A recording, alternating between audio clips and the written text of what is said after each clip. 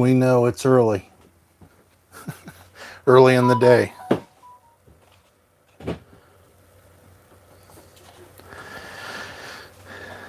We're Ghost. Can't you tell we're Ghost?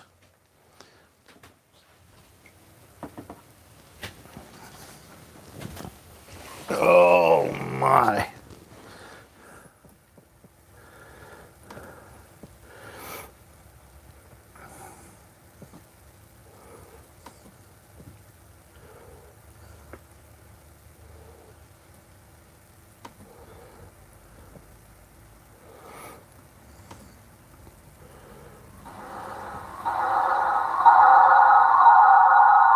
Listen to that noise.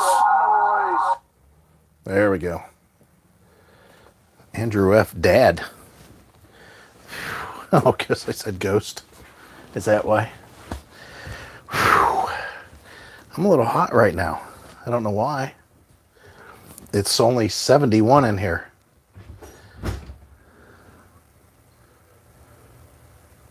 So Heidi will be with us in a bit. She's outside. I think she's smoking a cigarette. And some of this stuff makes me wonder. What in the world is that?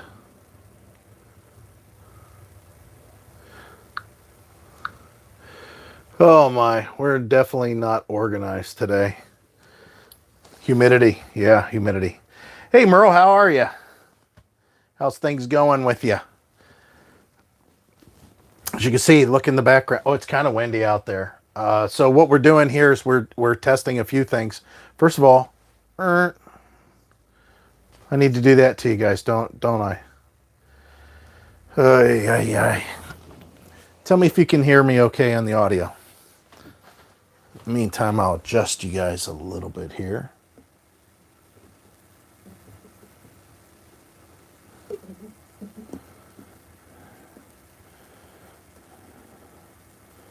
Sounds fine, good. And I can't quite see, I don't have the grid lines on here. For some reason the grid lines are gone off my phone, which I normally do. So, well, I shook the whole world there, didn't I? This is a kind of a strange tripod that I'm using, so bear with me. I think I got it now. Oh, again, not organized, guys. There's a tablet, I think, here that I had some topics. Yeah. We'll go ahead and grab that just in case we get to those topics. Oh. All right, so we're out of the driveway. That was kind of the thing. I have a video that'll be posted here right after the live chat that'll cover a lot of the stuff. Unfortunately, the video, whenever I uploaded it, it uploaded fine. It just didn't upload as fast as I hoped, and it wouldn't have given you guys enough time to watch it to make any kind of conclusion of what's going on, and the live chat would have come up, probably before half the people would have gotten to see it. So that was kind of a strange situation there.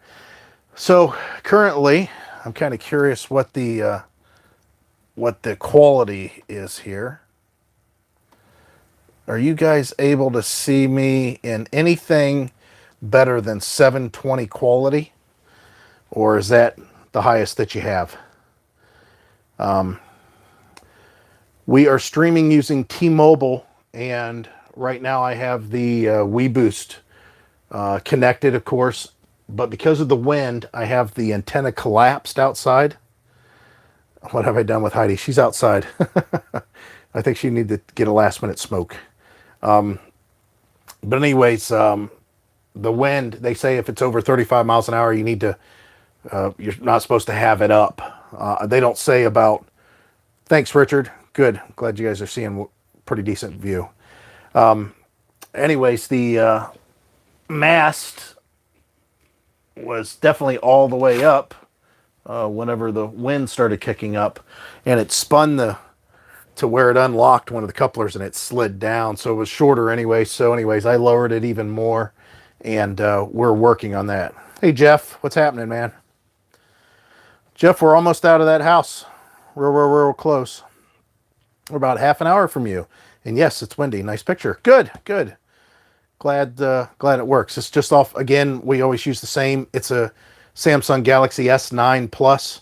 Even though Heidi has a Note 9 and I have a Note 10 Plus, they don't have any external microphones, so we can't use this without using, we have to have power going to the phone if we're going to live chat for any period of time before it runs out.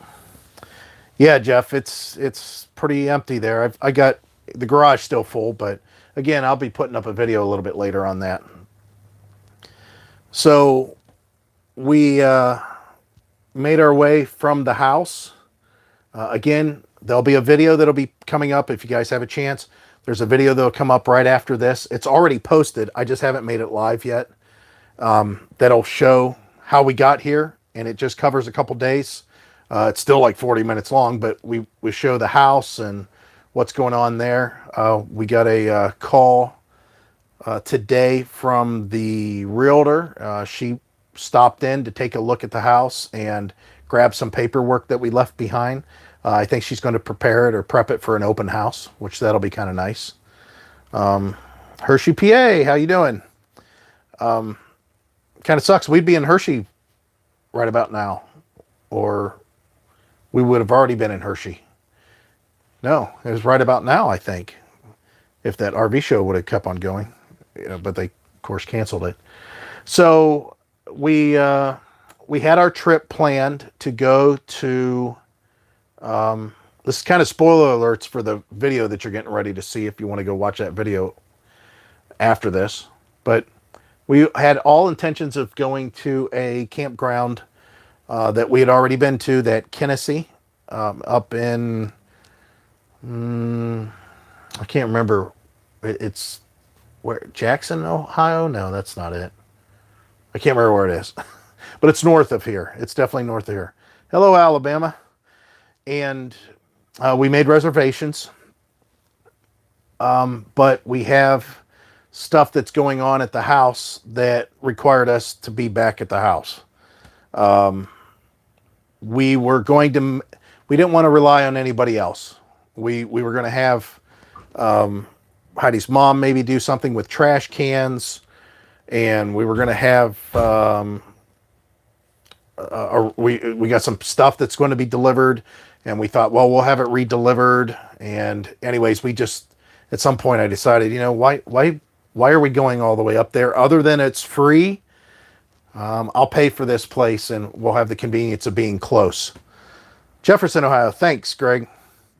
Wait, you're not going to West Branch? we planned on going to West Branch, but West Branch doesn't have any full hookup sites for like a week. Brooklyn.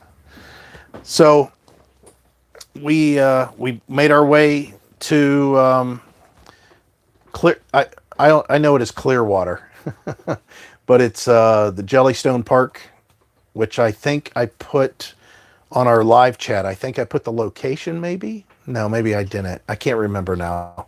Yeah, I did. I think on the live chat. Yeah, it says it on the title. I see it now. Akron Canton Jellystone Park. So we're here. The place is relatively empty. She said that because they're closing the park, end of season type thing, that they have potentially a lot of people going to be here, or I guess Heidi said that they're going to be packed. Is that what they said? She said they were going to be packed, Heidi? Yeah. Okay, so Heidi says yes. Everybody. The 15th is the last day. Oh, okay. The 15th is going to be the last day for the park to be open, for the seasonal to be open. Southwest Indiana. All right. We got everybody popping up from everywhere. But yeah, Heidi, everybody was asking where you were. I told them you was outside enjoying the weather. Speaking of enjoying, it's about time I enjoy. I didn't even think about it till just now. I remember it was over there.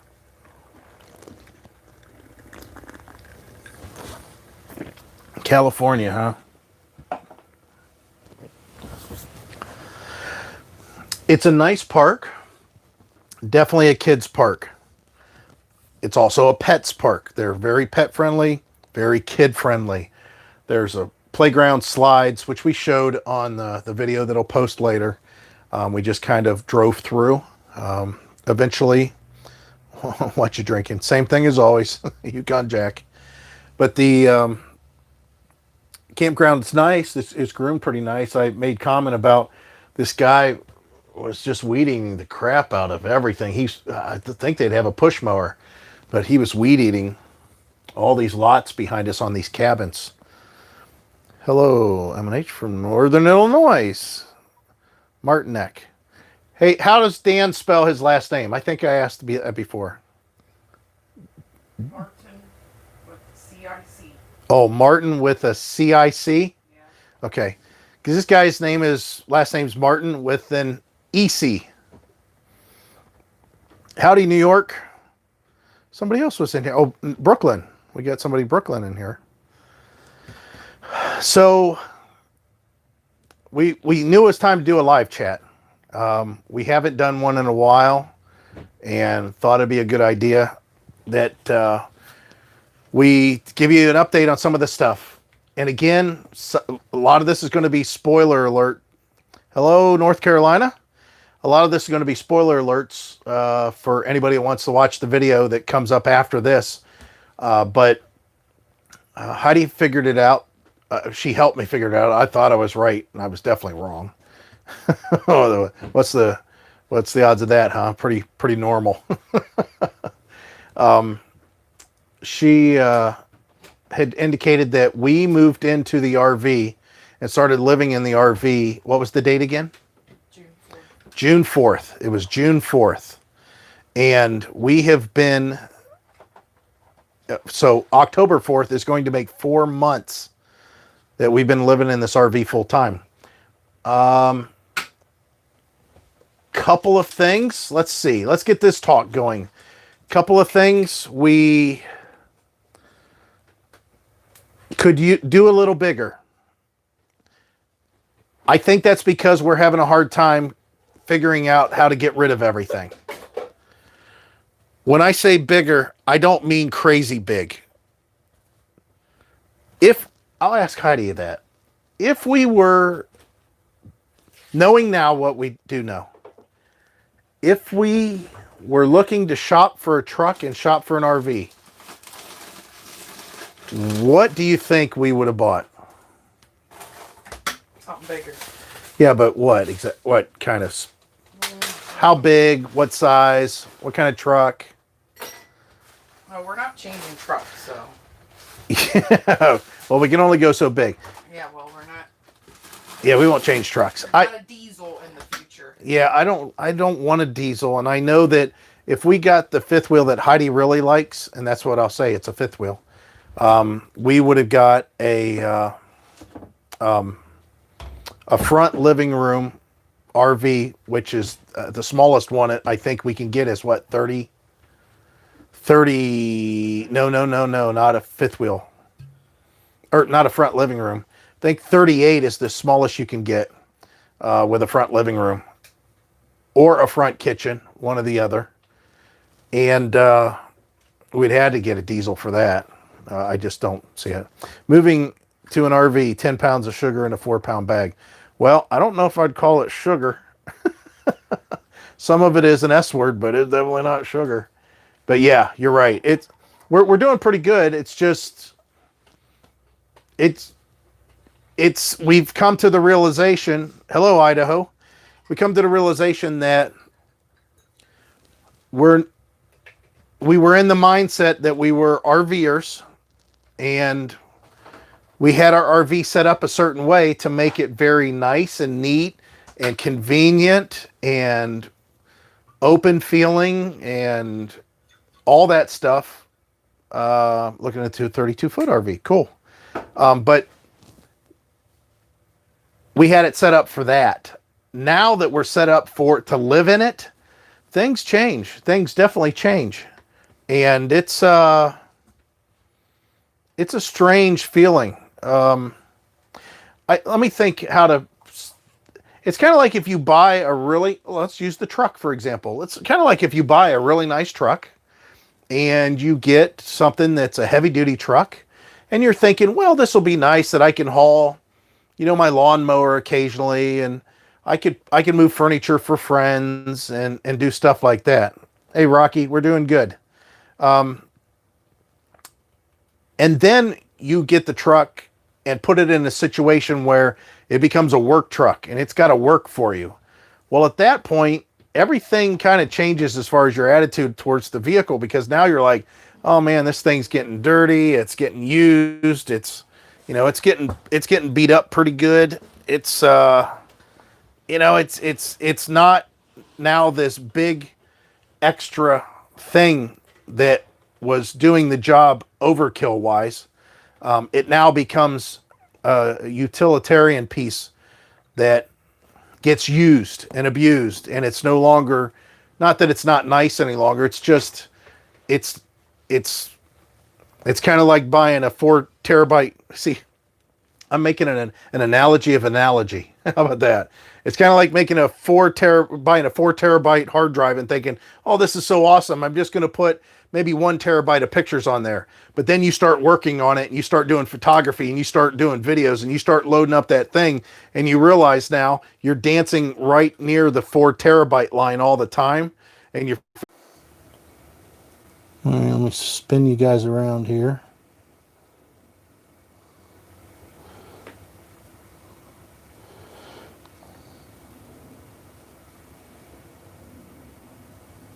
Yeah, I have no idea why that stopped, guys.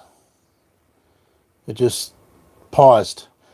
I think this is one of those things we're experimenting with everything going on. So is everybody back?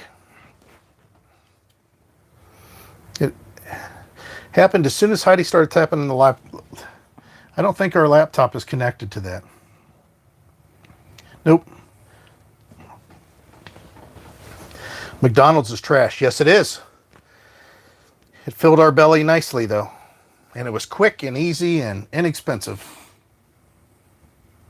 So we could have a live chat. Nope, you're down here. So sorry about that, guys. But anyways, getting back, the old truck and trailer, I towed it like it was a little 4x8 trailer. I drove the crap out of it. The new truck, the F-250 in this trailer, without it being fully loaded, only about 7,500 pounds. I drove it hard, and I should take it easy, but I knew I could get away with not taking it easy.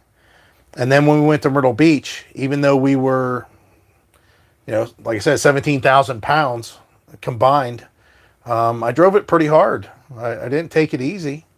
I mean, I could have done better. I wasn't driving it like I should a truck and a trailer, because I knew that the truck, can handle it, and it, gets up and goes, and I can stay up with traffic and all that. So that's what I was doing. If I was to get a fifth wheel and I was in the 12,000 pound range, I would probably at that point drive it like I should. I would probably, stay slow, take off slow, brake. I always brake slow. I'm always cautious with stuff, but just, I would be a lot slower than what I currently am. And maybe I'll get in the habit of doing that after quite a few miles, but not so much. What was right above that? If you could. Hey, you two from San Diego. Hey, San Diego and South Carolina. It's a truck. This isn't Florida. I know it's not. Dude, it's a truck. Yeah, I know it's a truck. I think you were commenting on my analogy, saying that the RV is meant for camping for the most part, and you pack an RV for camping completely different than what you do whenever you are fully, Froze again. living in it.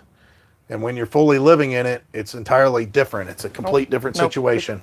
Now at that point, you live in it and you've got it packed full of everything. It doesn't seem quite as romantic as it did prior. It's still great. Don't get me wrong. It's still great, but the honeymoon's over with the RV, right? I mean, when you live in it, you got everything in here. It's just, you start seeing stuff like we had water, soap stain buildup on the shower doors from multiple showers, which we have to clean, obviously. Dishes. I mean, just all kinds of stuff. It's just, you don't have your, it's just different. I don't know how to describe it, but it's just different. That's why we're trying to explain it to you guys. So whenever you get into the situation, if you guys decide you're going to start full-timing, it just feels different. But that's what my analogy was. I was talking about a truck. If you get a nice big truck, there's a lot of guys that make them all shiny. They're big toys. They just like that it's a big vehicle they can drive around. But if they were to use it every day as a work vehicle, the romantic part of owning the big truck kind of goes away. Now you realize that it's this big lumbering piece of equipment that you're using and abusing to get the job done.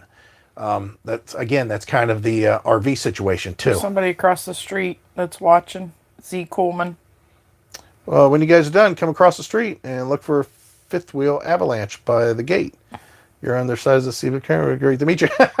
That's kind of funny. Sure. We'll see if we can, if we're done at a normal hour. So the reason that the video froze, I'm not sure. I'm not exactly sure what happened there. Again, we're on T-Mobile. We're streaming through the T-Mobile on a phone that may not necessarily have the best connection. I don't know. We'll have to see. I might have to do a hotspot thing with the phone here. We'll have to see. Crystal River, Florida. Hello.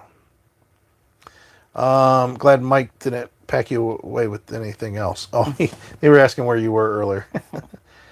Saw your video yesterday, Heidi, when it comes to painting. Yes, she is. She loves painting. Hello, Utah. We want to get out to Utah. That's kind of a bucket list thing. We'll be out there one day. Basically, you got to clean everything after every use. Yeah. And put it away. That's the other thing, right? Out of focus at the moment. No.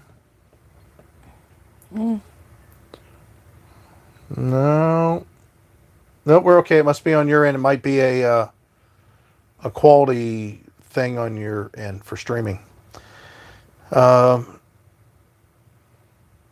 SoCal, where it's 104. Well, let me think. We are roughly 60 some. Yeah, we're 60 degrees. So we're 40 degrees colder than that. Yeah. And tonight we will be another 60 degrees. We'll be 60 degrees colder than that tonight, right?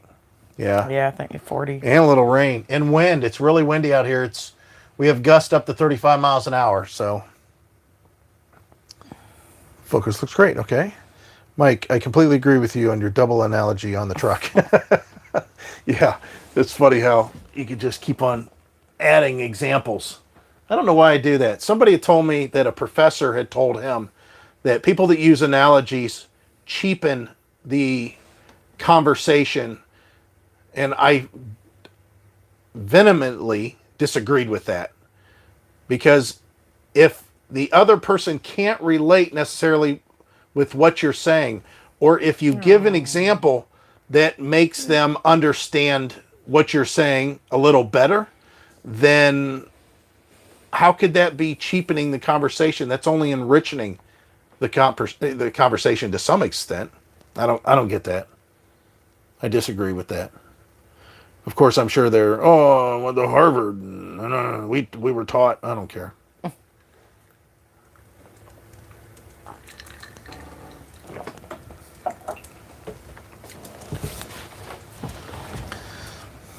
You're eating like a long-haul truck driver. Yeah, we are. You're absolutely right. There's no reason for it. We had I would have to be cooking as soon as he woke up.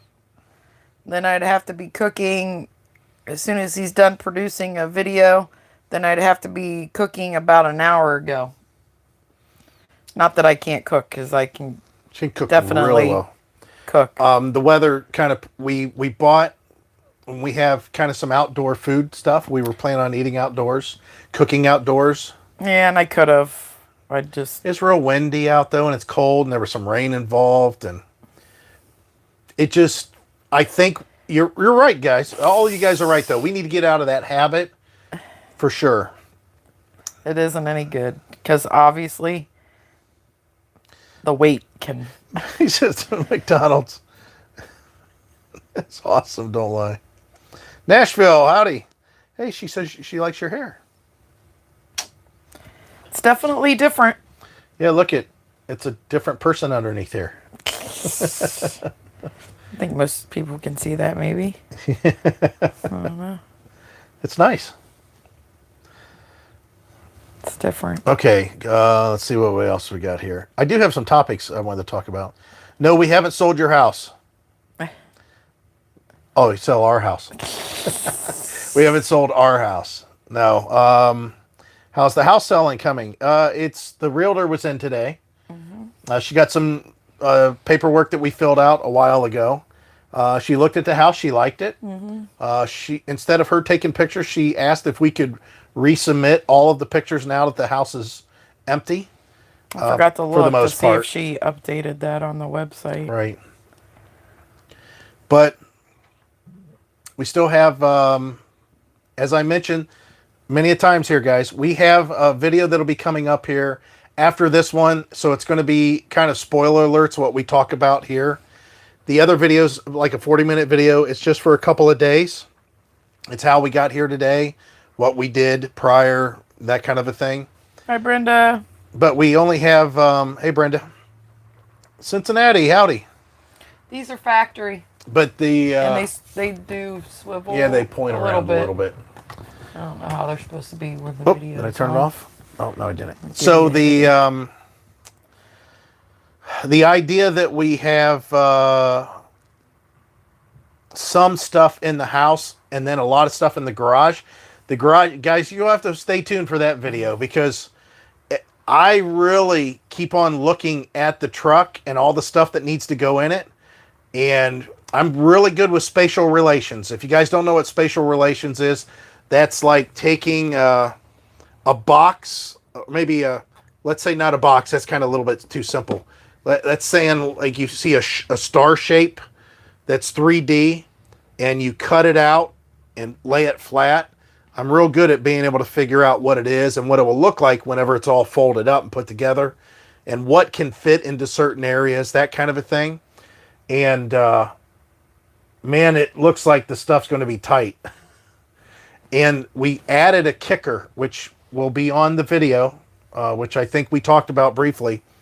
We have something that was a great buy for us, but we did not accommodate for the space of it. And I'm not exactly sure how we're going to handle that yet. And that is we got a couple electric bikes. We didn't want look at how big I am, guys. I'm not very tall. I'm 6 foot and I weigh 270. Can you imagine me on one of those little folding bikes? I mean, I need suspension. I need some size there. So we got bigger bikes. Heidi got a Rad City bike, and I got a Rad Rover.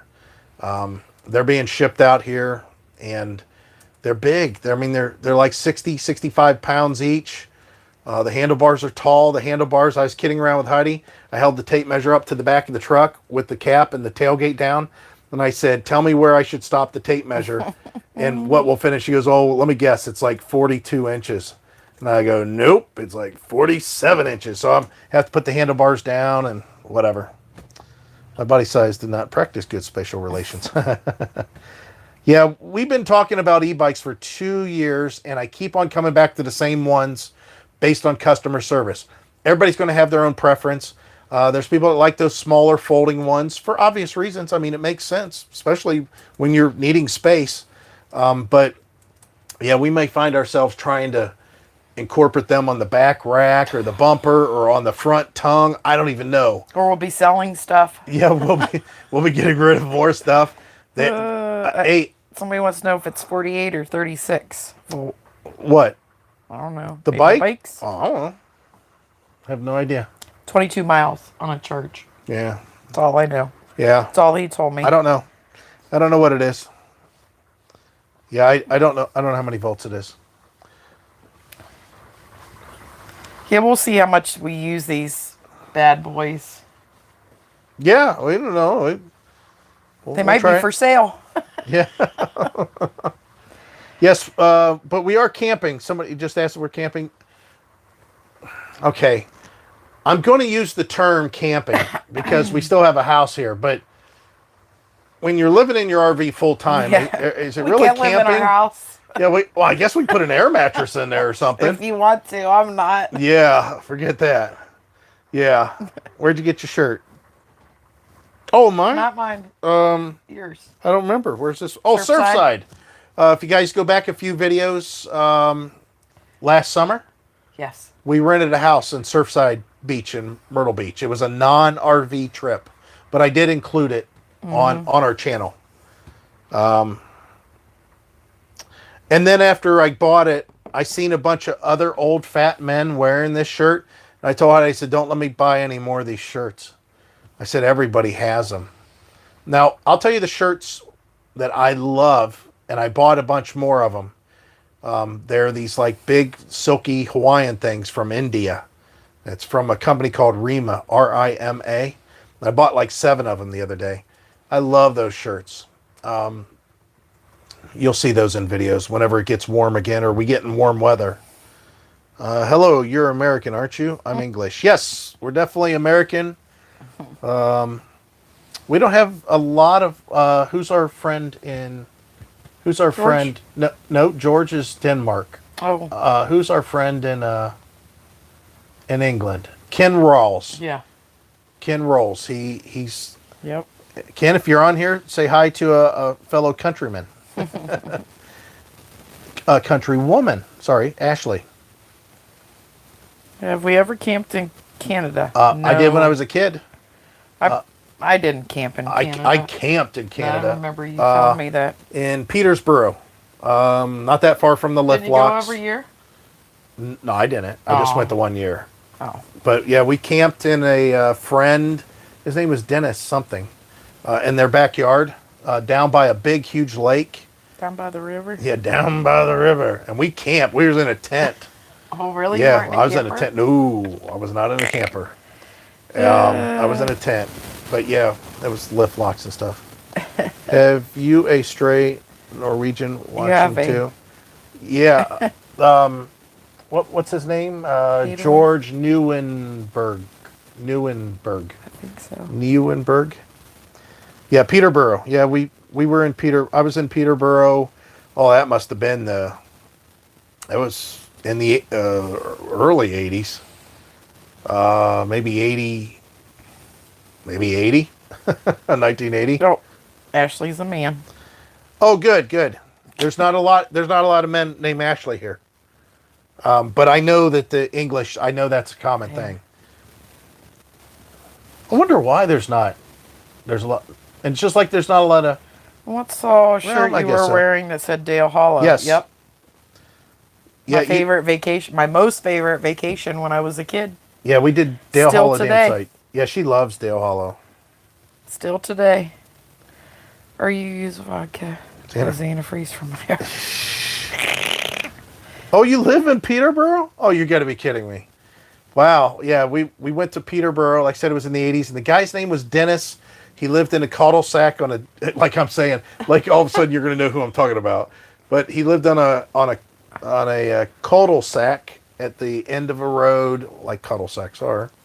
And I remember the hill kind of went down. It was at a lake. It was a big lake. The highway kind of ran real close to his house, or the road did. So you were in somebody's backyard. There are several places to camp near Peterborough. He was in a backyard. Karwatha Lakes region. Yeah, I was in this guy's backyard, but it butted up against the lake, so we all went down That'd and be cool. did Fishing? walleye fish, muskie fishing. Musky. I use vodka as antifreeze to winterize my RV. Yeah, it's pretty rough. But I would can't, too. I can't drink.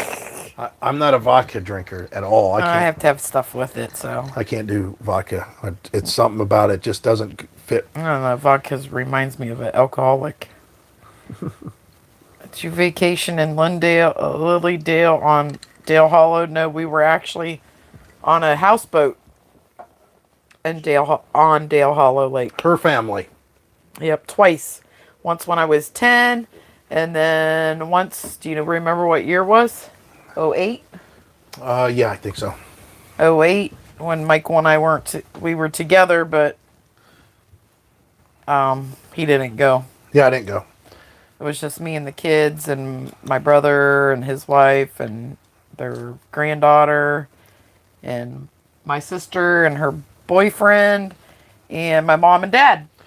But that was when she and I went. We went to Dale Hollow Dam site. Yeah. We stayed at the Army Corps of Engineers Dale Hollow And Dam that was site. a very, very nice park. Go check it out. No, it's in the video. cell signal. Yeah, no, unless you had Verizon. Yeah, right. Which is something that this video that I post will talk about. What we got going on here. We got a lot of redundancy, so. Blancan Provincial Park.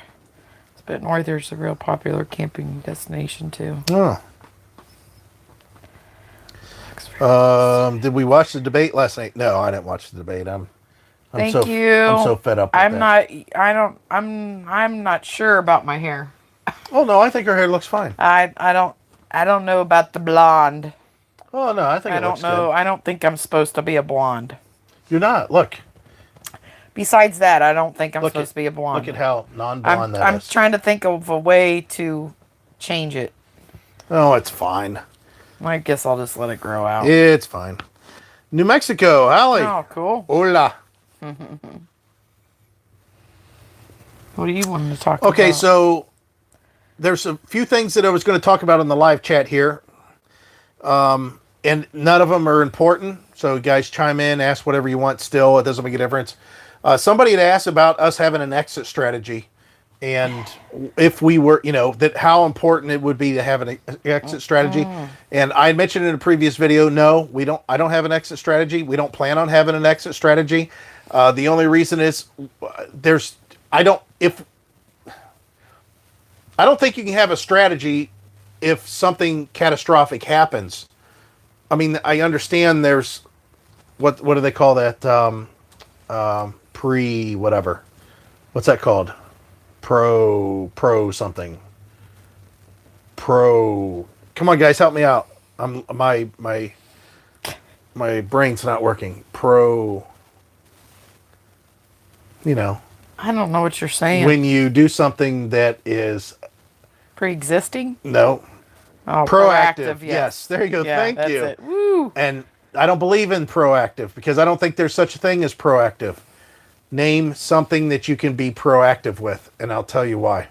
But anyways, the whole idea is that how could I have an exit strategy based on the fact that you're going to have an exit strategy if you get sick or ill?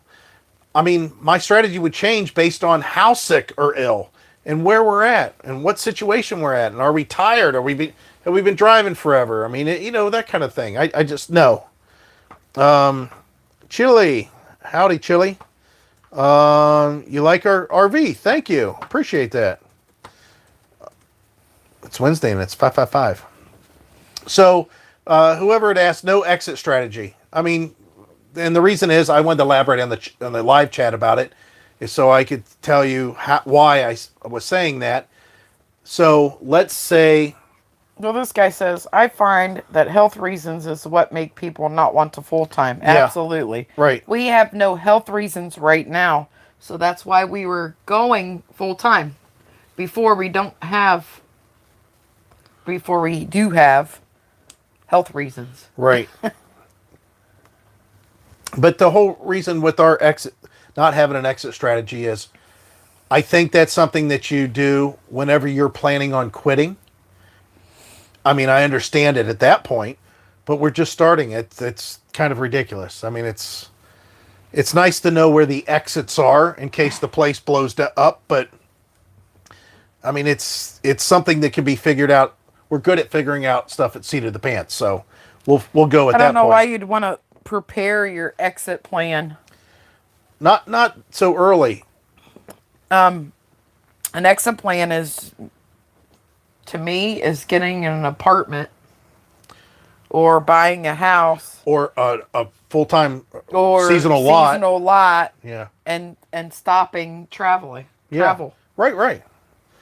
I mean, if we get sick or ill on the road, how sick or how ill? And again, how Is old it are we? temporarily? Is this Is it 10 temporary? years? Did I walk out in front of a truck and I get run over and lose both my legs? I mean, at that point, maybe we do need to sell the truck and the RV because I can't make it up the steps. I can't drive the truck. Maybe with hand control. I mean, there's all kinds of things that come Positive into play outlook there. is the best mindset. Is Right. Absolutely. Right. Oh, that's nice. Oh, we need Herbie on here. Yeah, no. So the other thing is, somebody asked, why won't you keep your house? Why don't you rent your house out? No. And the only reason that I say that, as much as I do, is because of the house. Yeah. I know it wouldn't take much for that house to get screwed up. I mean, you got to keep up on stuff like that. I can't imagine renting it out to people that don't have anything vested. The worst thing you could do to somebody that destroys your house that you rented to is give them a bad rating. And there's a lot of people that don't care about that. And our economy in this area, the incomes are so low, and that the amount that stuff costs, that's why so many people move to Ohio. Stuff is so cheap here. They don't care. They'll just go on to the next one. It's not worth it. It's just not worth it. I'd rather be done with the house. And the other thing is, it's just a house. It was never our dream home. When we bought that home, it was never our dream home. Right. It was a house of convenience. Right. We had rented for how many years at the other place? Well, 5 years. Her and I had been renting for quite some time. Yeah. But then with the kids, we had lived in another place for 5 years. Yeah, it was 5 years. We wanted to get out. We planned on moving, and the house had sat empty for a couple years, and it just made sense. At no point did we go, this is so nice. Oh my God, I can't believe we're living here. I can't believe this is so awesome. Nothing like that. It's never been that way. It's just been the place that we lay down and feed our kids and stay warm in the winter, that kind of thing. So to get rid of it, not a big deal. And the location. The only reason we're there is because of, family and all that stuff. So when I'm done full-timing, I will go into an assisted living or into a gated community. Yeah. Renting. I'll never buy a home again. That's what I think, that if we just rent a place or live in here or whatever else we may have, seasonal, it's got to be cheaper than buying a home. Right. Plus, we might not be able to do the repairs. Yeah, I'm sure I could on some level, but Well, to be responsible for it. and we're not going to be near our kids, so Come to Arizona, you'll love the weather. we haven't been there yet. And we talked about it. We almost did. Believe it or not, if you go back, our trip in 2017 that was in Florida was supposed to be to Arizona.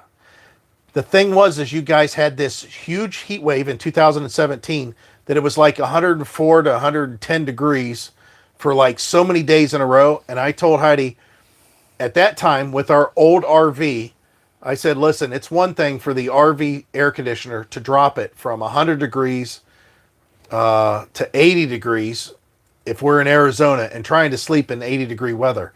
I said it'd be different in Florida where the heat index might be at 104, but the actual temperature might be, 85, and it drops the inside temperature of the RV to 65.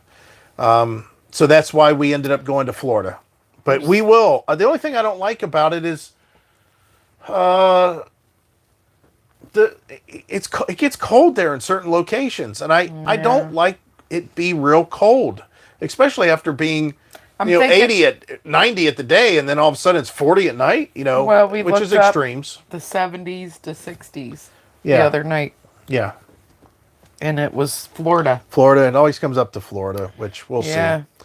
Let's see. I'm sure COVID changed people's exit strategy, but and then Yeah, set up. I'm You're just sure. starting, live fun now. Right, exactly. Buying a home is too much money. Like a van, I'd rather have a cheap car. Yes, correct. How are you doing? A hug from Patagonia. Why is there Patagonia? I would love to go to Patagonia because I think, if I'm not mistaken, there's a tattoo artist in that area that does patch tattoos. That his tattoos look just like a patch, you know, like a something that's sewn on a shirt. And I'm pretty sure it's Patagonia. I'm pretty sure it's in that area. And I've always wanted to go there to get that guy to do a tattoo, an army unit tattoo on my arm. But whatever. Maybe your blonde hair is pretty. She likes it. Hubby is diabetic. I'm 18 months into breast. Oh my God. Yes. Good for you. Yep. Florida's way too overcrowded for me. Pensacola and Alabama, I love the winter, or even South Padre. Well, they always say that Pensacola is, you know, that part of Panhandle of Florida is not really Florida. And you're right, it is pretty crowded. South Padre, yeah, I could see that maybe. I find that in the East, air conditioning mostly serves as yes, correct, absolutely. It is definitely a dehumidifier. If you guys, let me tell everybody that lives out west that don't know the East that well, when we run our air conditioners, there's sometimes we don't run them because it needs to be cooled off inside the RV or inside of our house, is because the humidity build up and it's kind of a sticky feeling. Your furniture, your wood furniture starts to feel sticky. Your walls start to feel sticky. And even though it might only be 77 degrees in your house, you'll run your air all the way down to 64 degrees in the house to dry it out. What the guy said. Same with inside the RV here. When you run your air conditioners, you better make sure that you have it tilted just the right way so that you're not walking through the water that's just pouring off of the gutters coming out of your air conditioning units to keep them cool inside. Yeah, it is definitely a dehumidifier in here. Matter of fact, as we're talking, we have a little dehumidifier over there that we turned on. Collected. Yeah. Yeah, here, let me show Yesterday. you. We just turned it on yesterday. What time we get here? 3:30. Yeah, 3:30. About 3:30. So I'm going to walk in front of the camera, and I'll show you guys. Since 3:30, and this is just the tiniest little unit that we have here. Does this thing open up to dump? No, it's this plug. Yeah, it's a plug. Okay, let me see if I can find A clear cup. Yeah, no, just a... If you get one of these up here.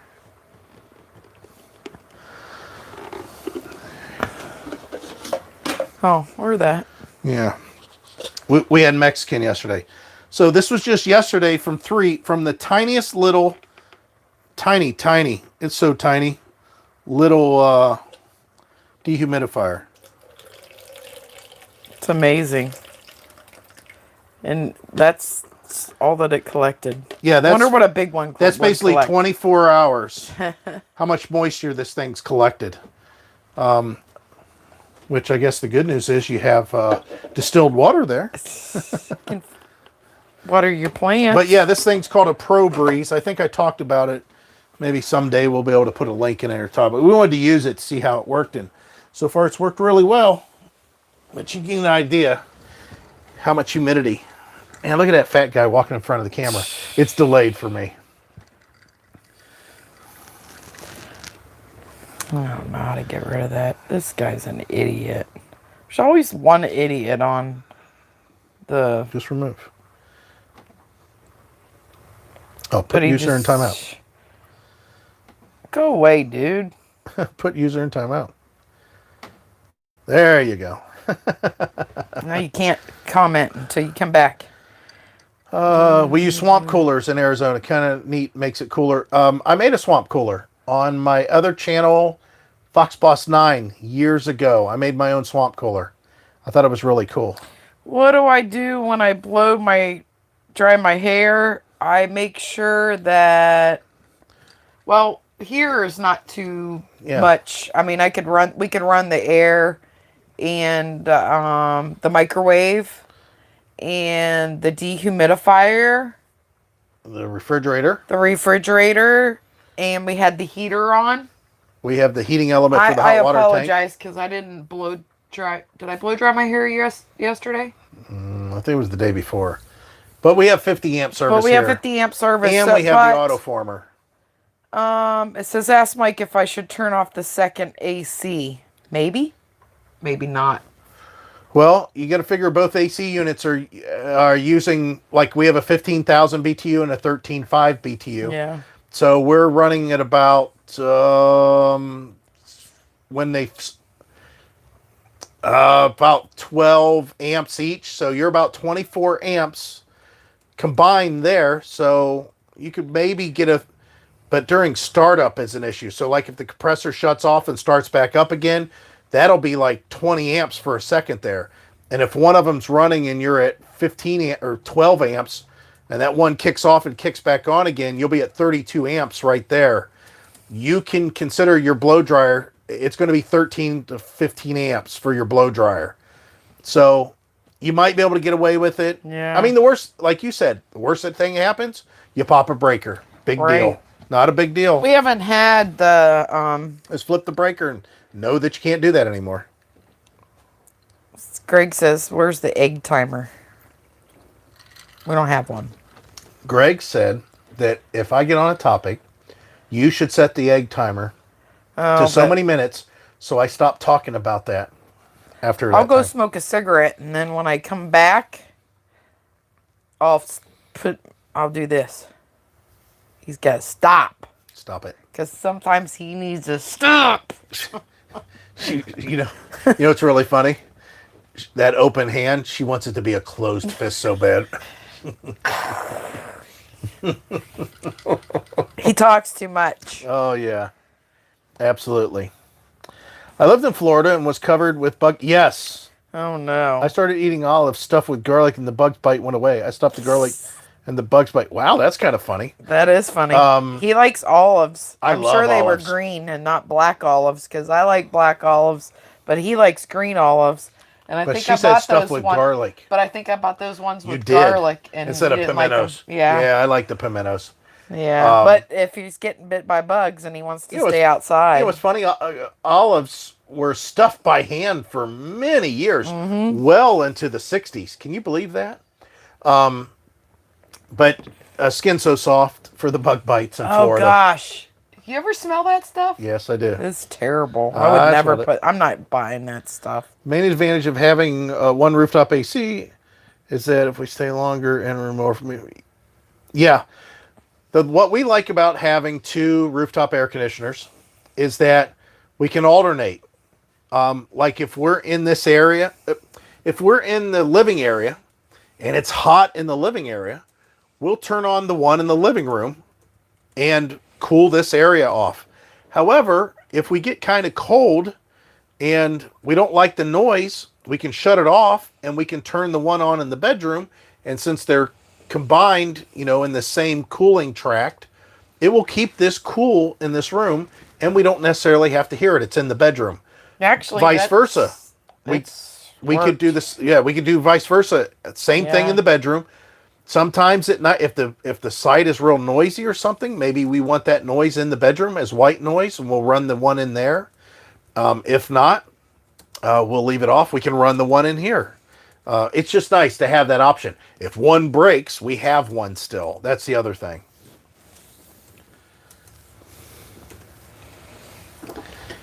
Garlic. Garlic, non-chemical. Well, we grow, pick, and process our own in here in Arizona. Cool. That is really cool. Yeah. 147 people watching. Holy cow. Welcome, everyone. That's a lot of people. That's a ton of people. I think our record is 205. I got 3 thumbs down on you. No, we deserve it. We deserve it. Poop on you. I moved out of Florida because it was Only about 300. I don't mind the sea level part. We're not staying in Florida. Yeah, we are. Forever. Not. No, we're not staying in Florida right now. I mean, we're We're not in not. Florida, obviously, Right. right now. What's your next topic you wanted to talk about? The autoformer works awesome. I don't know what else to say about it, but it works awesome. It's hidden. It's in here. We need to secure it. We're going to go to the hardware store maybe tomorrow or the next day. Tomorrow we're going to my dad's, right? Thursday, yes. Thursday. If you guys don't Afternoon. know it, my dad lives at my stepmom lives in Hartville, so But his dad just had a defibrillator put in, so yeah. we need to go see him Yep. and make sure Yeah, because that everything is good. I have a really close aunt that we went and visited when we were in Florida in 2017. She passed away today, so it just kind of reminds you. And I had an uncle pass away earlier in the week. And my aunt that passed away was instrumental in getting my mom and dad together. So anyways, we just need to go see him. So the autoformer, getting back to a more RV topic here. It's installed back here. It's out of the way. It takes up very little room. We need to secure it so it doesn't move around, even though it didn't move on the trip out, even though we went over some really rough road because the GPS took us some crazy route, which I said, let's go this way because the GPS says. But we need to secure it, make sure it stays secure there. But if you guys are looking for one of those in the future, if you're thinking about it, do your research, but It says, yeah. does the autoformer protect against low Yes. power? Yes, that's Yes, it what does. it does. It goes, it boosts it up a little bit. yeah, if it drops below 110, I think it boosts it so much as a I thought you said percentage. 104. You're going to let me finish. If it drops below 110, it boosts it a certain percentage, I think like 5. If it drops below 104, it boosts it like 20%. It does it all on its own. And then, of course, we have the Watchdog surge protector that's after the autoformer. And if the autoformer can't do the job, it has low power shut off that it's an emergency protection thing. It'll shut off and then it'll kick back on if the power returns. Let's see, the generator box. It's all finished. It's all done. There's one thing I think I'd like to do to it, and that's the gate or the protector that I put down. I want to flip it back up just for aesthetic reasons. It's not important though, but the generator box, we're thinking about. I've got a few people that's bought them. I did see that. Thanks to anybody that has purchased them that's watching tonight. I have links in the description of those videos. And I'm going to tell you that I feel as if that the research that I did and the build that I did and the screwing around that I did, trial and error, the setup that we currently have is the best way to go. I'm sure there might be some other ways that might be good for whatever, if you're making it on your own, great. That's super. But I think this is the cheapest and easiest way to do it on your own. I'm really happy with it. And I didn't expect. He said he was going to build a cabinet over there, and I'm No. like, I thought it was going to be a train wreck over there, but Howdy, he can put his Illinois. chair in the We're front. doing good. Hello from Turkey. Oh, Taylor really likes your hair, Mike. What? Oh, how special that do? is. It's so just cute. it's almost military cut. It's almost a military cut. Shaved it off. Yeah. Do we have it? Nope. We need to do this tanks. That'll be a video in the future. I can't stand. Yes, we'll get sea level. I've got to take down the plastic coroplast that's on the bottom of the RV first. I got to drop all that down so I can see and measure the tanks. And I'm sure it'll be a major project because once I'm under there, I'm sure I'll see that the tanks aren't supported the way I think they should be supported. I'm going to see that it's not insulated underneath the RV the way I think it should be insulated. I won't like the coroplast and the way it's set up the way I think it should be set up. So that's why I'm avoiding it. Ask Heidi. Because my projects turn into some major things when I get in and I start seeing deficiencies. And here's the funny part about all that. What if we go out and buy a fifth wheel? I've done all this work. And here we just go get another RV. Think about it. We've only had this RV for a short time. And if we were to get another RV, the first thing that I would have to do is install micro air easy starts on our new RV. I would have to install the WeBoost system in our new RV. What else have I done to this RV specifically? Oh, I'd have to set up and put on a new whole generator system on the back of our new RV. I mean, there's a lot of work that's involved, and I'm sure I'm missing some. But that's why I kind of don't want to do any more things. You know, we talk about it, but we can know if we moved the Wi-Fi to the other end of the RV. Actually, it's in the center. It's in the center. We moved it to the center. Yeah. This one I've got titled or just marked down here. It says diesel a must. Please, guys, I know everybody has their own thoughts on the stuff. Quit telling people that they need to have a diesel truck when they have a 9,000 pound trailer that they tow twice a year. Quit telling people they need a diesel. They don't need a diesel. And most of them, it's too much money. Diesel's not a must. If you've got to match your equipment. If you want to go overkill, that's fine. But don't go for just pure kill on something that it doesn't need. Yeah. Diesel's a huge investment. Now, if you like diesels, you like the noise, you like the def, you like the high oil changes, all that stuff, do it. But I understand. I fall under that same category with brand loyalty with Ford. But don't be a diesel fanboy. Oh, you got to have a diesel. That's the only way to go. I got 17 miles to the gallon and I never shift out of 10th gear and I can go up Mount Everest backwards and I don't have a problem because I got a diesel.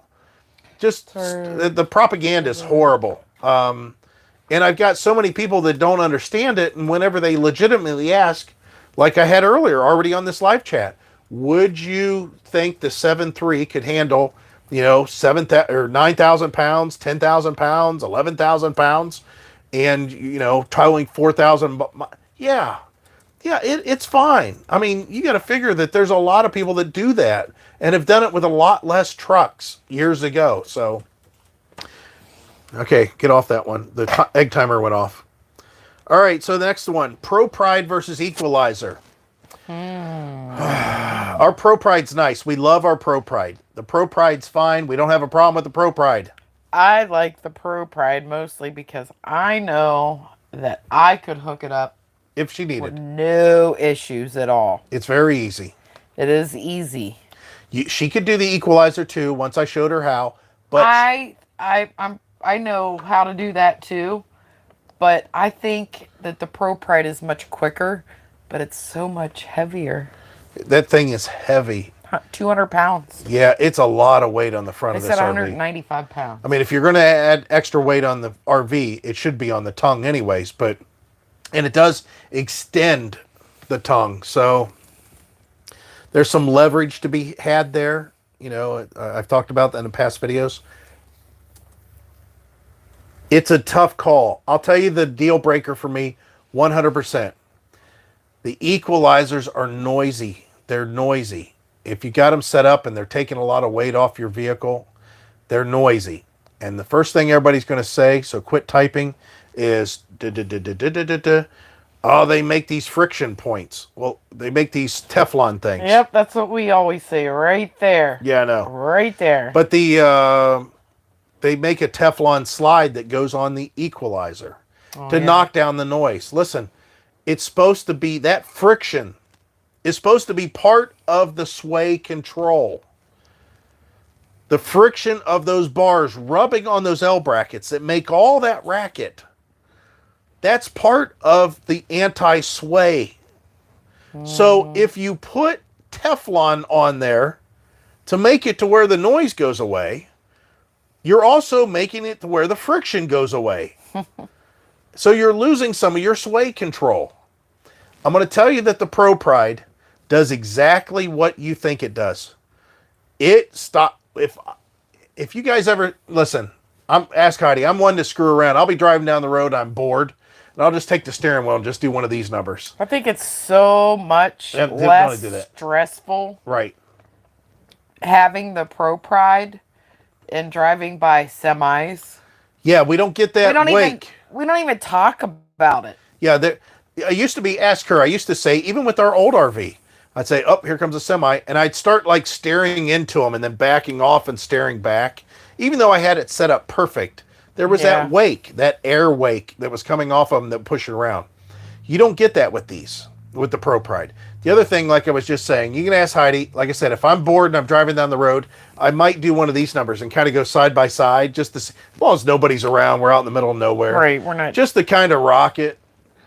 If whatever as soon as you stop the steering wheel with the Pro Pride hooked up to it, the trailer that you're doing that to, it stops. I mean, it immediately stops. It's like, boom, so quick.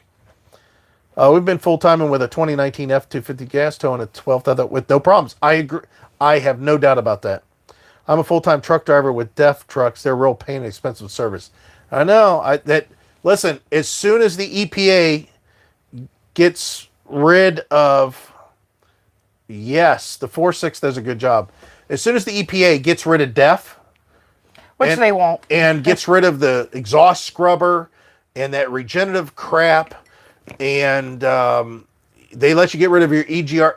Diesels are they move way up on my list as soon as that stuff's gone, but it's not. And sure, I could buy one that's used, that's out of warranty, and all that stuff could be deleted, but man, it's just crazy that it's on there in the first place. So anyways, Pro Pride versus Equalizer. That's the cons of the Pro Pride. Heavy weight. Sometimes the angles are a little weird when you're trying to back it into some really weird spots that are very difficult. That a ball hitch would be much easier. But the control that you have when you're driving is just incredible. The Equalizer, it's much cheaper. It's noisier, but it's easier to hook up, and it's so traditional. Everybody understands it. I'm sure it does a good job with sway control. It does not eliminate sway. There's just no way. This Pro Pride definitely does.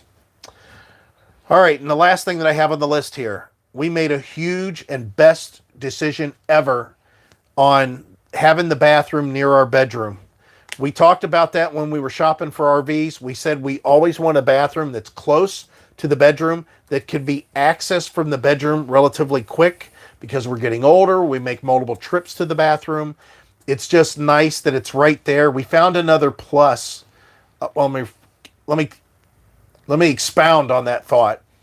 The rear baths we love because they're so big on the RVs, but you have to walk through, like everybody was saying earlier, you have to clean up immediately every single time, every single thing you do, even when you come in the RV.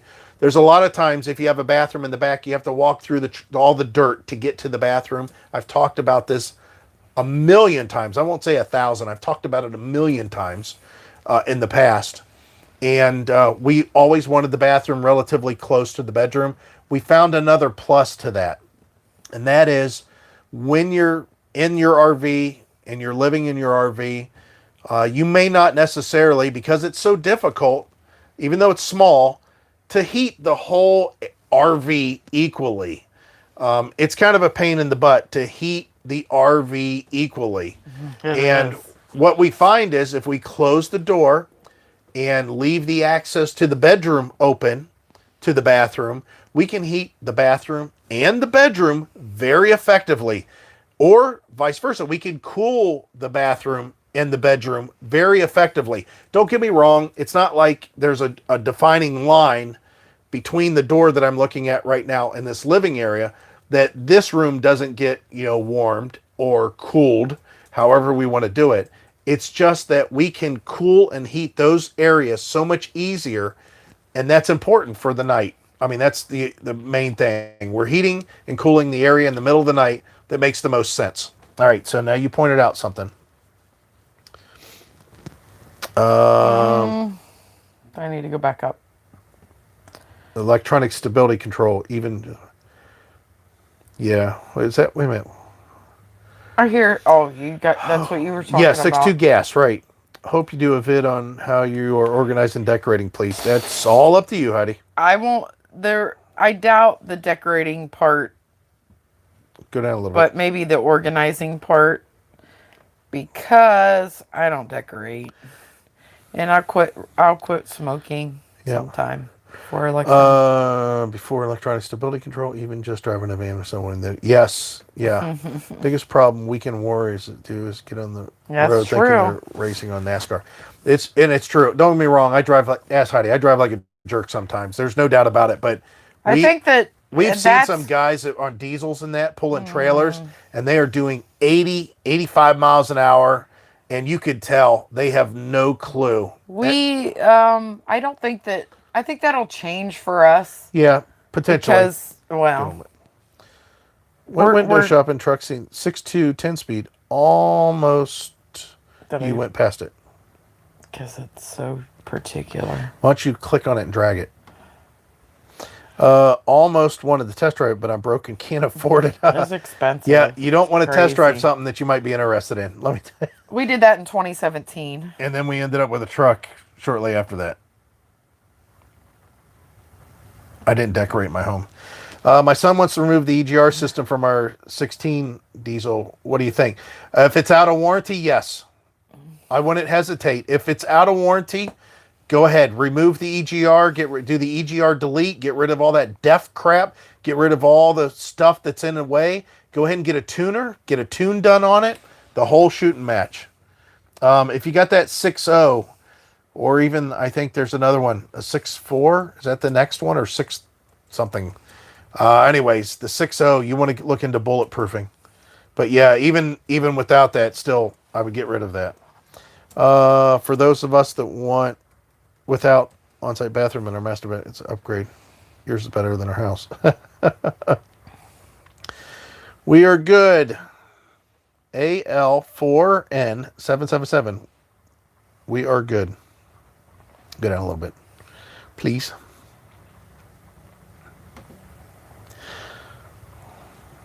Yes, we like the. You're right, Miss Pillar Strength. We like the fan blowing on us. We always have. We either have our ceiling fan running in our bedrooms, which we don't have a ceiling fan here. Yes, We always. Yeah. If it's if it's legal nights. in your state, I should have. Always got to make that disclaimer. If it is legal in your state to have your EGR deleted, Yeah. yes. But technically, no state it's legal.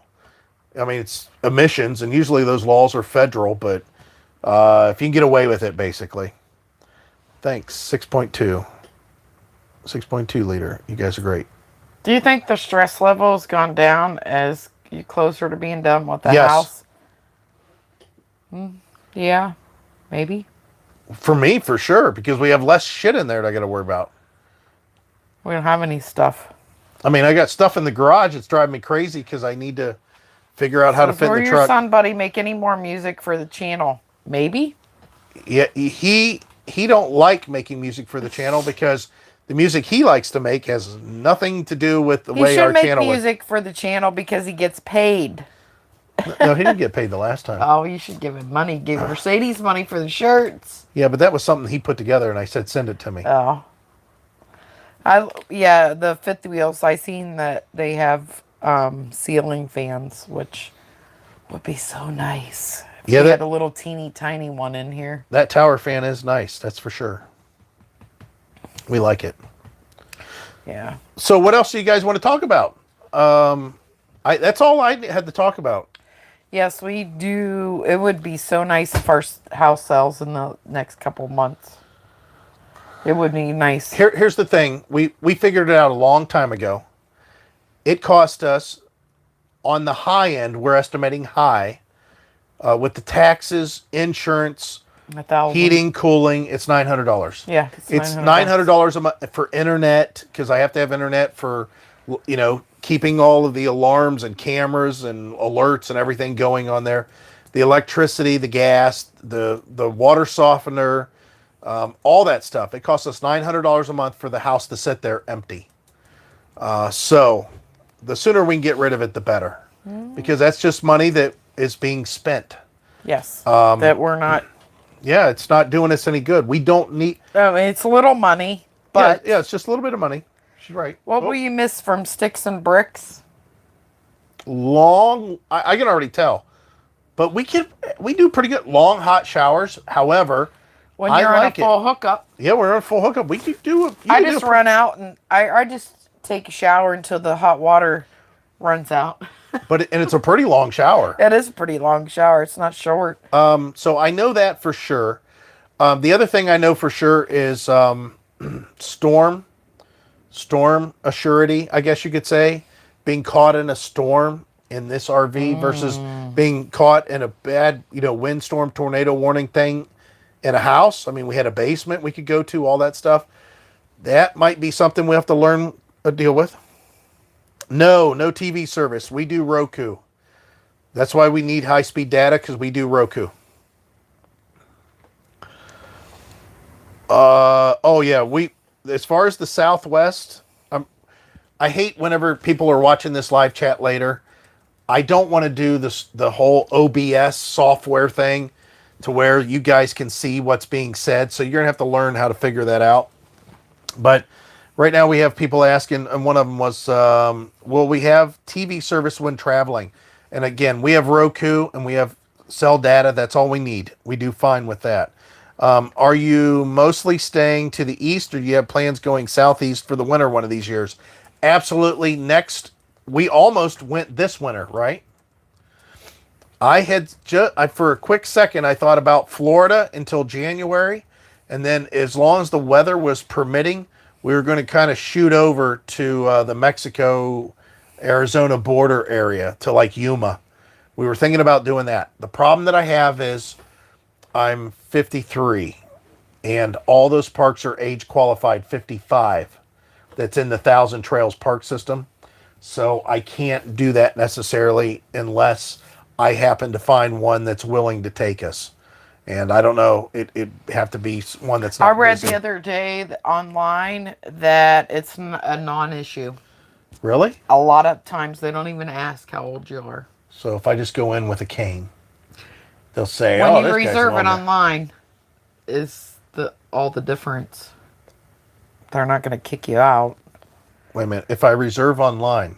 Yeah, I'm saying that's what these people are saying, that they don't even ask how old. Well, if I reserve online, they know how old I am. Right. So But you're I'm saying go out they there. don't even ask. What are you saying to make a reservation then? They're not even asking how old you are Okay. when you make the reservation. If you call Thousand Trails right now and say, hey, how old am I? Right. They're going to go, let me look. Right. Oh, I see you're 53. I get that, but I'm saying that they're not even asking when people are calling to make reservations. Oh, They're not asking how old they are. okay. Well, anyways, we were planning on going to Arizona, to Yuma area, and use Thousand Trails after the first of the year. And better thoughts came about. And it's like, that's a lot of gas. That's a lot of driving. That's a lot of travel just for the winter. If we sell our house, that still might be a consideration, but not necessary right now. We might go south more. Yeah, might go to the Keys. The house looked great. You did a wonderful job. Wait a minute, when did you see the house? The last video. I don't think I showed it. I think it looks better now. We just had a neighbor move in next door. People are still buying. You guys fixed up your nice. Yeah. There's a lot of people interested. It's just getting them to, I don't know. Heidi and I talked about that. I think that we have found, as far as the service industry goes, as far as a lot of industries go, it just doesn't seem like people want to put in the effort. To find a plumber to do the plumbing at our house, it was like nobody wanted to do it. I don't know how many people we called and we couldn't get them to even, if they did an estimate, they didn't want to call us back. Okay. So now we're talking about Heidi's mom, who needs roofing work done on her house, and she's got bank. And she wants to spend her money on her home. And she can't even get somebody to come out and take her money from her. Yeah, they don't want to do estimates. Well, it's kind of that way with the realtor to some extent. If I was in charge of selling somebody's home, I would be hammering that. I mean, I would be pushing it. There's so many different ways to sell our home that if she doesn't sell it by the end, I don't think we're going to re-up. No. Well, We'll find somebody else. yeah, and I don't even know if we'll find somebody else. Yeah, we have somebody else. But Right, we have somebody else we could go to, but and he had a great idea, so. yeah, the whole thing is there's so They many. don't look like our real estate agent isn't looking at the big picture. She's looking at the small picture of selling on her home.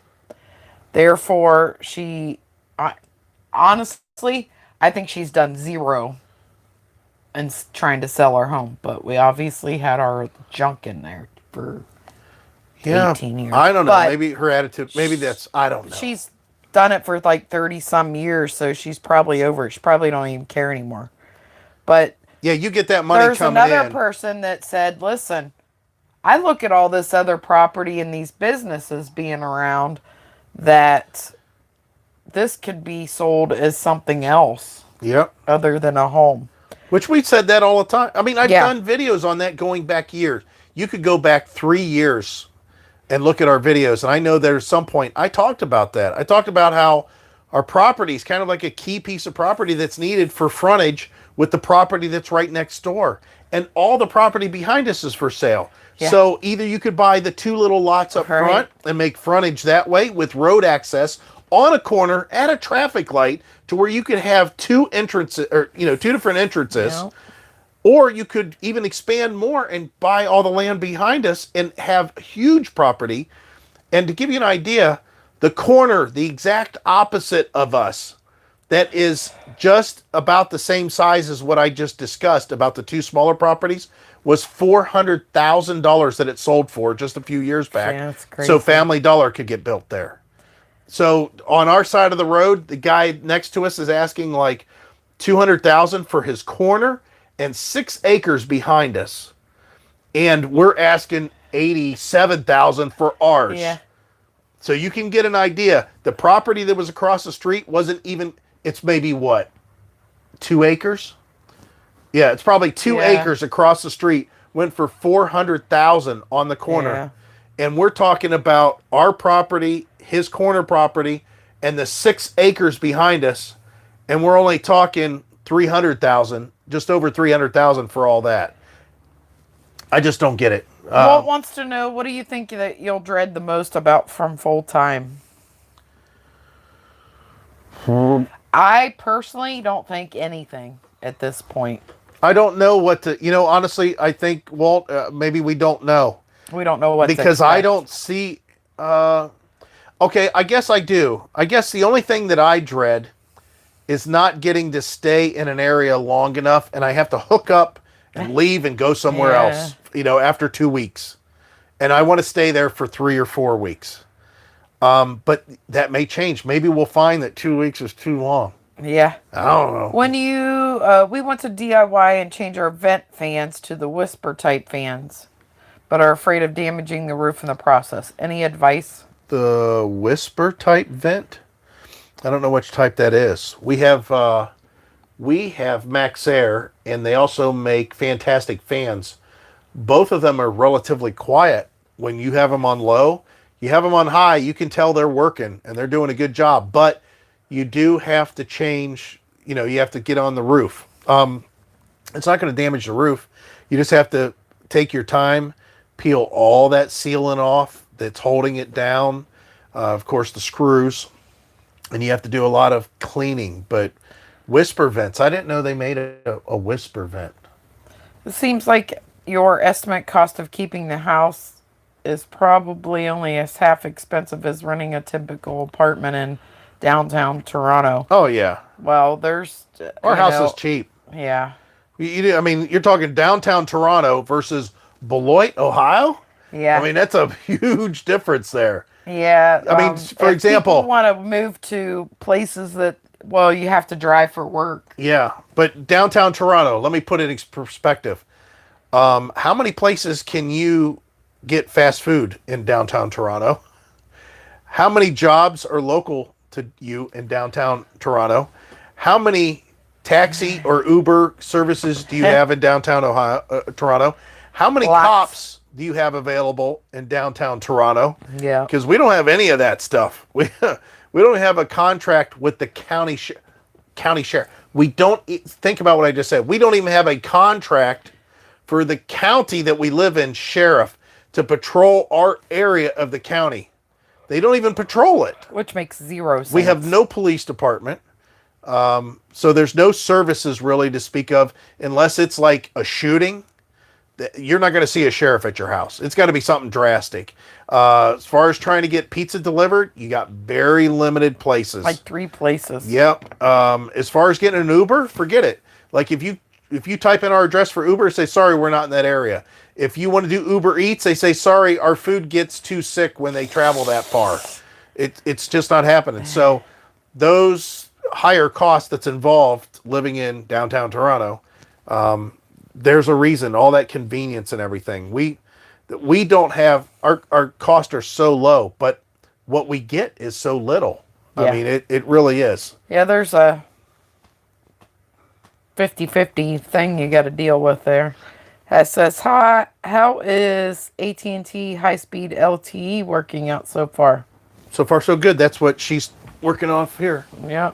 We watched, both our Rokus are connected to it. No problem. Streaming.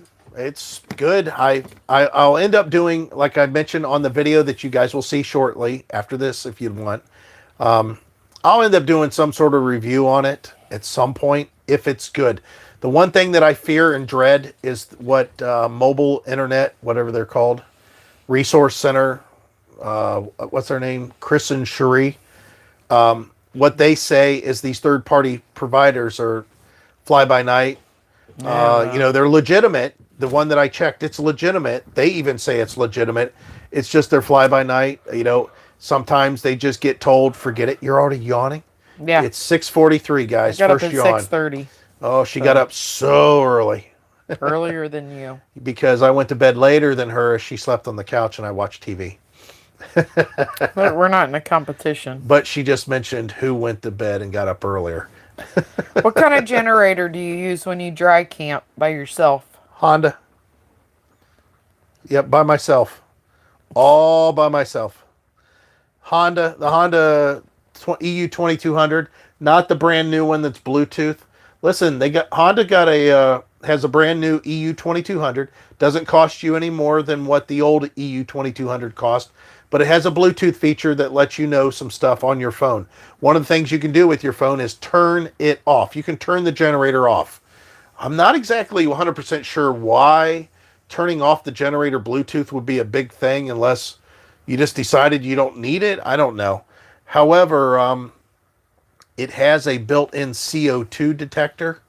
And in that box, even though I've got it vented really well, I don't know if I'll get some kind of weird circulation or something, a dead zone in there, a negative pressure, or to where that CO2 might get sensed by that detector and shut the generator off in the middle of the night on me.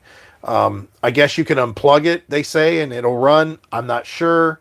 I don't think that I need that. Not for my box situation. If I was using it out somewhere, I guess having that feature would be nice, but I just don't see it. But yeah, an EU 2200 is the answer. What do you remove when you just unplug? That is my biggest pet peeve with camping. It's either at least a week or I'm not going. Well, we learned a long time ago that maybe we shouldn't have ever camped longer than a week. But now that we're full-time RVing, being in a place for a period of time, I just want that option.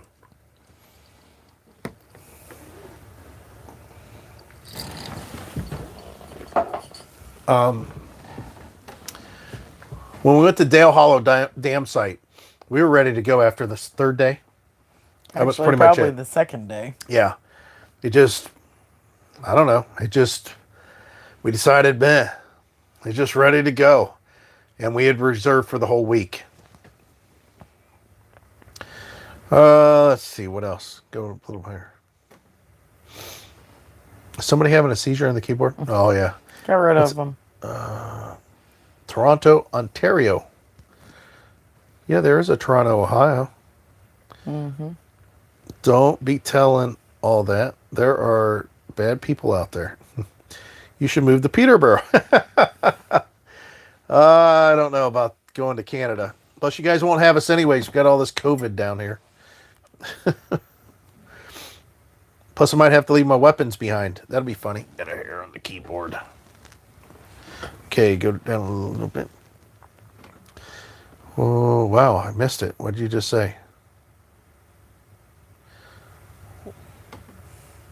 What happened?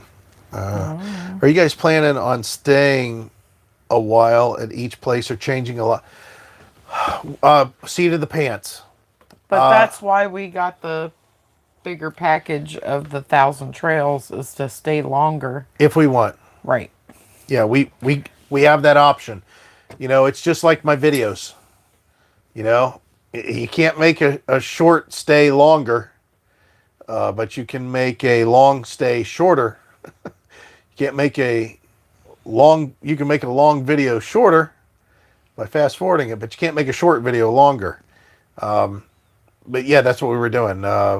If we feel as if we want to stay in the area longer, we can. It seems most of the time the IT industry and most big corporations have their Canada-wide headquarters there, so it drives up the median wages and the cost of living in Toronto. Yes, correct. Yeah, you guys have, I mean, there's industry there. We used to be like that here, you know, back in the steel industry days. The chat on my side on Roku is going haywire. Carla Daniel. Oh, Carla Daniels Wise. Oh yeah, I remember her. She where was she located? Carla, you're the one that has the little Jeep, right? A Jeep with a pickup truck bed. You must have the Trails collection. I can only find one Travel Trails. Yeah, we do have the Trails collection. Jeeps and RVs, long term. Whoa, what's going on there? Why is it going up? Because people are commenting. Chat on myself. We're going. Long-term subscriber, first-time caller here. Cool. Appreciate that.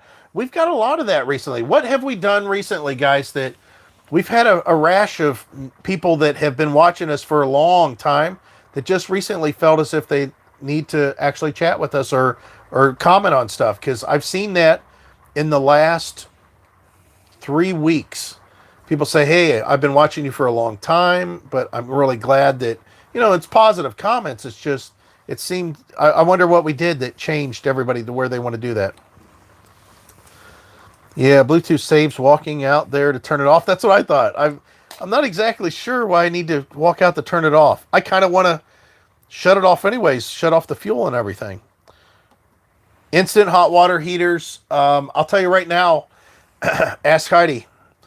At our house, when it's cold outside and that hose is laying on the ground, running from the water source to the RV, and that water coming in is only at 39 degrees, that hot water tank that we have here, it takes a decent amount to heat that water, obviously, because you started at such a low temperature. However, as soon as you start your shower, you got to remember that the hot water tank is being resupplied with the water that is coming from that hose. So it doesn't take very long for the hot water tank that's there to get knocked down in temperature. So your shower goes from really hot for a longer period of time to hot and then getting warm and then kind of cooling off relatively fast. With an instant hot water heater, it's even worse. The instant hot water heaters, there's a place for them. There's people that like them. There's somebody that does all about RVs.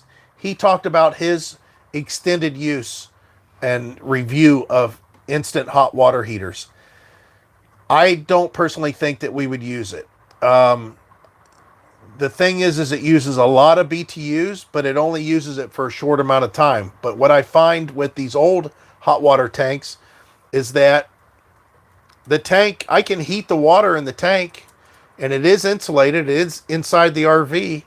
And the next morning I can get up and I can have at least warm water to wash my hands. And that's all based on the heat that was generated the night before, because we turn ours off. After we get done with our showers, we turn it off. There's no sense in heating the water any longer.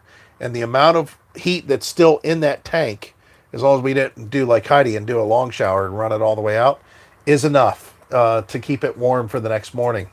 Usually, as long as the RV's not crazy cold. I don't know. You'd have to try it. The one nice thing about the instant hot water heaters, as this guy said at All About RVs, is that it's all the time. You know, it's you don't have to wait. You can get to the campground and fire it up immediately and take a shower. And then Heidi could say, "Hey, I want to take a shower," and she could go in right after that and take a shower. There is no waiting. But what I find is the wait time is very minimal, especially if you have the gas heat on and the electric heating element. If you have both those on, that's it. I mean, you're good. And the thing is, with an instant hot water heater, you can't do that on electric. That's all based on gas propane. So I like the option. I mean, I don't mind waiting. I mean, if you have the electric and the gas on, how much do we think I have to wait? 10 minutes at the most. Yeah, it's not very long. 10 minutes at the absolute most. And the other thing is when we get to the campground, I'm not ready to take a shower right away, even though I might want to, because got all dirty and sweaty and hot, hooking up, disconnecting, setting up the RV, whatever. But we can just turn on the gas, and by the time I'm done, it can be ready. I don't mind this. I'll tell you what I don't like is I don't like the tank like we have that uses the anode rod. I hate that. I want an aluminum tank. That's what we had in our old RV, and it lasted fine. We never had near the debris or anything that this one generates. So if this one ever has a problem in the future, you'll see me go into one of those aluminum tank ones. Chat is all jacked up on our end. What's it doing, Greg? Go back up. I can read.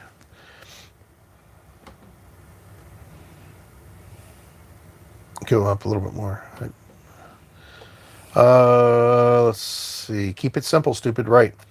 We're in Texas this November, December, and January at 1,000 Trails. Cool. We looked at it again. Age qualified. I guess I got to worry about that on some level. Make a plan for severe weather. Yes, I agree. Juanita's on here. Hey, Juanita.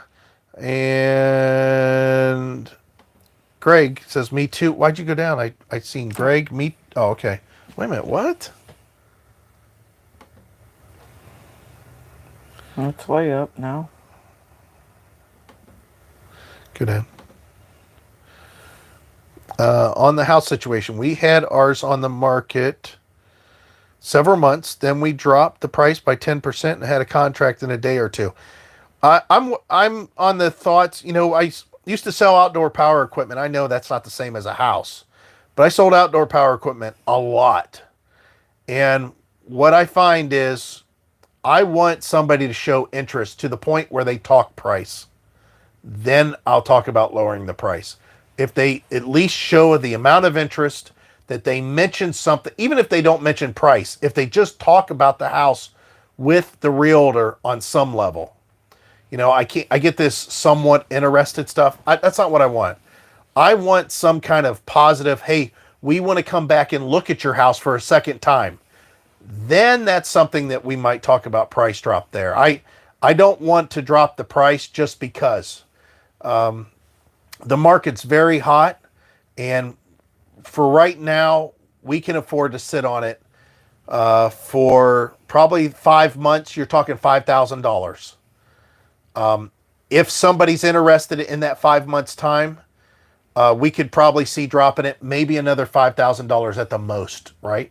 For $10,000. Mm-hmm.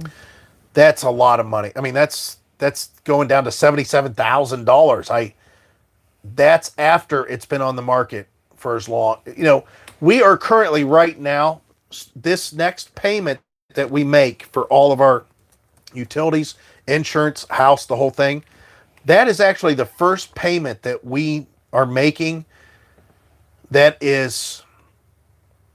doesn't need to be made if the house was sold. See, all prior to that, we were using the house on some level, and we kind of still are. I mean, we're using the water, we're using the electricity, we're using the location, we're using the garage to store all that stuff.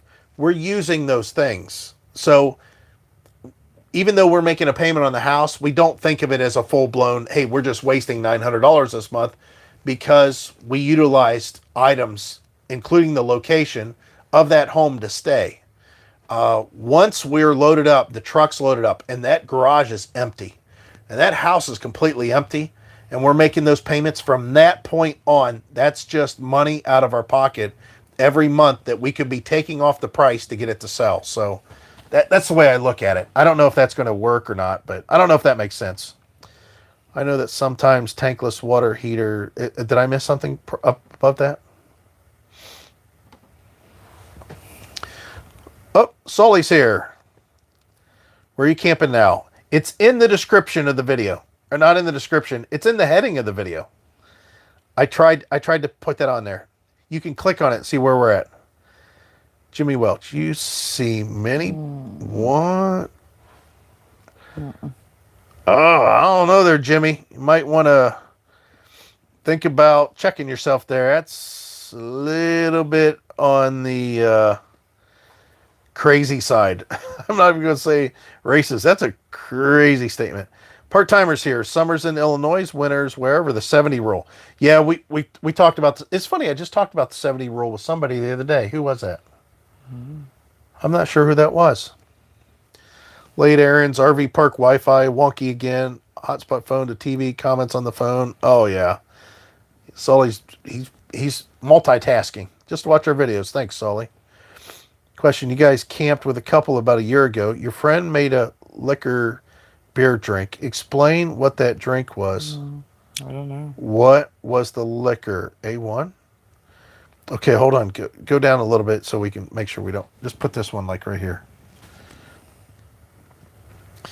So I can read it again. Where'd it go? Okay.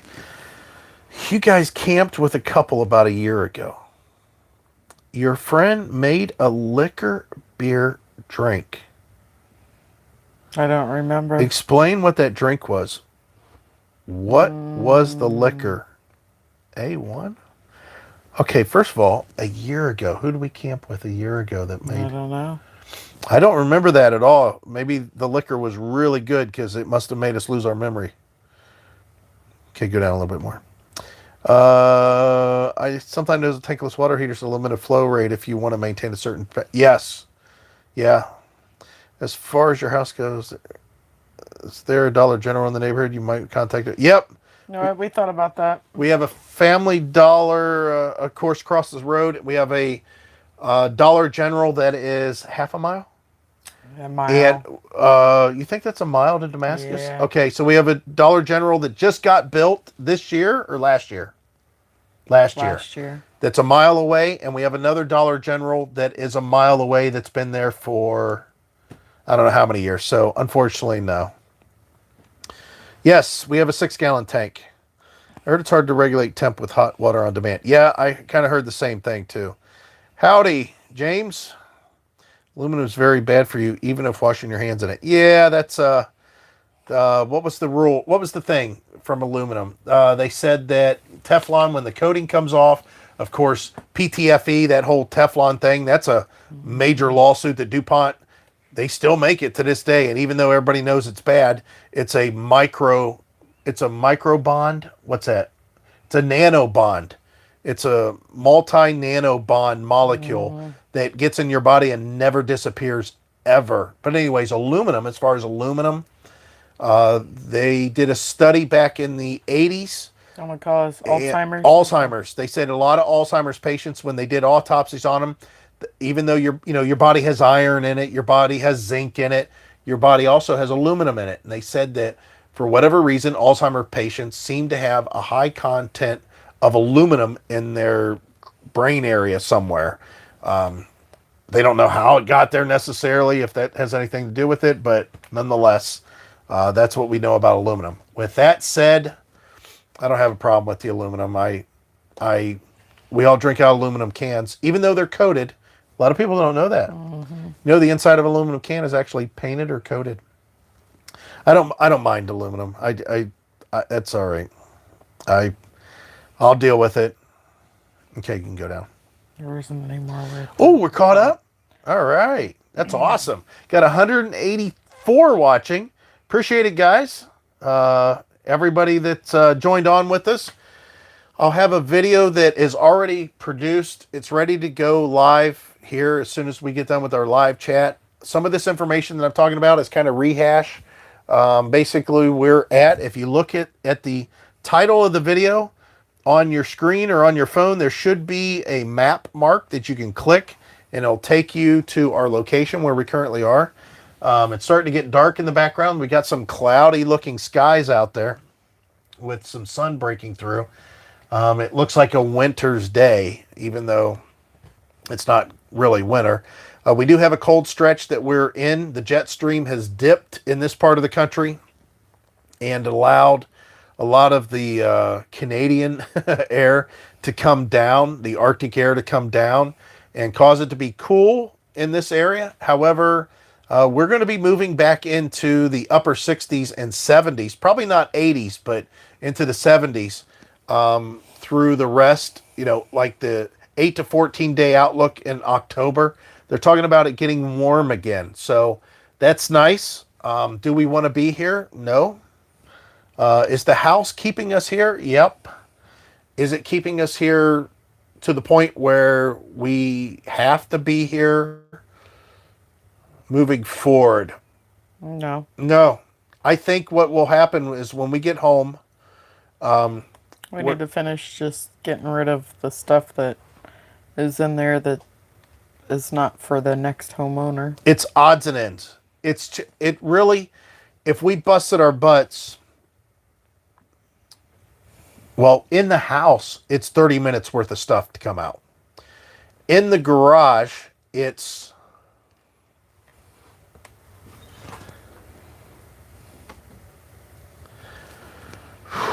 It's just a 45 minutes worth of packing. Yeah, and it's just. But we do have some deliveries that are coming in. We have some work that we have to do. What would it's you guys are getting to see this firsthand. I mean, both of us talking about this. When would you like to leave the house? Oh. Right now, Heidi would like to leave the screen, apparently. When would you like to leave the house? You asking me? Yeah. Yeah, I mean, when would you like to... Do you want to set a date and just say, okay, let's leave. Let's just leave. I think the reason that we're kind of hanging around is just in case. See, we don't have any definite plans. We don't have to be anywhere until November. I can't remember the date, but it's November. It's November 11th. November 11th. We have to be somewhere November 11th. However, we could leave earlier. Yeah, we could leave now. But we're kind of... I know... We can't leave now. We need to get the house completely empty. So she keeps on talking about that. So 30 minutes worth of work. Now the house is completely empty. Okay, well, I don't understand why it's not empty now then. Because we have to take the bed to your mom's and somehow get it upstairs in an attic, I'm sure. Nope, it just goes in the garage. Okay. We have stuff that your brother's supposed to pick up. It goes to my mom's. Okay. We have stuff that your sister's, the lamp or Goes something. to my mom's, so that mean we've got some difficult stuff ahead for whatever reason. No, I don't think there's any We have reason. we have stuff that probably will end up in the trash. No, we won't throw anything in the trash. I'm sure of that. But we have still some stuff that we got to get rid of. Not a lot. And the thing is we don't have anywhere we need to be till November 11th. So there's nothing pushing us. We're staying at the house. It's not costing us any more than it is. For example, perfect example, this week staying here, or however long we stay here, it's probably going to be a week. It cost us roughly $500 to stay here for the week because we need to be close to the home. We don't have to do that we didn't have to do that if we didn't have any reason to go back to the house. The one thing that we have, though, we have deliveries and stuff that are being made. And we're not used to, making plans to have it delivered somewhere else. We have to set up mail forwarding. Right now I have all our mail being held. We had trash that needed to go out. We've got stuff that we need to do. Why do you keep on opening tabs? Not on purpose. Well, why don't you close those tabs up there? You can keep talking. Well, I don't know what they were saying. It's right here.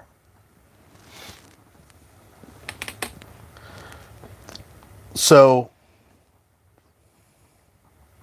there's nothing holding us at the house necessarily except some stuff and getting things put inside the RV or the truck, loading up the truck and finding out, oh my God, this isn't going to fit. Maybe, right? Mm-hmm. What are you reading? Just reading the comments. Okay, well, can you They're move all... up so I can read them? Because you're not answering them. Go a little bit higher. That's it. Oh, okay. I do believe that real estate prices are determined by location. 3 hours, they have 10 listings booked. High-end suburb just north of Indy. Yep. But that same house sitting in Washington, D.C., California, would be 4 times as much here. Yep. Have you guys seen the Wagoners Lane at the Tampa Bay Ocean? Really cool. No, we haven't talked to them in a while since our last live chat that we had with them. What's the best generator for a camper when boondocking? That's purely your thing. What kind of boondocking?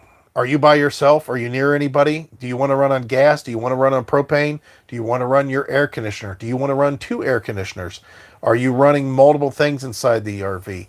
Are you wanting something that's easy to carry? Or wanting something easy to haul? Do you need to secure it? Do you need to put it in the back of your truck? Does it need to be protected from the weather?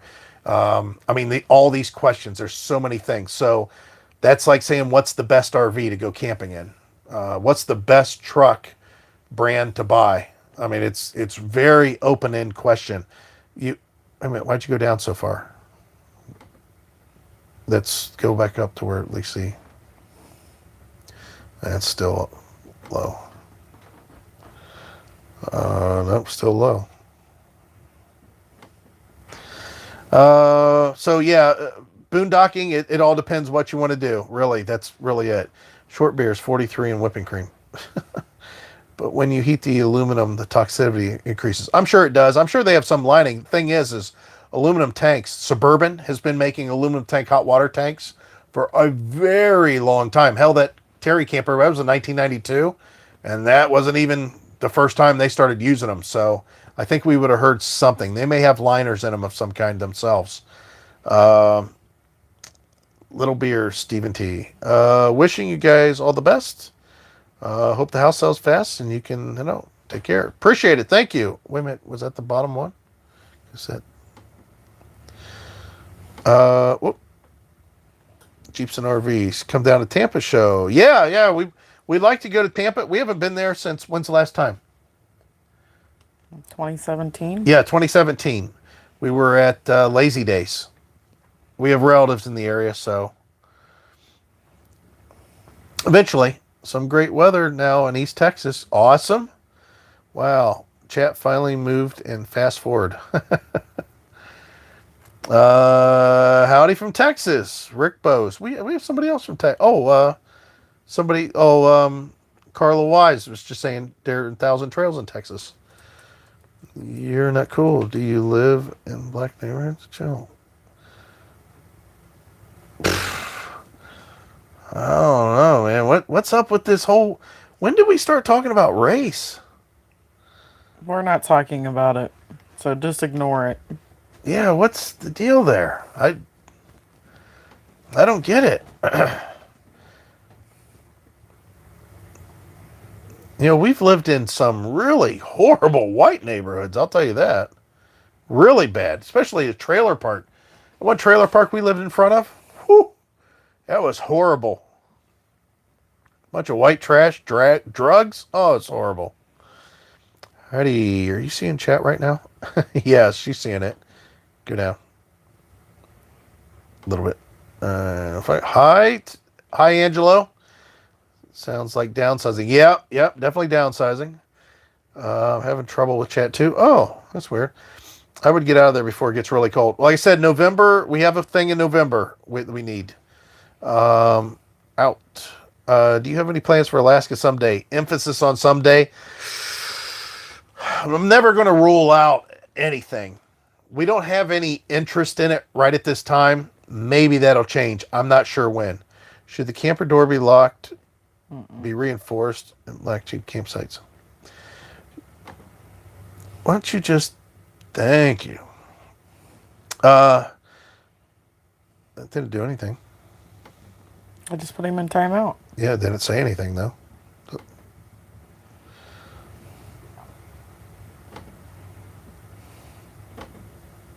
Don't say nothing. Which one of you guys was the first to come up with the full-time RV idea? Heidi, you can do whatever you say there. What do you think? That was all you. That was all me. Watching YouTube videos. Yep. Yeah, and I've told this story. You guys have been with us for a long time. I hate to repeat the story, but I think it's how things are just by chance. Just by chance that crap happens. So here's the deal. My idea was always, and you ask Heidi, from early on, even when we got first married, was to move south, to move to Florida. I was wanting her to move to Florida immediately. I didn't like Ohio. I'd been in Ohio from 77 to 90 at this point, other than my time in the service, and I couldn't stand it. I didn't like being in Ohio. So my mom and stepdad, he retired early and they moved to Florida. We went down and visited in Florida, and they had a nice house. They had a lot of Florida homes have in-ground pools, solar heating on the roof, and they had an enclosed screen that enclosed the entire pool area. Not a big deal. You see that all the time. And we enjoyed ourselves there. And I kind of re-energized myself of thinking, I want to move to Florida. Why aren't we in Florida? I'd really like to be down in Florida. Just because of the weather, more than anything else. Just because of the weather. Ohio weather, I don't like the winter. I mean, I don't like a lot of rain and cold, and I just don't like being to where it's cloudy and gloomy and it's gray. You know how many days are just gray? It's just depressing. So, me being an outdoor person and working on vehicles and RVs and stuff and, enjoying being outdoors, it just put me inside a house for a lot of times that I just couldn't stand it. So I was flipping through, looking at YouTube videos like I always did, and I came across this guy that was sitting in his Florida home in the pool area on his patio with the pool in the background, and again, that same enclosed screen over top of his pool, and there was an RV sitting outside that you could see through the screen. And his video was why I'm selling my home and moving into an RV. So I clicked on it, and the guy wasn't a full-time RVer. He didn't talk about full-time RVing or anything like that. He was talking about how his grandkids don't come and visit him hardly at all. His kids don't come around. A lot of them aren't in the area. His brother kind of lives in an RV park, and he was thinking about moving to an RV park because he enjoyed it. He enjoyed the camping aspect of it, staying in an RV park. So that's what he was going to do. And in the meantime, I was thinking, this guy's retired and he has what would be my dream home. Why in the world would anybody want to sell their home and move into an RV and move into an RV park? And he talked about the cost that was involved with staying in his big house with this swimming pool and all that stuff. And at that time, it just so happened at that time, we had moved from a pop-up camper to a travel trailer, and we had gone out camping, or I had been in the camper. I think we stayed the night in the camper in the driveway is what it was. And I was kind of looking around thinking, you know what? I could live in this RV. Even though the camper wasn't, the RV wasn't very big. You guys have been with us for a while know how it was a 22-foot box. But, everything was there. And I mean, the basics, your bathroom, your kitchen, a bed, and a couch area and a living area. And I'm like, wow, I can actually live here. And here's this guy saying that's what he's doing. And something clicked. I don't know what it was, but something just clicked, and it put me on that path. It put me on the path of I don't need to be in Ohio, and I don't need to be in a house. So the only reason Robert is asking is because he wants his wife on board. So as you're telling your story, he wants to know how to convince his wife. Oh my. And that's what he wants I to don't know. think I convinced Heidi. I don't think she's even convinced to this day. I think she just wants to go where I go and enjoy whatever happens. Go see different things, right? I think that's pretty much the whole thing. She likes the idea, but she was definitely not on board. And whenever I just started talking to her logically about it and explaining or making her envision. If you go on vacations, I think that the only way you can envision that is to watch YouTube videos. You can't envision on your own. well, you can, but some people aren't. It helps. Some people aren't that imaginative. Right. Well, and if you've never been really camping or even weekend camping, it's hard to imagine that. I mean, we started camping when I bought a tent. Right. She started it. I didn't say anything about full timing, but it was the stock market crash and things were getting expensive and we didn't have a ton of money. And I thought, well, if we pitched a tent somewhere, we could go places. Yeah, instead of doing what we normally did, that's go to Myrtle Beach and pay for the gas down there and the hotel for the week and all that stuff, she decided to do a tent. When we were in the tent, I'm thinking, this is really cool. You get to go to these locations and enjoy the waterfront, enjoy fires and stuff and camping and cooking and all that crap. But then the accommodations was what was faulting for me. So I'm immediately wanting a pop-up, which we did. Then we got another pop-up, which we, redid that one and fixed it up. And that's when we got the RV. But as far as for you to maybe, I won't say convince your wife, just let her know how you feel about it. And then, like I said, accent the positives that she would enjoy. Like I said, if you go on vacations and you like to enjoy certain locations, waterfront, being out in the woods, the quiet, walking in nature. That doesn't mean you have to be out there in a flannel shirt with your axe, making your campfire so you can cook your deer that you shot with a bow. I mean, camping doesn't have to be that way. Camping can be, ordering pizza and have it delivered to the front gate and going to, in some campgrounds, if you've been there, you're permanent, you can take your golf cart and go get it. I mean, you can imagine it any way that you want, but I think that if you don't spend much time outside, that you're not going to like camping. No, that's not true. Well, that is not true.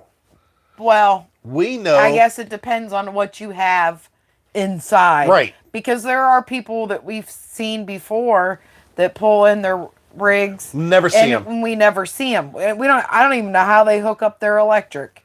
But nonetheless, for the most part, if you don't like any outdoors, you're really not going to like camping unless you want to stay in your RV all the time.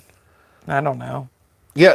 The whole idea, like I said, though, talking about, I don't think necessarily you're going to convince her unless you just, like I said, accent the positives that relate to stuff that she likes to do. And there might be some people that just don't want to do it. Now, listen, I'm going to tell you right now that my dad and my stepmom have no want, feeling, inclination, drive, desire, anything to do with anything about camping whatsoever. My dad used to like to fish, but he didn't like to necessarily hang out outdoors. They like to sit on their patio, but they don't like to go out to a campground and be out in the woods. Yeah, it's different for everybody. They like everybody. to go to hotels. They like to go enjoy restaurants. They like to... The thing is if you could just like in our case, this is the hotel. We can now travel in our hotel and have our own bed with our own food and our own stuff. And we could always do the other. We could always eat out. But we can travel and we can go experience a lot of these areas. Now, don't get me wrong, we're not going to go into downtown Miami and park our RV and go enjoy ourselves. It's not going to happen. Not like you could in a hotel. But if there's enough similarities, you could just see how it could relate. I mean, that's the only way. And that's kind of what Heidi knows, that we get to now travel and be on the road. So I still don't think that she's necessarily convinced. I didn't see, somebody was talking about a screen door, and Yeah, they want to know how you lock it. Lock We our don't need to go screen back door? up there. Yeah.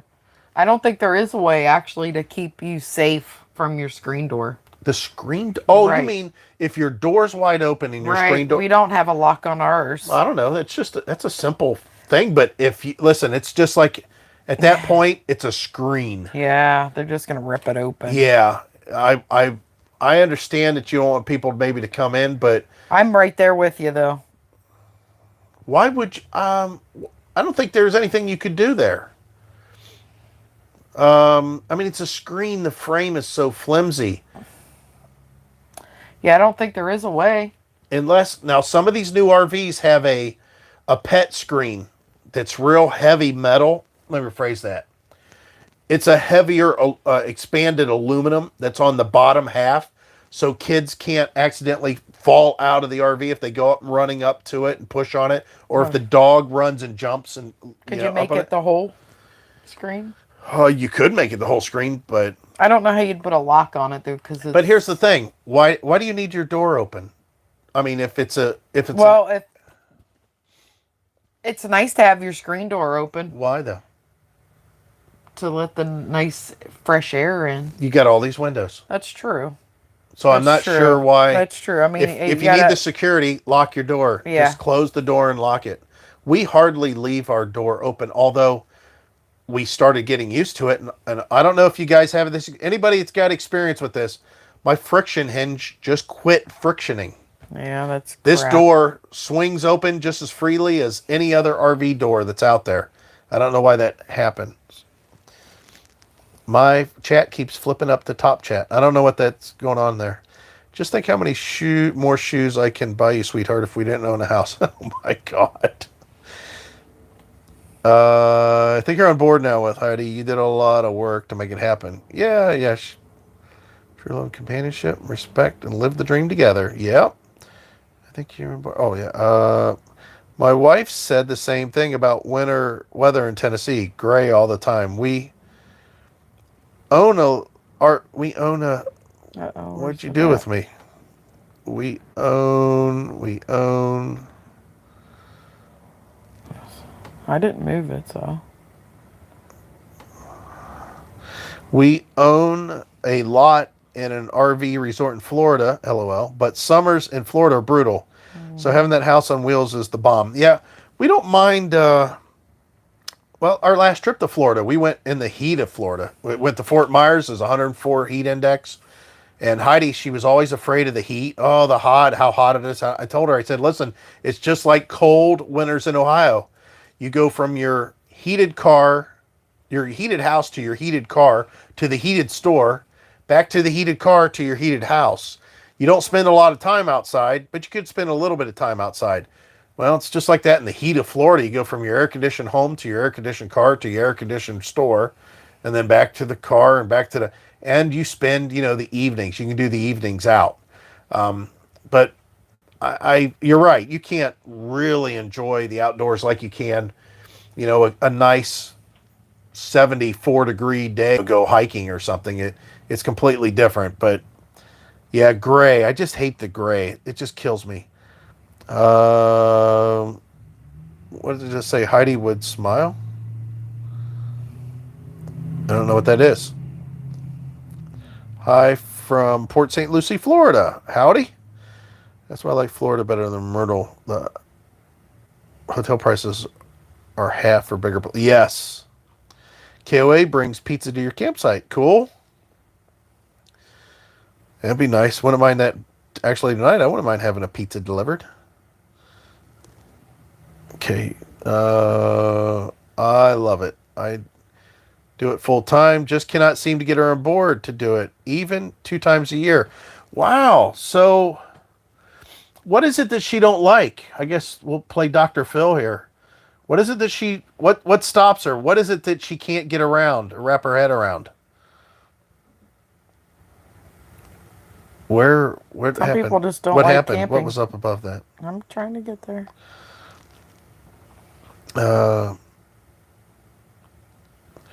guess I'm suddenly not bored now. Thank you. Just why did you move it? Because there was stuff Okay. ahead there. Well, why'd you move it again? There. Uh, just take a black light with next time you yeah, right. I remember that being on Dateline years ago. Did you update or improve your mattress in your camper? Yes, we did. We did. We first put a bamboo topper on our Serta mattress that came with the RV, and then we got a mattress. We did mattress insider, and we got rid of our Serta mattress, and we put that bamboo topper back on the brand new mattress insider. It's nice. Just saying why I have subscribed to your channel after watching you two for a while was just you're just like us. Two of you are honest. Tell it like it, see it, not like the other polished sites. So I appreciate that. We're definitely not polished, and I don't have time to be putting on airs. We try to refine some of our stuff to make it more appealing, more commercialized sometimes. You've seen them. You've seen some of my videos. I've done that, but I'd rather not. I'd rather it be like this. When I think of hotels, I think of big, heavy door slamming. Yes, especially if the stairwell has a door and you're near the stairwell. Oh my God, everybody's coming through there. It's always slamming. I love to do it full time. Just can't seem to do it. Okay, I love camping when I'm feeling better. I take my grandkids. Cool. For me, staying in the campgrounds where it's just go down a little bit. Just okay.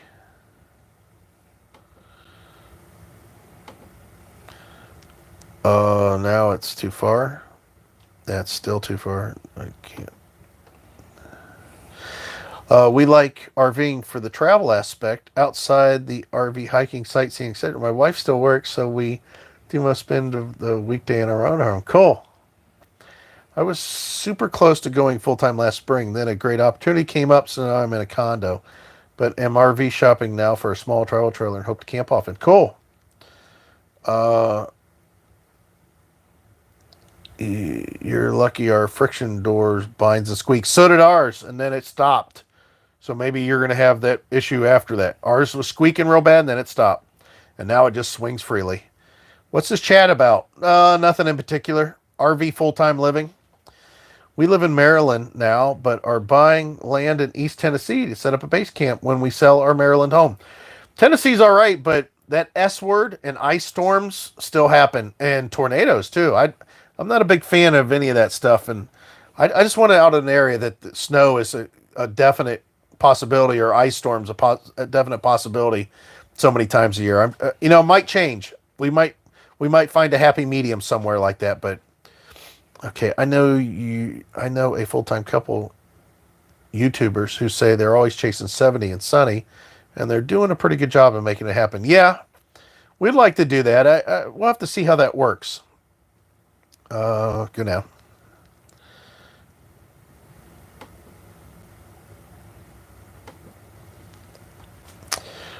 What does that woman... What?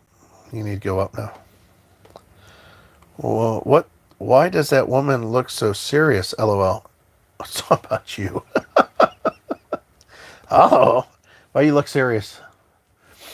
Huh? I don't know.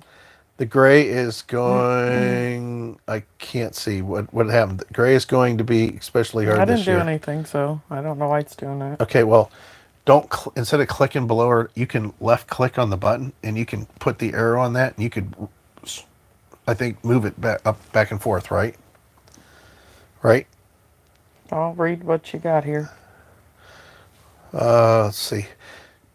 Think of the hotels. Loved it full time. Love camping with parents. The anime campground's okay. I was super close. We already read all those.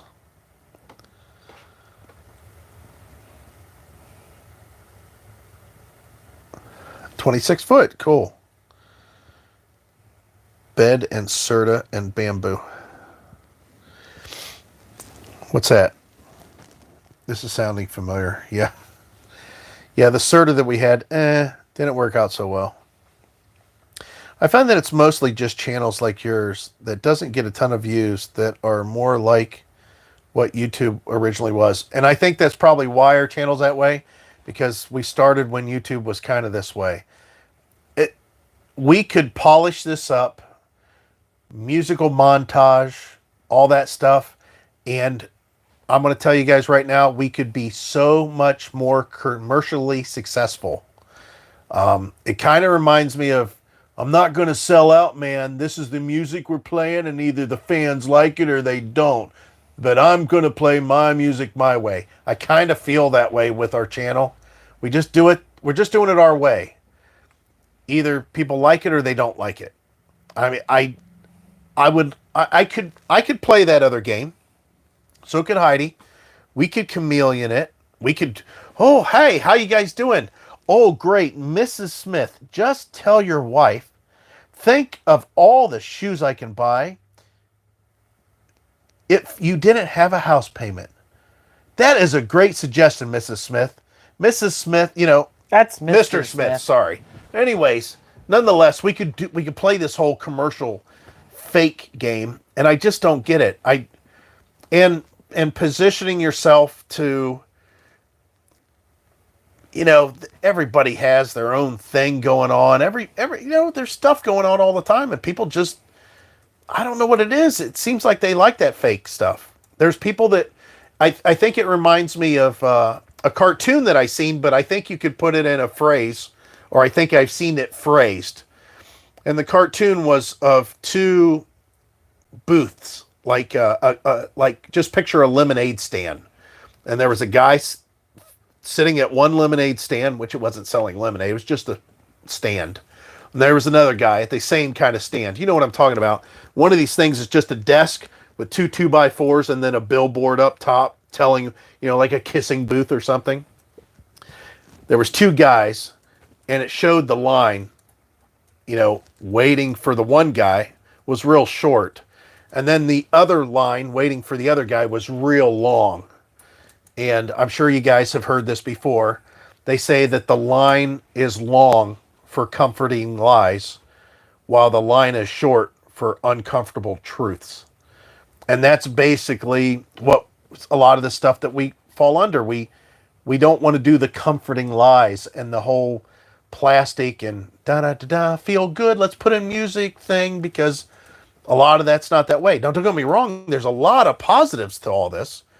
It's just not being presented in an apple pie American, homegrown way that everything is fun and dandy. It's just, but there's people that do so well with that. And even, it's funny because even the people that say we're trying to be, realistic about this, and we want to make sure that we're letting you guys know some of the downfalls of all this, there's still a lot of them, they're saying it in such a way that it's like, this doesn't even seem real. How the people that are saying it don't seem real, but that's what sells. It's not so much the actual doing and the nitty gritty of it.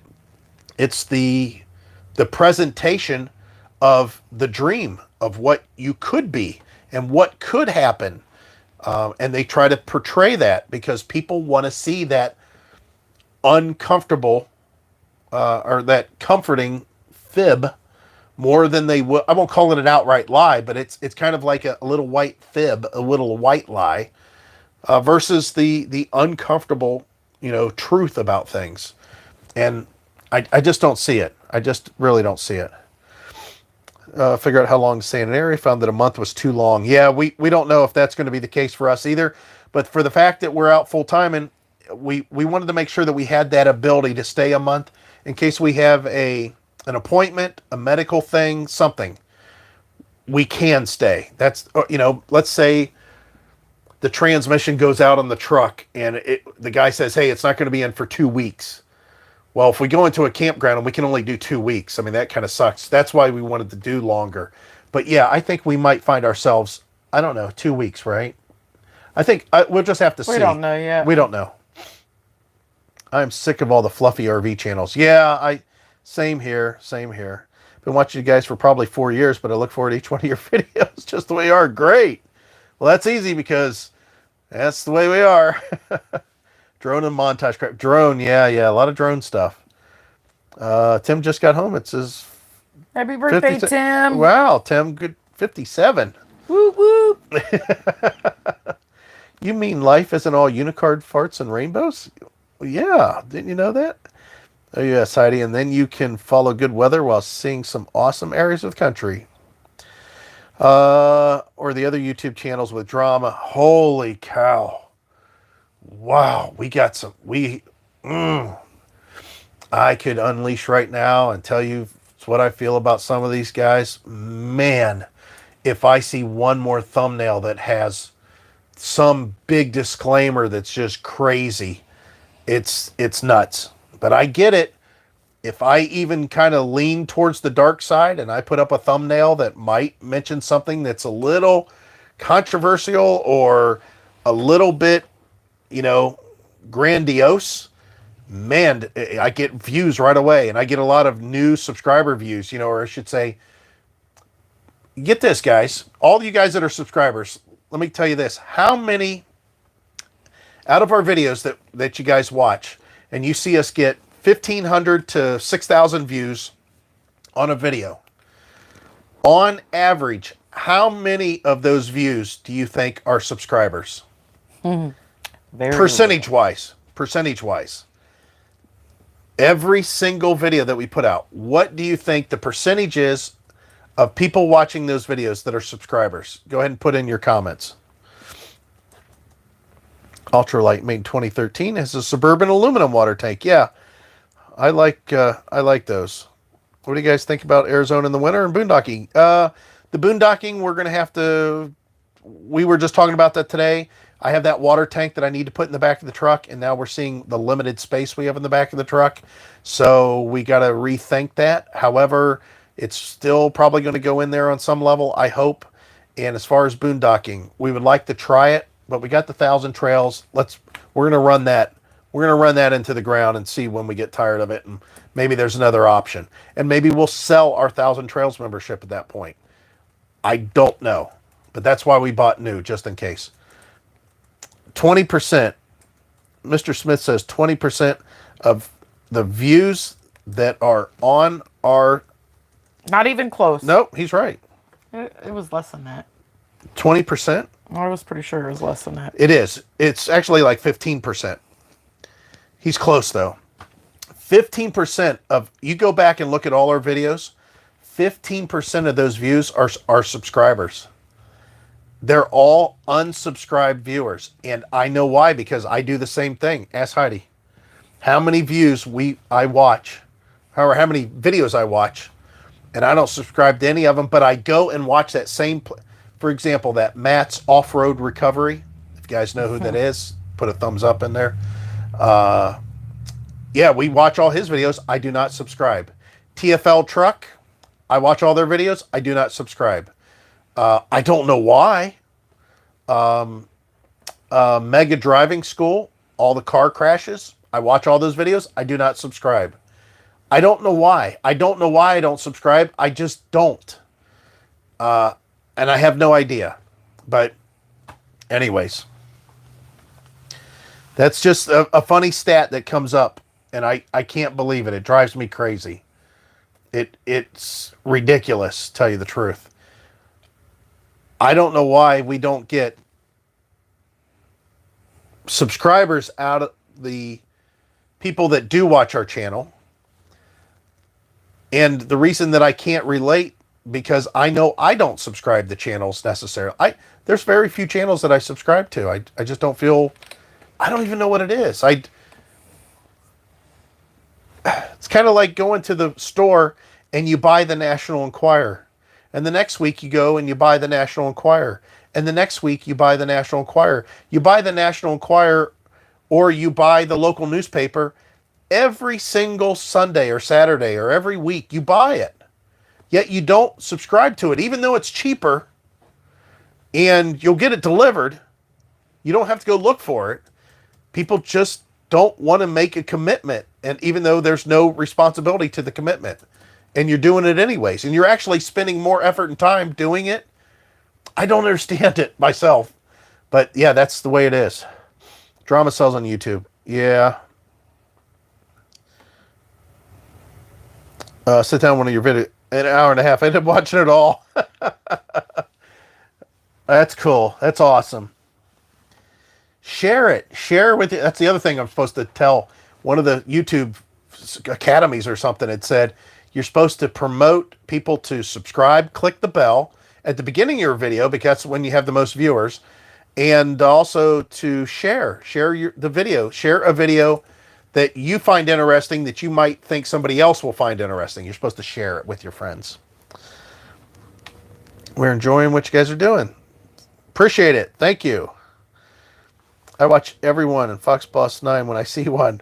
Matt's car crash. Hey, you're looking through my viewing history. Don't want to get bombarded by notifications. Yeah, same here. What brought me to your channel was when you were waxing the Terry camper. I was researching what wax you used, subscribed on the spot. Awesome.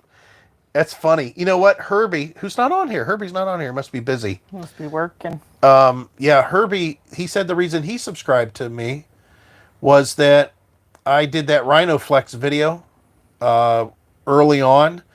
And I talked about how I got a brand new Rhino Flex Stinky Slinky sewer. And I found that they didn't even twist it all the way together. And not only that, but one of the steel tangs, the steel wire, was kind of sticking out in the way, and I clipped it off. Well, anyways, he said he went out and looked at his Rhino Flex hose, and he said his wasn't screwed all the way together either. So he immediately screwed it together and tightened it, and he said it kind of, avoided a potential problem. And he says he subscribed immediately. I see you're using your TV tray for your laptop. Do you have many of them? No, and we need how many more? Just one. Just one more. Just like this one. Old antique metal tin. Lightweight, little flimsy. Yeah, we really need just one more of these. It doesn't, honestly, it doesn't even matter what it looks like. Just like that. Because you could paint them if you need to. Yeah. But it would be really nice. I haven't found one.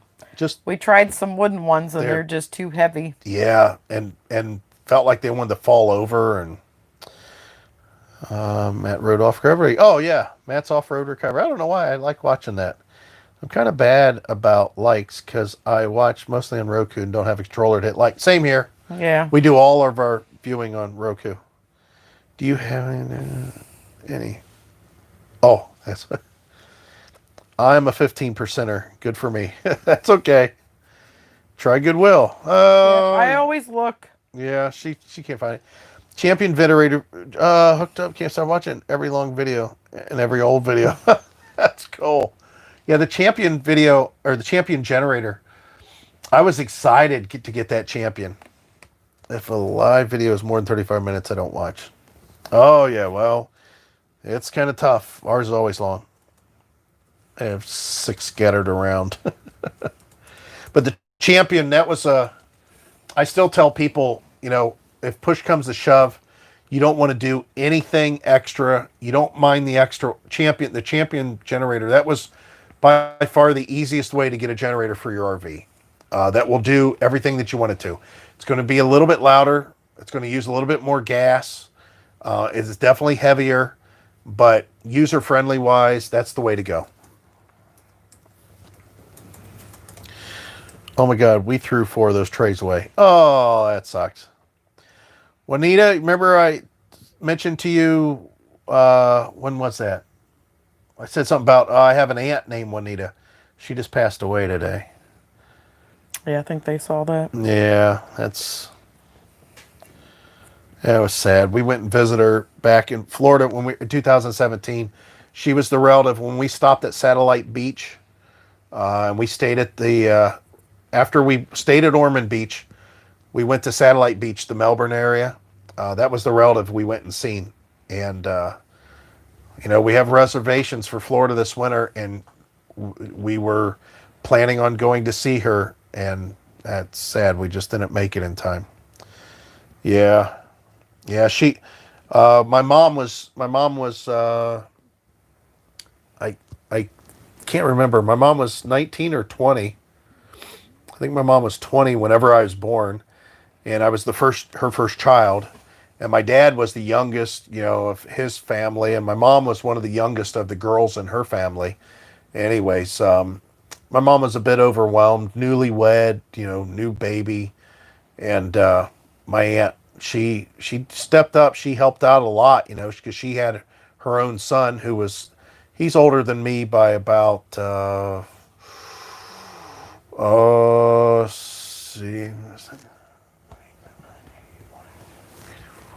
8 years. He's about 8 years older than me. So she had basically an 8-year old whenever I was born, and she they had been married for a while, and so anyway, she stepped up. She helped us out a lot. Helped my mom out a lot, and there was a lot of times that she babysat us, and we'd go hang out over at her house. We visited all the time, and yeah, I have a lot of fond memories of her. And yeah, I found out she passed away today. Craig says you come see this one, Nita. No, Juanita said that. Oh, yes. Yeah, I seen Griffith. I just assumed it was Craig. Sorry I'm late. Was doing the first test of the camper with a new truck. Ooh, how fast did you go? Did you put it to the floor? Did you turn off the traction control and spin your tires? Did you ever try to do a burnout with a trailer on the back of it? That's fun. Thanks, Tim. Appreciate it. Yeah, and I'll be honest. I mentioned to Heidi today, if we didn't have this trip already planned, and in where we're here, we would have went to Florida for the services.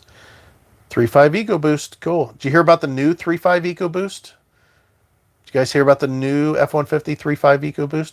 The thing that I hate about it is these people are, they're going to try to pull a trailer they shouldn't, because Ford is telling them they can do it. But can you believe the new F-150's numbers on this new EcoBoost engine that they've got? This new EcoBoost is 400 horsepower and 495 pound-feet of torque or something like that, or 500 pound-feet of torque. It's crazy. Well, anyways, with the right configuration, you can pull some crazy 12,500 pounds. I don't get it. Yeah, the new EcoBoost. They got a new 3.5 EcoBoost that is juiced. It's juiced pretty hard. With test drive 2017, ended up coming home in a 2020. I'll tell you a better story than that, Tim. A guy that I worked with back at Summit Racing back in the 90s. He was a drag racer. His family, actually, they all raced Pontiacs, and they raced in NMCA. They raced in stock trim classes. So like one had like a 67 Pontiac Firebird, and they held like a national record for a bone stock, stick shift Firebird. Well, he was going to, what's going on? I'm going to the bathroom. Oh, okay. Turn off that, because sometimes there's feedback, so I've heard. So he was a real nice guy, good friend. Ended up being a pretty good friend, and we used to, talk and stuff at work. And he was all excited because he was going to go look at the brand new 1990 something S10s at the local dealer. They had multiple cars. They had, they call it every place has it. It's an auto strip. So anyways, at the Kent Auto Strip in Kent, Ohio, he was going to go look at a new S10. And the price of the S10, it was like $8,500 for a brand new S10. It was stripped. But he was talking about it for like 3 days. Hey, I'm going to go get this new truck. It's going to be so awesome. It's really cheap. And he went up there. This was in 93. And he came back to work the next day with a 1993 Mustang Cobra. Brand new. He said that he was looking at that S10 and he seen that Cobra off in the distance, and he said he just went over to look at it. Next thing you know, he bought it. Yeah. Sorry for your loss. That had an Aunt Juanita too. She passed many years ago. Lots of memories. Oh. It seems that the tongue weight would max out the stock rear suspension in most half tons. Yes. Yeah, that was a huge change of mind. When he came in, we're like, what? Because he was a very reasonable, very sensible, low-keyed type guy. He didn't do rash stuff. So when he came back, we're like, what? What did you do? He goes, I know. He said, I just seen the car. And he says, looking at it. Next thing I know, they started it up. And he says, next thing I know, I'm taking a test drive. And he says, and that's it. Yeah, the tongue weight is, I don't, cargo carrying capacity. Oh, there's something. Listen to this. If you get the new 2021 F-150, a two-door regular cab, short bed, F-150 with a Coyote engine, guess what the payload is on that thing? In-bed payload. Try to guess. Just to give you an idea, my F-350, my payload's 4,000 pounds. So guess what that is? I was towing the camper with 2017 Explorer, and now we have 2 kayaks, and we needed the truck in the bed. Cool. Papa Don's Barbecue. Dig your channel. Thank you, sir. Appreciate it. We have a 2018 RV like yours. We pull it with a F-150 EcoBoost. Pulls it no problem. Not fun when it's windy. Payload 1,800 pounds. Came from a Chevy 2500 Duramax. When's the 50 cal going up on top? Yeah. The 2020 has a payload of 2,100 aggressively. That F-150 in that configuration I just talked about with the Coyote engine, 3,300 pounds payload. 3,300 pounds. That's 700 pounds less than my F-350. That's crazy.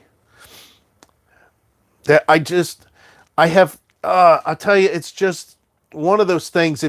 I wish everybody out there could take that tow with their F-150s. And again, it depends on what you're doing. I mean, if you're driving your F-150 as a daily driver most of the time, by all means, try to push it to safely, to some level to where you can tow your camper your 2 times a year or 3 times a year or your 1 big trip a year or whatever it is. I understand at that point.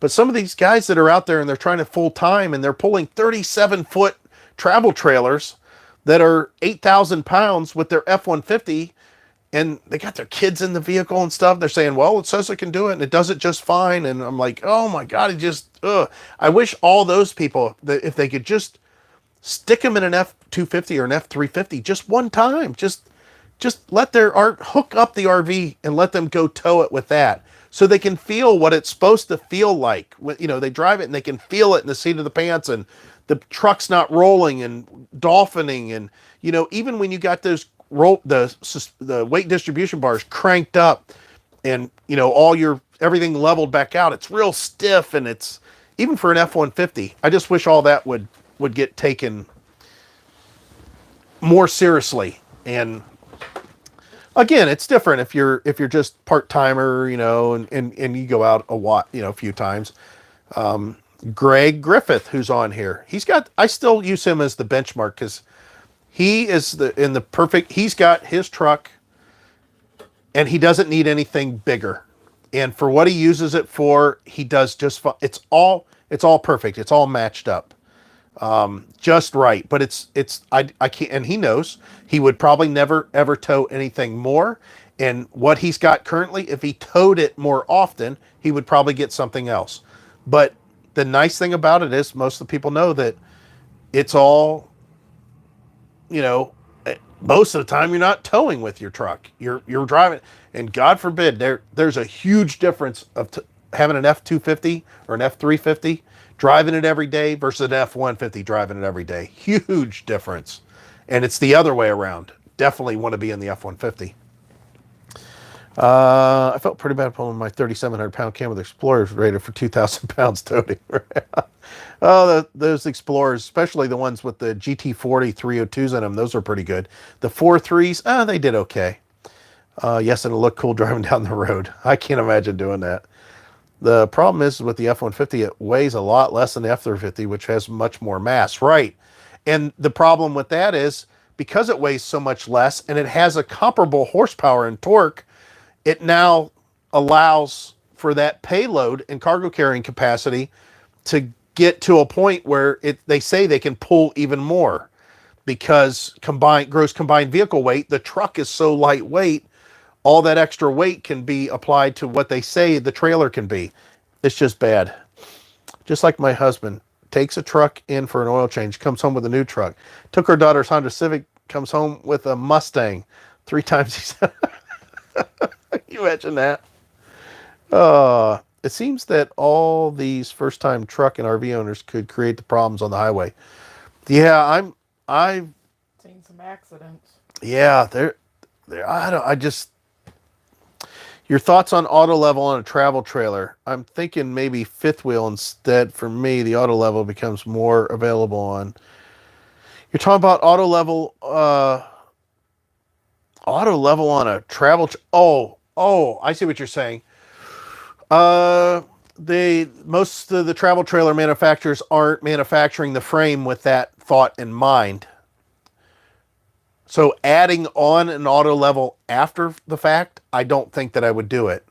Other than that, if they engineered it and they're installing it on the travel trailer, sure. Why not? I mean, if the frame's that heavy and it can handle it, why not? You want that convenience, you know? I would probably do that, wouldn't you? I don't really see a need for it. Well, I mean, just like today, we got in here, we got positioned, we have a stick to let us know how far to stay away from the stuff with the slide and all that stuff. But once we got parked in what we thought was the perfect position, then at that point we got to look to see, okay, are we level? Yeah. Should I be pulling forward? Should I be putting it up on blocks? You know, do I have to do? And that's what this site here, as Heidi. That's pretty level. It is side to side, 0. Yep. It didn't need anything. And we moved around a lot. Moving it forward, moving it back, trying to figure out this perfect spot.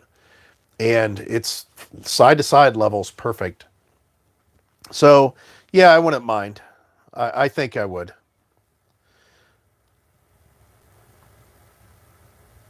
Yeah, the auto level for travel trailers, adding them on after the fact is a scary proposition because, again, the engineers didn't put these frames necessarily. You know, there's a lot of flexing that's involved with these trailers that are designed that way. Go back a few videos on ours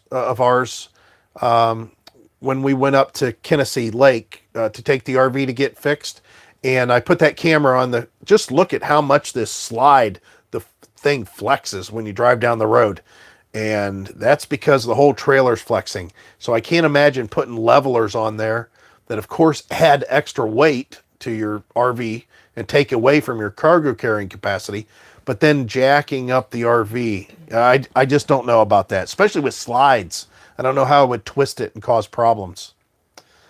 I've heard stories about people towing and insurance denying claims because you knowingly put some in poor condition. Yeah. Well, I should, I guess. Which is worse to you? Somebody towing with an overloaded half-ton or someone towing with a 3/4 ton not set up right? Yeah. We see that a lot. I got a 1-ton dually. I don't need to put any weight distribution bars on there. The book says I don't have to. And then they put a park model on the back of their truck and it's squatting. It's a dually and it's squatting.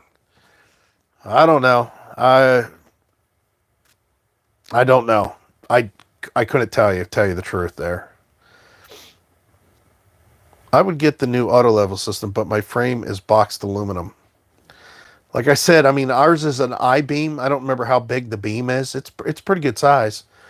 It's the cross supports. I don't think that it's necessarily supported in a manner. I could definitely, I'm sure, twist this RV, even though we have 5/8 inch tongue and groove glued and screwed plywood floor. And we have a 6-sided aluminum frame that's 2-point welded everywhere the tubes touch each other. And all the laminate is vacuum bonded laminate walls, even the slides, the back, the roof, everything, to make it a relatively tight box that is connected to this frame firmly. I know it can still flex. I know that it can. I'm positive it can still flex. I'm absolutely positive. So I don't want to support it by its frame. I don't feel comfortable doing that. We'll see. We'll see what happens. They'll be coming out with them. I mean, it's a convenience that can be easily sold, especially with older RVers. That's an easy sale for a salesman in an RV dealership. So I think we'll see what in the future, how many of those happen and if there's problems. I don't blame RV dealers for selling 35 to a half-ton truck owner. Yeah, they're getting away with it. Oh, Karen's on here. Hey, Karen. The new auto leveling system I'm talking about is brand new, spanking new. It's very light and strong. I think Blackstone puts it on their trailer. See, it's just the frame. You're still lifting your trailer by the points. I mean, it's still. I just don't know. I don't know. I think that there's going to be problems with it because these things just aren't made the same way as the ones that have those systems on them from the factory. Even those, I bet you those flex. I don't think they flex as much, but it's hard to tell. Have you weighed and figured out your tongue weight after the generator installed? It's really sad. No. The answer to that is no. And I have a tongue, a tongue scale. With this, it's kind of a pain in the butt to do, though, because... We didn't have the generator on when we went to Pirate Land? Yes, we did. Yeah. Sure. So what was our tongue weight? I thought you measured all that. No. Oh. I measured the trailer weight. Oh. No. You were real hip on that. I figured you'd know that already. Don't you have a tongue weight thing? I just said that. I just literally said that. I have a tongue weight scale. No. You don't want to know? I probably don't. Well, no, it's not a big deal. It's taking away from the tongue weight. I know the tongue weight was like 1,050 pounds without the generators on the back. I know that at 8,800 pounds, the tongue weight can be as low as 880 pounds. From the factory at 6,000, from the factory at 6,300 pounds, the tongue weight is 785 pounds. So they run the tongue weight a little bit heavy on this thing from the factory. Mm-hmm. With, I'm sure that's with tanks and one battery maybe. But the fact that I added that weight on the back took away from it. But I also added that hitch that was heavy, and we added another battery. Plus we have all our cargo in the cargo hold. So, I mean, plus we now have all those clothes. I mean, it rode really, ask Heidi, it rode real nice on the way out, actually. I was surprised. With all of our stuff in here, it makes me really want to go weigh the trailer. We might do that on our way home. What do you think? We'll stop and weigh it. Because the truck rode really well, and whenever that happens, normally means there's more weight on the truck for it to ride a little bit more comfortable. That makes me think the truck was a little bit being loaded on a little bit more. So we'll have to see. Yeah, it is dark. It's 8:04. In this part of the country, this north in the country, we lose a lot of daylight this time of year. Lots of daylight in this time of season. So, yeah. So not only are you an hour behind us as far as a time zone's concerned in Houston, but you're also in a southern, so you're still, the sun is the earth is tilting away from the sun. So, we're in that area and we're an hour behind. So yeah, it's definitely dark. I missed the beginning. Where are you now? We are, if you look at our title, it says First Full-Time RV Live Chat. Right above that title should be a little pin. You can click on that. It'll show you exactly where we're at. But we are in the great city of Hartville. It's amazing how far you guys have come. I started watching when you were looking for a new RV. Oh, that was a while ago. I should have seen the first, man. We actually thought, remember our first video? We actually thought we were going to get by with our stuff, right? Our old truck. You didn't put your mic on, huh? Yep, we did it one time. You got to put your mic. I turn this on. It times out when it don't see anything. Yeah, we knew that we'd probably have to get into another truck, maybe. But we had that old F-150, had 190 some thousand miles on it. Pulling that Terry camper. When I'd load that thing up with our mopeds and some firewood, we were over our gross combined vehicle weight rating for the truck and trailer. And that F-150 would do some wiggling around. And the first hill that we took it on, boy, that was pretty brutal. Sam says they're in Florida.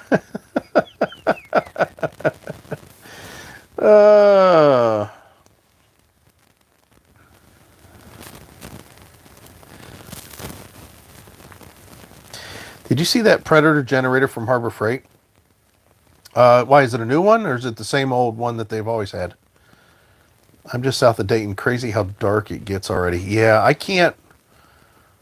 Ask Heidi. She knows how depressed I get this time of year. I can't.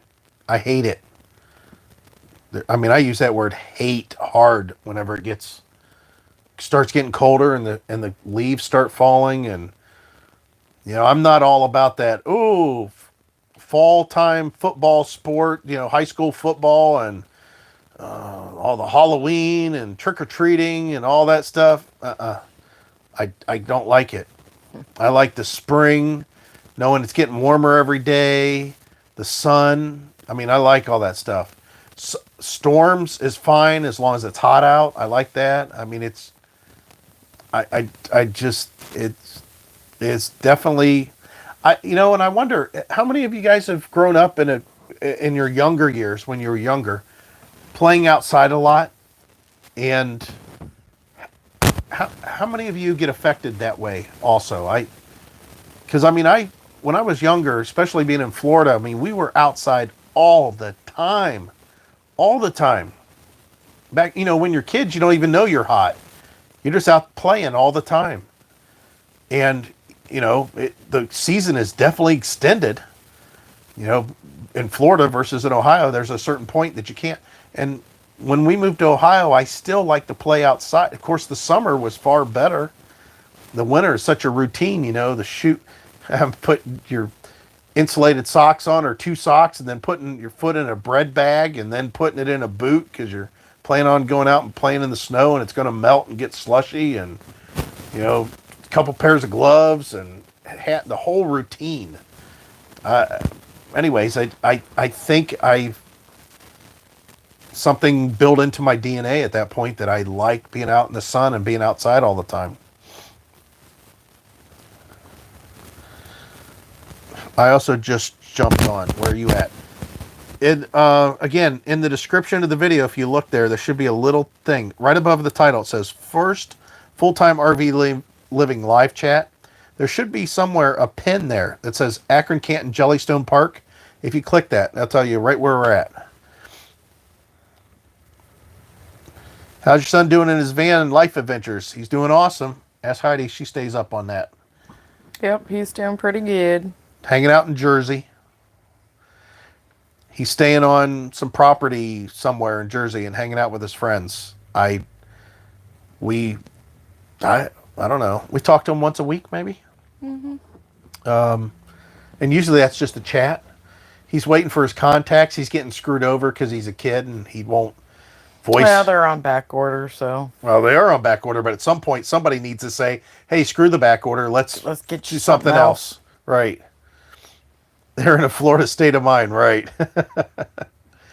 My 34-foot RV says it's a half-ton towable, 11,000. Huh? They lie to you. Pretty much maxes out my 3/4 ton 6.4 Hemi and still have a little safety margin. Half ton would be insane. They lie. I know. I agree with that, man. It's great. We looked. It's funny because I told her, I said I would feel so comfortable with this truck and having plenty of room and margin and being able to effectively just drive the crap out of it, doing a half-ton towable fifth wheel, because they're 9,000, 10,000 pounds, maybe 11,000. But I can't picture myself being in a half-ton doing it. I don't know. Something's going to come out of it at some point, especially with as many people buying RVs that are first timers, and as many people that are as many RVers that are out there in general.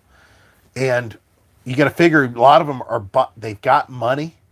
So if they got money to buy the wrong truck and buy the wrong RV, even though they could have just as easily been told what truck they need to buy and what RV to buy to match the truck, they're going to have enough money to sue somebody when they start having accidents out there and getting a lawsuit, a big lawsuit.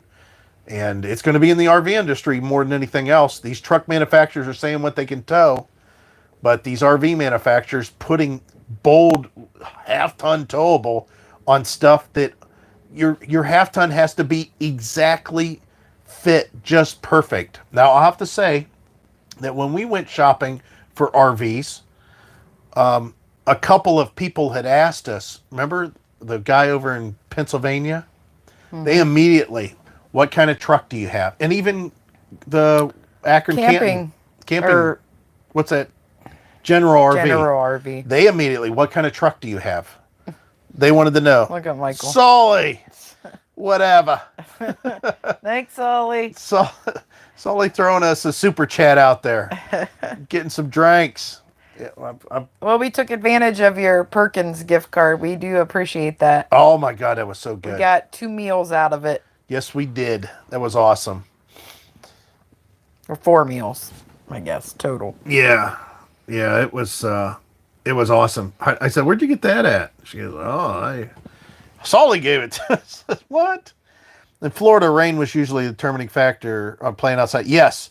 And the thing was, when I was a kid in Florida, as long as it wasn't lightning, my mom would let me play outside in the rain if I wanted to, especially in the puddles. And of course, you know how it is. It's so fast usually. But if there was no lightning or nothing like that, she said, "Hey, if you want to go out and play, you can." Don't remember whether or not you quoted your fuel mileage to Pirate Land. What was your MPG? 7.5. 7.5 coming back. And going down, it was a little bit better, I think. Like 8.6, yeah, but it could have been better. Not the way I drove. Not the route we took on the way back, especially. And you got to figure there's a lot of hills. There's a lot of hills there. I can't wait till we get on like a 400-mile flat with very little. I might try to do some hypermiling and see what happens. Oh, I've seen from TV. Okay, yeah. It's Hartville. Okay, this is funny. It's called Akron Jellystone Park. It's also known as Canton Jellystone Park. It's also known as Akron Canton Jellystone Park. It is literally right down the street from Hartville Kitchen, Hartville Flea Market, Hartville Hardware, Hartville Marketplace, the city of Hartville. Hartville it's this big attraction thing that Hartville's trying to develop, that people come in on bus tours and go check out Hartville. I don't see it, but yeah, okay. I don't either. But yet, their physical address is Uniontown, Ohio. Yeah. So you got Akron Canton Jellystone that's right outside of Hartville in Uniontown. So probably because they should have let them build back that area. Yep. Instead, they built somewhere else, probably because they didn't want to change. But now things are changing. It seems that those of us who were born in cold northern climate got used to the fact that playing outside in the winter meant layering, but you can make snow forts, etc. Yeah, I mean, we went out sledding. I love sledding. That was always a blast. Snowball fights, the tunneling through the snow. That was fun. Playing football. I love playing football because you could always do the, diving catch into the snow, that you always see on TV and that. But I think it's fair to say, and I might be wrong, most people have more fun. There's more people that have more fun in the summer than they do the winter. And that goes as far as an adult too, especially because look at what happens when you get into June to August, how many events go on. They're just packed in there.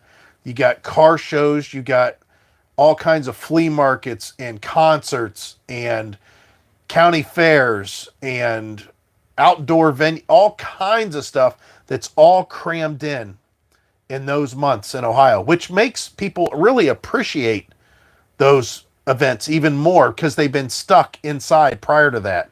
But you don't see that in the winter. You don't, you have the typical turkey golf or snow golf or turkey bowl or whatever they call it, but that's about it.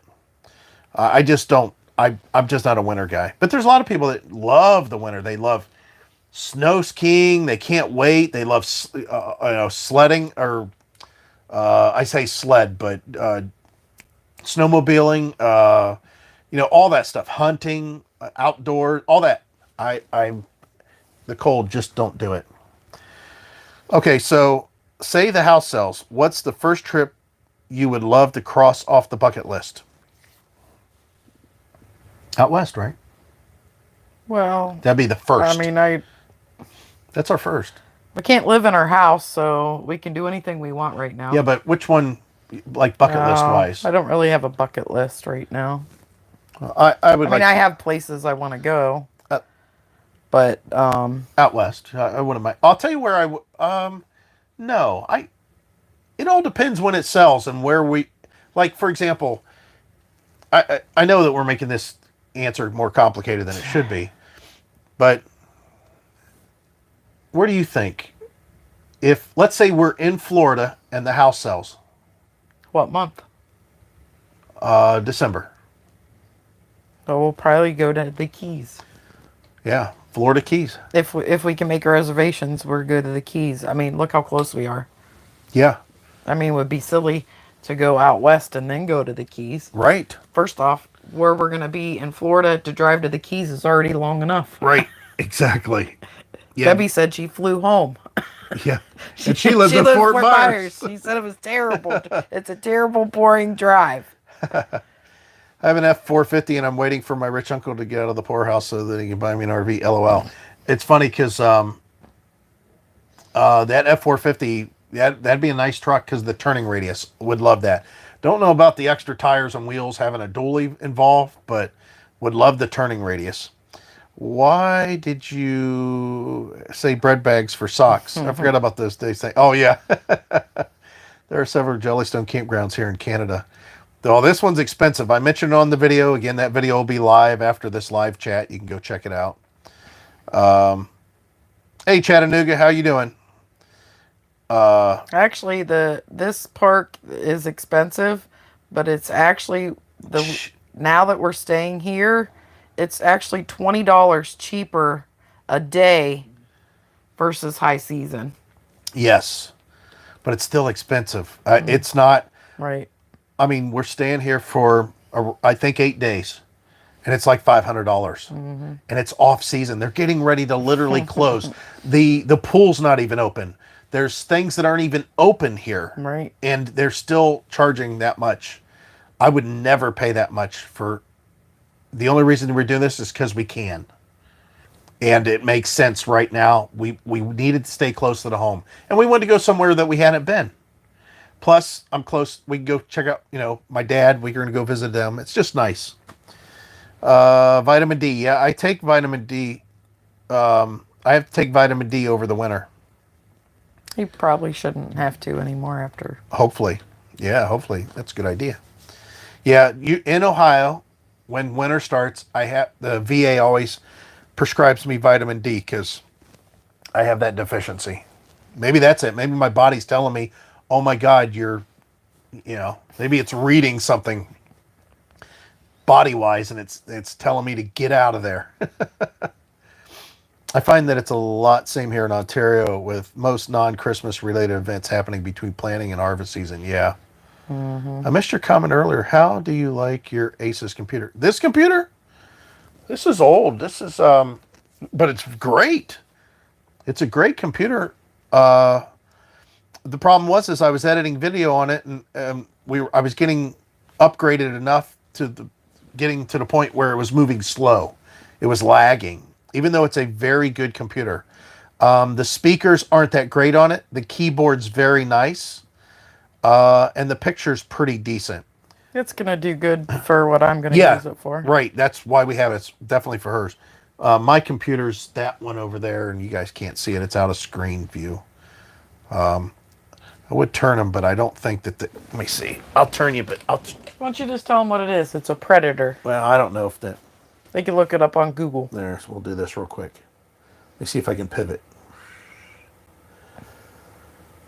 There you go. More?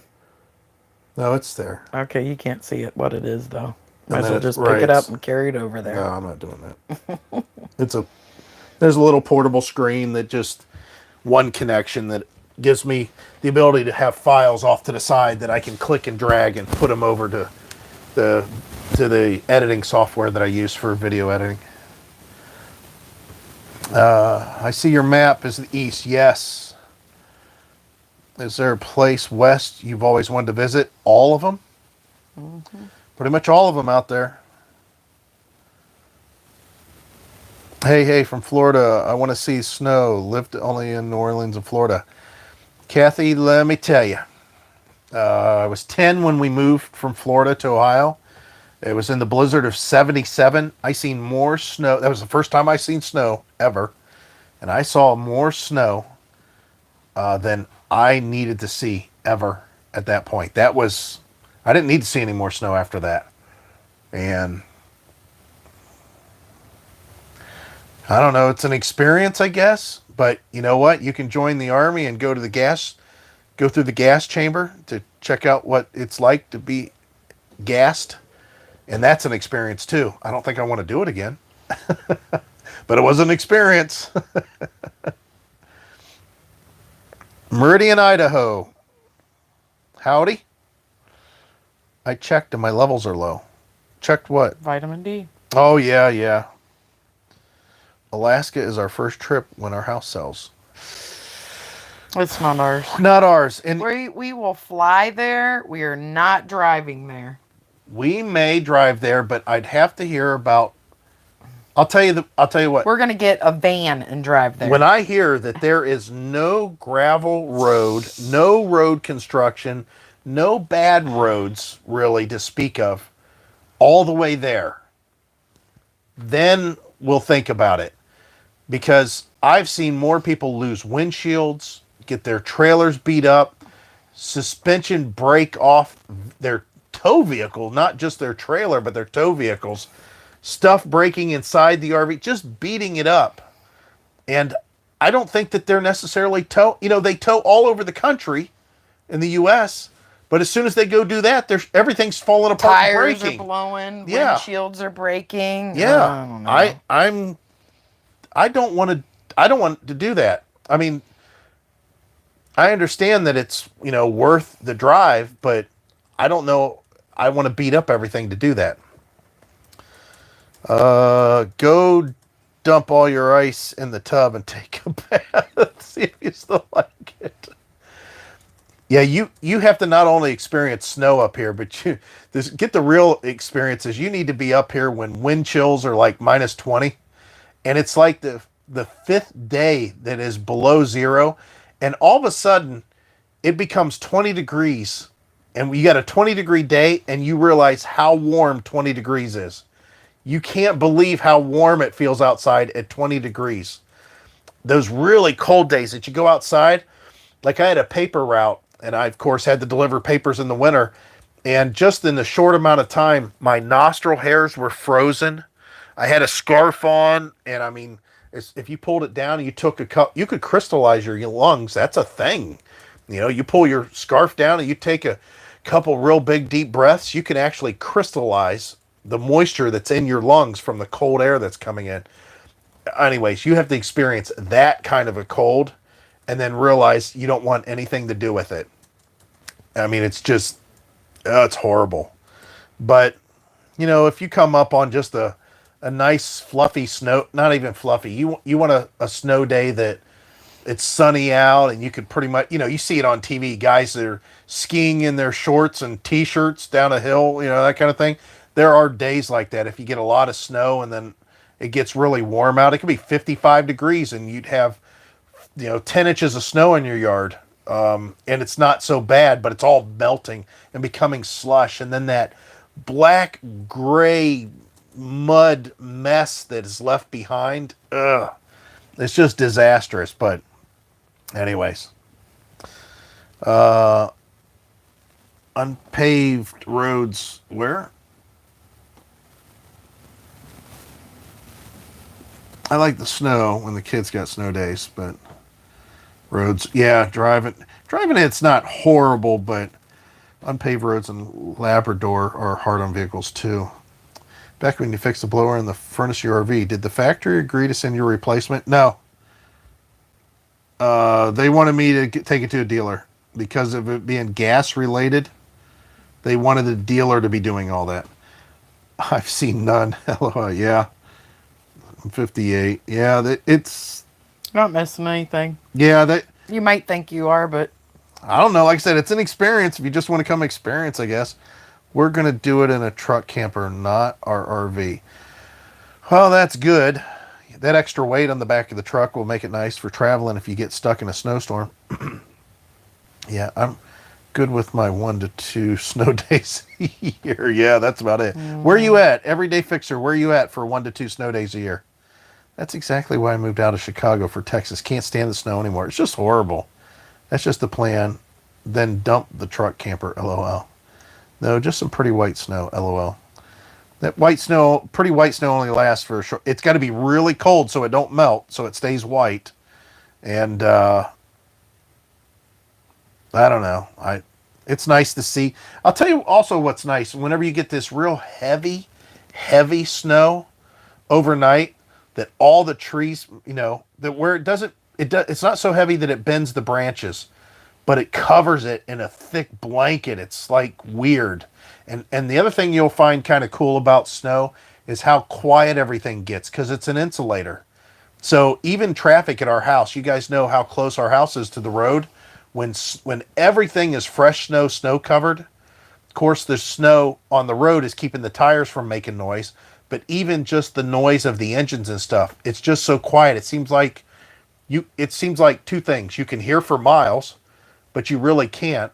And then also it's just dampened. The sound's so dampened. North Carolina. North Carolina, okay. I get snow for 2 hours and it's gone. Snow years, not last year though. Yeah, we didn't have hardly any snow last year, which was fine. I go to Google Map and it shows the terrain of roads. Yeah, good place. First time in Ohio. I was driving around in Cleveland till around 3 a.m. in a whiteout blizzard. No more snow.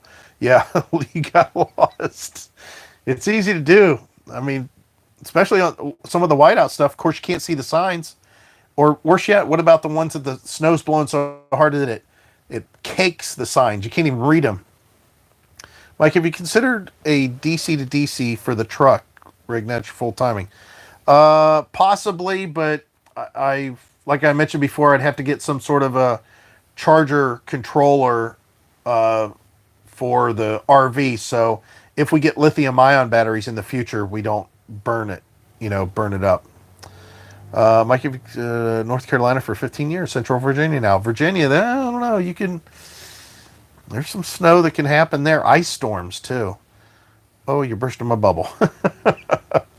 Well, like I said, you come up and see it, but it's going to be kind of tough. And the thing is that we have relatives that come up from Florida sometimes in the winter, and it's funny because there's a lot of times they don't get to see the snow. Now, listen, if you want to come up to see snow, don't come up in like November, December. You need to come up like in January, February. That's where the snow could really happen in those 2 months. November, December, it could snow, but usually not. We don't hardly ever have white Christmases, at least in this part of the country. But yeah, the November, December thing, nah. But January, February, we get pretty good snowstorms in February, early February. Yeah. Uh, it's like the snow scene in Christmas stories. Yeah. It seems that the reflective nature of the snow improves visibility at night after the storm. Well, I don't know if it could be that, but right. You're right about that because everything's, the dark colors are all white now. So whatever light's out there does reflect, but also you got to remember that usually the night air is so crisp. There is no moisture droplets in the air for the most part, usually. So it's a crisp night. That's why you can see the sky and the stars so clearly. There is no humidity. There's no diffusion of your vision happening through moisture. So that also helps. I want to see pretty white snow. Watch a Hallmark Christmas movie. Exact. In my past accidents, so many times troopers stopped me and showed me the way. Oh yeah, yeah. You pass it up and up. We had a couple. I had a sheriff tell me to get off the road. The road was closed, state of emergency. That was back in the '90s, and I had a 4-wheel drive. I said, "Hey, I'm just trying to get home." He still got me off the highway, and I said, "Well, that don't make any sense. The highway was easier to get home than the back roads." I feel like the weather now. We haven't had this kind of fall in years. It doesn't mean a bad winter. Yeah. Well, the I think that this little cold spell that we're having is not going to last, and I think we're going to be like some of the weather guys have already said. What is it? 8 to 14, 8 to 14 day forecast. They're talking we're going to be back in the 70s again. They say they don't think they're going to make it to 80s, but they said it looks like a relatively mild and relatively warm pattern that we're going to get ready to go back into again. Anything north of Dallas is too cold. Had plow hit my RV in my yard. Oh my word, that would have been horrible. Yeah, what's up with the weather? My trousers and fleas just bloomed last week. What's up with that? You guys get more lake effect than I do south of lake. We get, believe it or not, we get lake effect snow only if the bands line up really nice from an Alberta clipper that is shooting across Lake Erie with open water. If the bands line up just right, we can get some good lake effect snow here. But usually it's a weird lighter We snow. haven't gotten that much snow, though. Well, this has been a long time. Right. But the snow that we really get hammered on is the stuff that comes out of the Gulf and makes like the through Alabama. If you draw a straight line up to Ohio and New York, just like a slightly curved but more straight line, and the moisture coming. Oh my word! If it's a lot of moisture out of the Gulf of Mexico coming up, and the cold air coming out of Canada hits it right across our state, we get hammered with that snow here. Really hammered. The 1 year, our average snow amount, we were 58 or 60, 63 inches above average. And it all happened in just a short amount of time. But that always hits us pretty good. Lived at Ronald McNair Farms in Virginia. Many do not know that McNair was the black astronaut on the shuttle. How easily we forget. Huh. No kidding. Wonder if he's in relation to the quarterback, McNair. Remember him? What was that guy's name? I thought they were calling him Air McNair. Don't watch football. What was his name? That was a while ago. Living close to D.C. is fun. There's lots of museums, etc. As long as you don't have to drive through D.C. From what we've experienced, unfortunately, the traffic wasn't that great. What are your thoughts on Starlink internet service coming out by the end of 2020? Is that the one with Elon Musk putting out all these satellites like he's popping popcorn, just throwing them up there? Steve McNair. Yeah, Steve McNair. Wonder if they're in relation with Steve McNair. Anyways, that it will be interesting. I mean, if Musk gets it right, it will be game changing.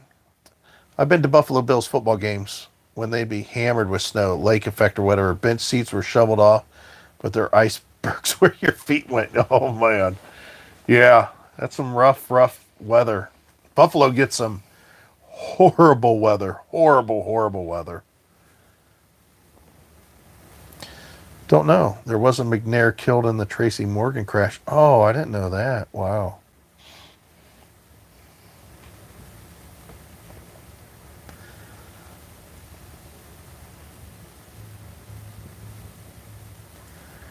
Yeah, Tracy Morgan, I mean, I'm glad that he can make fun of that stuff, but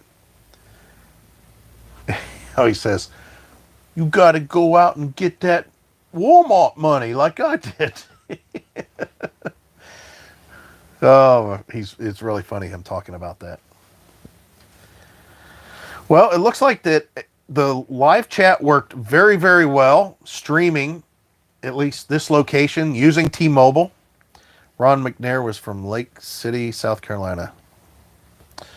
I love when he slams Walmart. Yeah, so do I. It's funny. But I'm glad the live chat worked out really well with the streaming. Now, again, this isn't Heidi's using the high-speed internet, the unlimited high-speed internet that we have my computer hooked to, the Roku's hooked to. And listen, if this service keeps on going the direction that we are, I feel really bad because I shouldn't say I feel bad, but I gave our daughter our Amazon Echo 8. You know, or what's that thing called? Echo Show. Yeah, Echo Show 8, which it was really nice. It was nice. I also gave her my Amazon Echo Dot, the latest generation. We also gave her the Amazon Echo Alexa, whatever that big tower looking thing was, the latest generation. And then also gave her a small Echo Dot that was actually a gift from her husband to us. How that got me, it started on that. Heidi and I have gotten so used to saying, and listen, I'm going to do this to all you guys. Alexa, turn on light. The only place I want it is in the bedroom. Yeah, it's nice. We were so used That's to the doing only that. place that I want it. We would say, Alexa, turn on this light. Alexa, turn off that light. Alexa, what's the weather? Alexa, set the temperature to 65. Alexa, turn the heat to 74. I mean, it just, everything. Alexa, what's 265 times 4? Oh, I got Tim.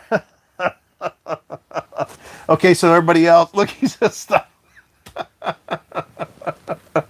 Here's a good one. Oh, man. Tell us about any hurdles you have discovered since living in the trailer. Any of those, oh, I didn't think about that, moments for others to learn from. Well, look, I got everybody. That's a good one. Okay, I'll stop it. Instead, I'll say, okay, Google, what's the weather? Hey, Siri, turn on my light. Look. 56 and mostly cloudy tonight. Four devices going nuts. Alexa's beeping like crazy. But we got used to having it. Like, it sounds like a bunch of, hey, what's up, guy? Making stuff. We haven't seen any of his videos for a while now. It's because we've been busy. Yeah, we have been. I don't watch hardly But it any looks like a videos. lot of people, as far as the Alexa, I mean, we really got used to using it. So as far as going back to the I don't know. Oh, okay. Here's one of the things I didn't think about. We were in the I was in the restroom today, and it just so happened we had the skylight. If you guys didn't see, we have a skylight thing that we put up there to keep the sun out because it sometimes gets hot in the bathroom. Which it's not a big deal when it's cold out, but when it's hot. Well, anyways, I had that down today, and I was using the bathroom, and of course the toilet's directly across from the shower. And as I mentioned early in the chat, it's amazing how that was kind of a moment that I was like, wow, look how dirty the shower is on the edge where the soap runs down and the water runs down in the shower. Even though we squeegee the shower and dry it out, I can't believe how much soap build up and just hair and stuff. It's, the bathroom's getting dirty because we're using it. I mean, what a surprise, right? Usually, whenever you're camping, it's light cleaning, right? Yeah, It's because we're not in here all the time. but now we are cleaning like you're cleaning stuff. We're cleaning the toilet, actually cleaning it, not just taking the sprayer and spraying it out lightly. I mean, you're having to clean the toilet. You have to clean the sink, the faucets, the handles. I mean, it's like a house, but it's the mindset's not there, because I'm not in the house. I'm in an RV. I'm in a camper. I'm in a camper. That's not one of the things that you would normally think you would have to do, but you have a real cleaning routine. You have a real ritual that you have to deal with. So yeah, I didn't think about that. And it's not so much that we didn't think about it. I think there's other things that we know, but just the realization of doing it now, like on our way out here, and I think it's because it's been sitting so long. I'm almost positive that's the case. I have one of the brakes on the axles on the trailer squealing. When I say squealing, I mean it'll squeal a tire when I hit the brakes. I had to back off my brake controller on the truck down 2 volts, I guess it is. It was on 10 and now it's down on 7 point something. Because that tire was squealing. One tire was squealing, and I kind of come to the realization of, wait a minute, I gotta actually jack the RV up. I gotta check the brakes. If this doesn't fix itself, I'm gonna have to fix it. So it's just odd. What else do you think that we were in here and we're like, man, I didn't think about that? The water deal, because we don't drink from the spigot. Yeah, we don't drink the water out of the tanks. And I suggest nobody drinks the water out of their tanks. I mean, you don't know from one place to the next what kind of water they have, regardless if you have a softener or not. The softener doesn't make it better for drinking, that's for sure. So we bring the jugs and we do water refills. It just takes up space. Yeah, you got to carry around that water. Yeah. Yeah, make sure you have water, because we drink a lot of water. Yes. So, I think that so far, I don't know, probably once we really get into the day-to-day, like cooking and things like that for me, that I'll probably come up with some things that I don't like. Like say start my truck. We had that on ours. I would say that because I had the forward pass system connected to the Alexa, and I'd scream out for it to start it. You had to say the name, start truck using code, and then I would rattle off the code, and it would start it for me. And that was before I had remote start. That was on our F-250. We just had that forward pass. That's the reason we got a black truck, because out of the 5 trucks they had available, the only one that had the forward pass was the black one. None of them had remote starts. That's why we got a black truck. I hate black trucks. I can't stand trying to keep it clean. It's always looking filthy. And then when we got, of course, this new truck, Heidi didn't want to repaint the cap, so we got another black truck. And now I'm still dealing with it. But this truck has a remote start, so it's a little bit easier. Just to let you know, when your channel intro comes on, my dog goes crazy, almost attack mode. Really? Oh, I wonder what that is. That's kind of funny.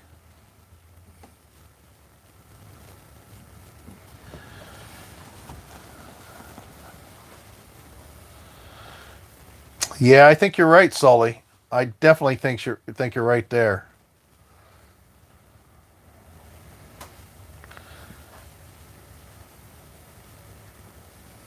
I think of camping as just a change of sink.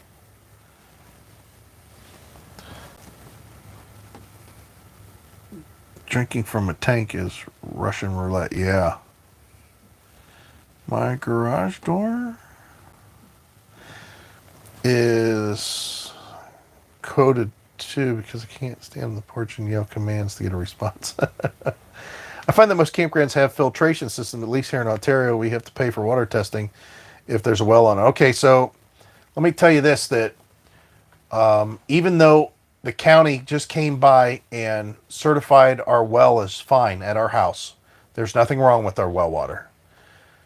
That doesn't mean It goes through a whole house filter. It gets softened.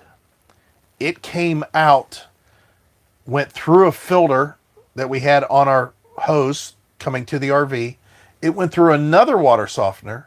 It comes into the RV and goes through another water softener and then into the tank. I would never drink the water in this tank. If we had room for a reverse osmosis, I would definitely do it.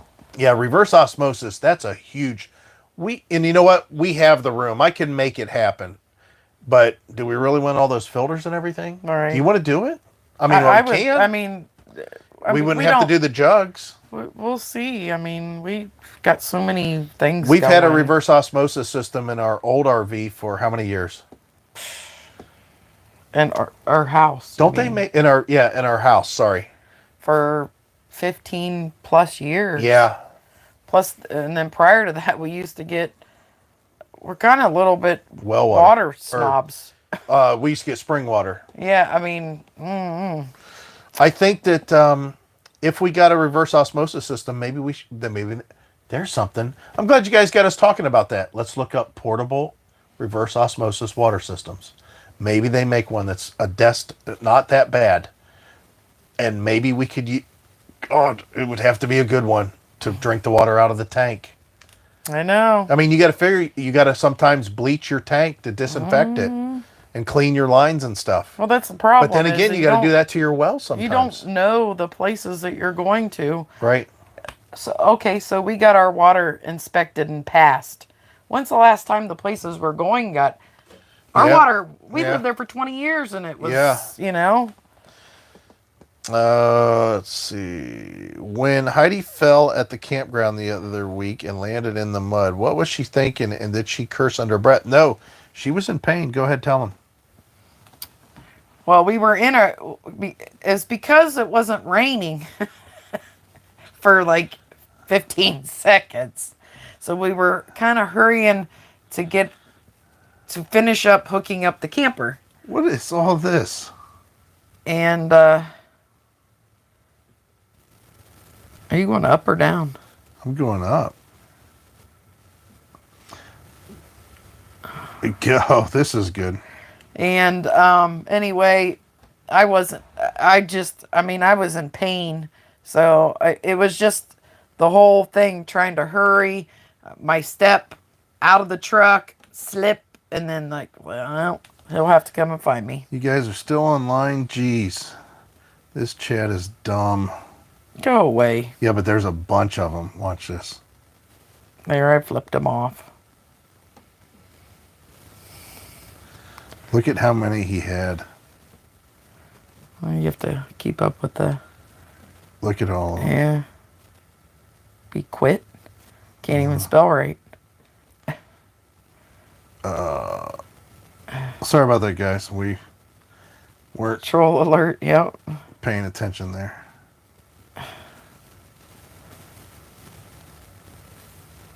Look in the Berkey water system.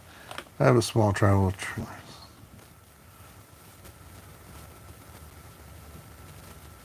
Okay, so Berkey water filter system. Okay. I will say that we do not spend a lot of money on our water. I don't think. Oh, to refill? No. Yeah. Sometimes take an hour and a half to fill up.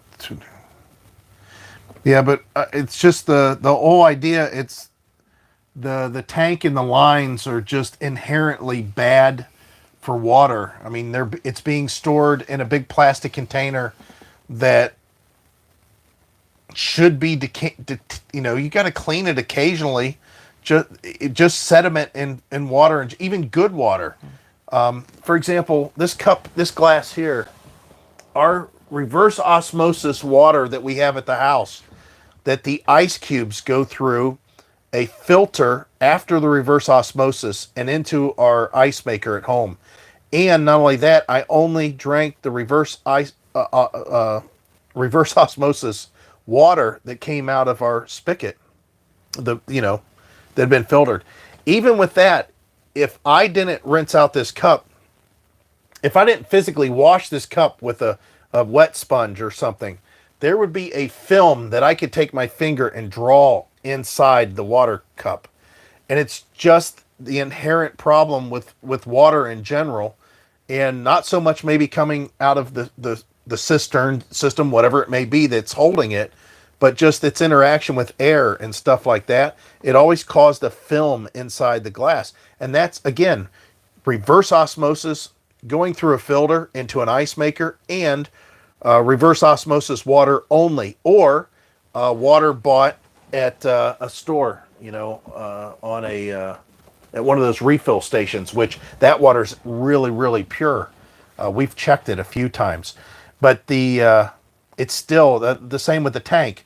The tank, the lines. I mean, you put it's water, and it's going to eventually build up something, mildew, mold, something, just in general. So you have to decontaminate your entire tank and your lines. It just doesn't seem to work. I wish. Who are these guys?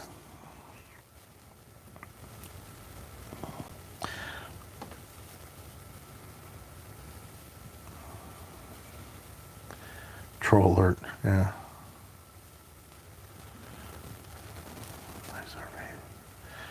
Thank you. How many filters does it take to get a rotating egg small? Reverse osmosis take all the minerals out and everything. I do not understand anything you're saying. Yeah. Okay, then some people want to watch this. Hey everyone, can't wait for Heidi to get on the road. Trump 2020, can't help it. It's quite interesting. Ban the troll. Seems that the water sitting in the tank is the main concern. Yeah.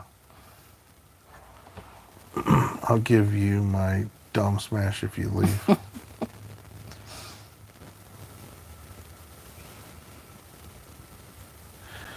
Did you guys use the Keurig? Heidi got rid of hers. Yes, I did use a Keurig. I got something else. It's smaller.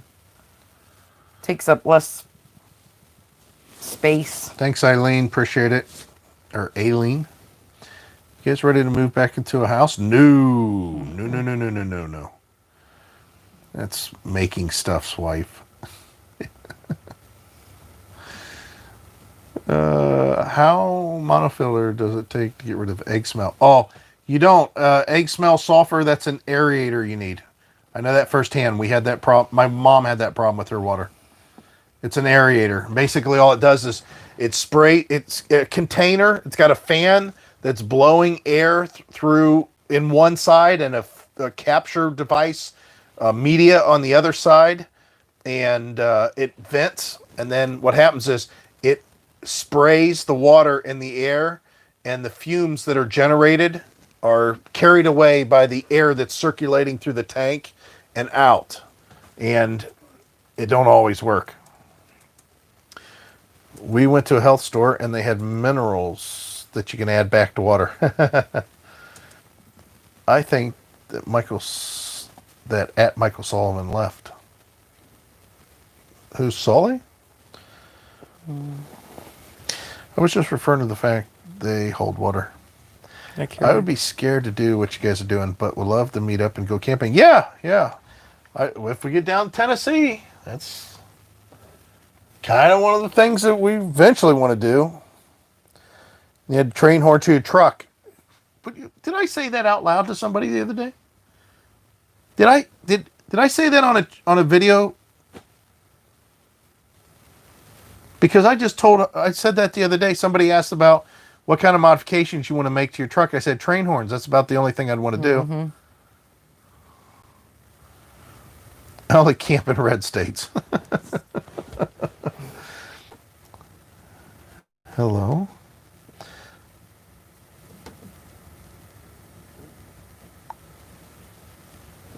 Yeah.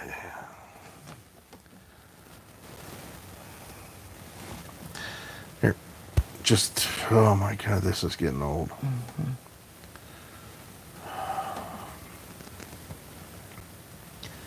Slowly just text You me. guys need a moderator. We do have a moderator. It's what's his name? Marcus and Marcus and they're Herbie. They're not here tonight. Yep, they're busy. How's your retirement, Heidi? It's all right.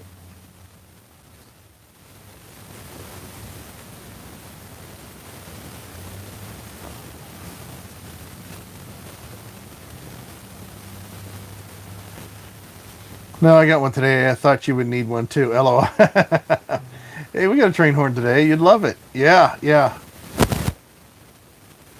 Would you recommend your RV brand to others? Yes. Yeah, actually the micro, what's that called? They call them micro, the RV Rockwood Microlight. Yeah. Or Geo Pro. Geo Pro. Yeah, they're actually made slightly better than this one even. As far as they use Asdel in their walls, which I don't really have a problem one way or the other. But this one only uses Asdel on the back wall. All the rest of them is regular wood.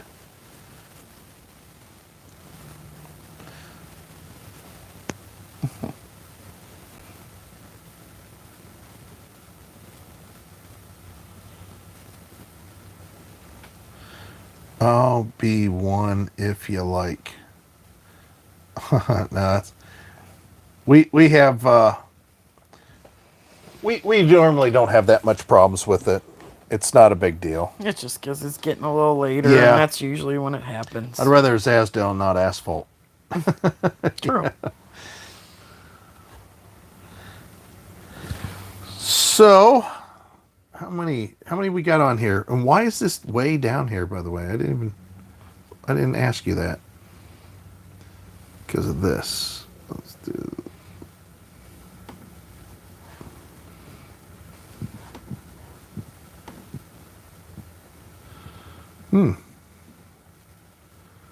What in the world? What in the world is going on here? Hang on a second, guys. We're going to try to make this thing look normal because the live chat looks really weird on our end.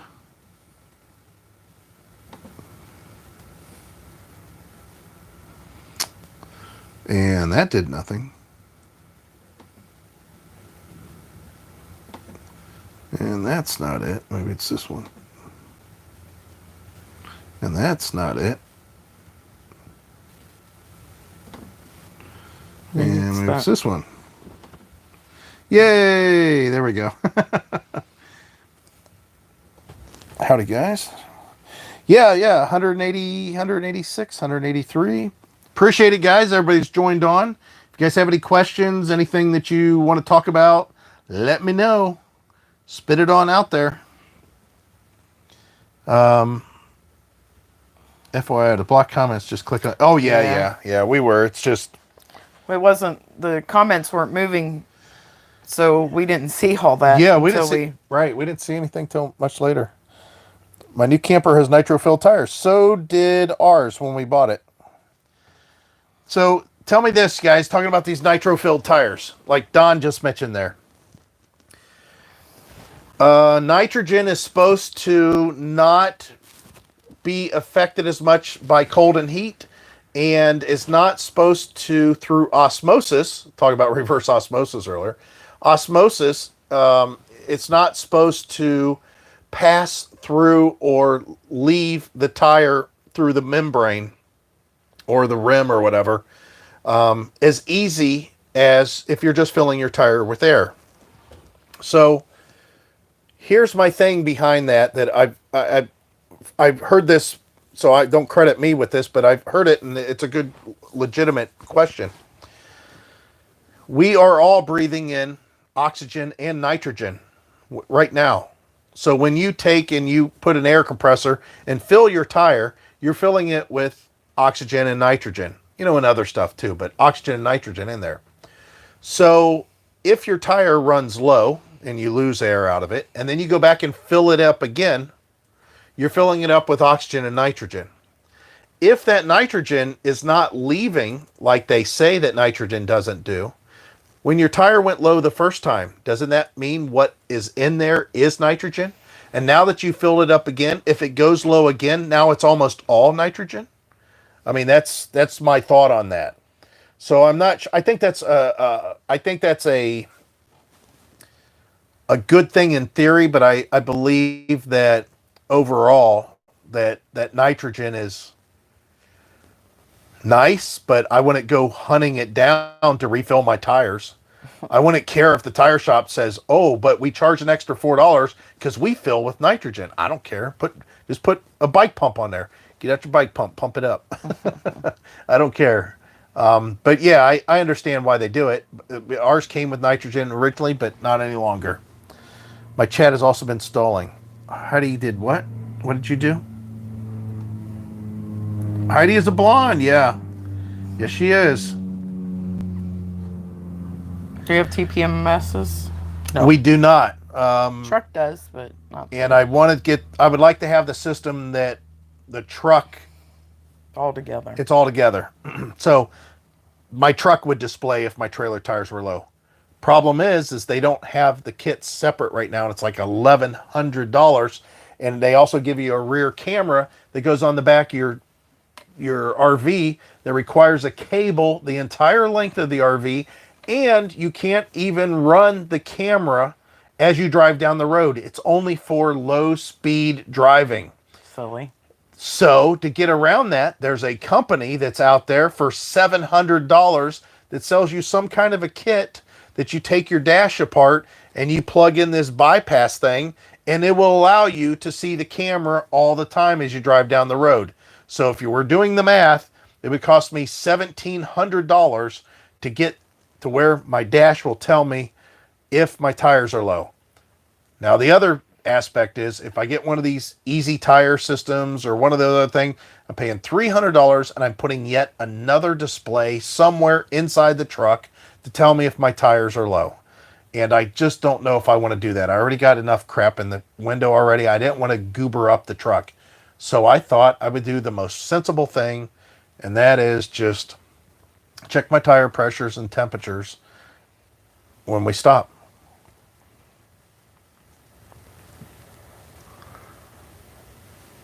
Yeah. You see, he's saying 78% nitrogen. Do you prepare for amoebas in water? Also bears? Yeah. Yes. And the apocalypse and the next comet that is passing close. And yeah.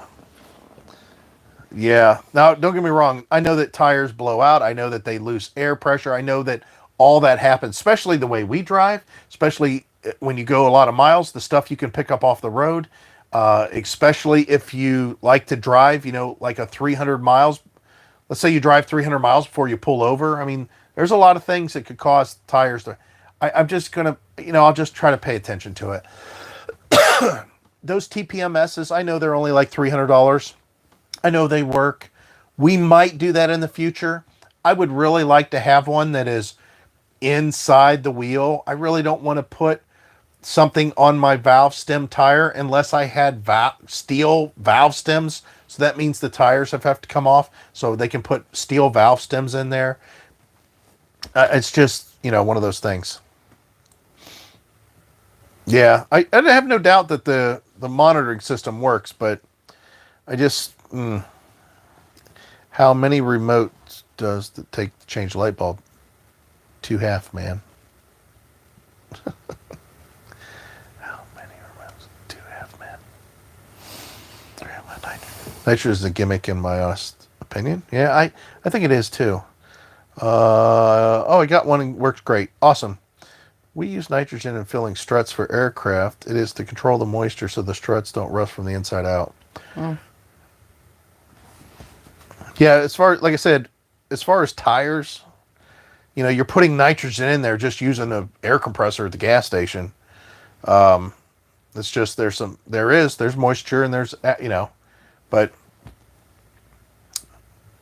I think in a tire situation with a rim and everything, I don't know. I just don't see it. There's not definitive evidence that makes me say, oh yeah, that's the way to go. We got to run that. We have to I will only put nitrogen in there. I mean, it's just like I was talking about the water in the tank and that. I don't know if there's definitive information on that even that tells me that the water is definitely going to be okay if we, put it in there and don't, do anything with it, but just filter it. I don't know. Have you talked to the guy since he purchased your old RV? Yeah. Matter of fact, he was planning on selling it to his son or somebody. Is his son? Daughter-in-law. Daughter-in-law, because they wanted a camper. Instead, he Or son. they wanted to borrow, It's back there. but it's back there. They probably couldn't afford it. Yeah. It's his family, not everybody. I don't think they could necessarily, not everybody, but yeah, it's still back. It's back there. And from what I gather is they don't plan on going anywhere. Does he still have his truck? I think it's still there. I don't think they don't plan on traveling at all anymore. Yeah. So that RV, I think it's because they like their little cottage on the lake. yeah, It's probably fairly cheap. that would be nice. I could see buying that back again if it's in as good a shape as I hope it is. He doesn't seem real handy, so I don't know. Well, he doesn't seem destructive either, though. As far as he didn't wreck it. He didn't back it into anything. Yeah, we don't need that back. What would we get it back for? It'd be No. put it somewhere. Yeah, it'd have to be somewhere warm. Well, no. I mean, this would be warm. We fly back to it in the summer. Let's see here. Have you talked nitro in tires? Some scientists joke on campers. It seems that nitrogen gets used for high stretches with like airplane landing gears. Oh yeah, that's what the other guy was just saying. Other uses. Whoops. I need the mouse. Your mouse is over there too. I should get it. Other gases in tires should get diluted, unless you really have a leak. Everything's leaked out. I need to put my TPMS back into service so I'll know when a blown dusky happens. I have no idea driving a flat my rear. Oh yeah, right. I forgot your dually. I heard the same thing several times on the nitrogen. Train horn doesn't take up any dash space. I know. You guys need to have pups. No, we love dogs. Love dogs. But we are the type of people that was like, hey, let's go 3 hours to someplace and leave our RV, and I don't want to do that to the dog. Yeah, we're not having any animals. We love dogs. Because I'm dogs. not taking them out. We love dogs. We love them. I'm not taking care of them. I wish there's a stereo you could just input all your displays into, like an app interface. I think there is. There's somebody that does a video on YouTube that shows they take their F-150 and get rid of their center display, and they use an iPad with Android, and I don't know how it all works, but gosh, I don't know how we made it so long with all these electronic. Yeah, right. Set up Heidi with a co-pilot seat and let her monitor all the screens. Oh my God, that'd be funny. You go RVing with a pup and you're stuck. Keep air circulation at night is not enough air to breathe. So oxygen to keep air. When we put new tires on the travel trailer, we put metal. Yes, right. That's what. When we put on these Goodyear Endurance tires, I was thinking about doing that, but in the meantime, I was also trying to price out having the Ford system installed, and anyways, none of it happened, and nobody had it. One place in Texas, I think, had one. How have the colored glasses been? Colorblind glasses. I've been wearing my normal glasses way too much. It's more I haven't been wearing them. I'll be honest with you, I haven't been wearing them. I should, but 50 plus years of being colorblind, I haven't seen a definite need to where I put in my contacts. And maybe I should start wearing my contacts. See, problem is if I start wearing my contacts, I can wear my colorblind glasses, which is nice, but I also have to carry my cheaters so I can see. Right? Heidi, where you want to go first? She's asking. I don't know. You don't know? Well, that's not an answer. The Florida Keys. That's about the only place we definitely want to have on our, not bucket list, but just the place to go. Hello, what do you do for health insurance? That's different. That's a little bit different between the two of us. What do you do for health insurance, honey? I don't have any. She don't have any. I have health insurance through the VA. Will we get health insurance for Heidi? Yes. Will we look and research health insurance for Heidi? Yes. Are we worried about it this time? Not right at this time. One of the things that we found with the health insurance that we've researched on so far is that it seems like the copay, the deductible is crazy. I mean, crazy, crazy, crazy for all of these plans. And quite honestly, unless it is something catastrophic, which we hope and cross our fingers it's not, most trips to even the emergency room for, if you negotiate with them, with the billing department, you can leave out of there for less than what the deductible would be. Am I right? For one of these insurance plans. Yeah, it's crazy. So don't get me wrong. Health insurance is the responsible thing to do. Health insurance is the right thing we need to do. Health insurance is something we will do. But right now we're taking the option of playing a little bit against the odds and hoping that nothing happens to that effect. Of course, we all know why we have insurance, because pretty much anything can happen at any time to anybody, but we haven't found a definitive answer that makes sense for us quite yet. Plus, with the expenses and everything that we have right now, that $900 that's going towards our house, that's a big part of why we may not have insurance for Heidi right now. Well, with that said, you could get insurance, right? We could go get insurance tomorrow. Yeah. I mean, we could. I But could have Cobra right now too. yeah, she could have Cobra. How much was that a month? It's like $600 a Yeah, month. yeah. Plus deductibles. Yeah. Well, my deductible was not bad Yeah. because I was still with my employer. Right. But Still. Hello, Pennsylvania. Hey, we can go to Florida Keys with you. That was a trip we talked about doing. Yeah, that's a long drive. Might have to have handheld radios and sing to each other on the way down to keep each other awake. That's a long, long drive. Problem is we want to stop so many places on the way down. Got relatives and stuff.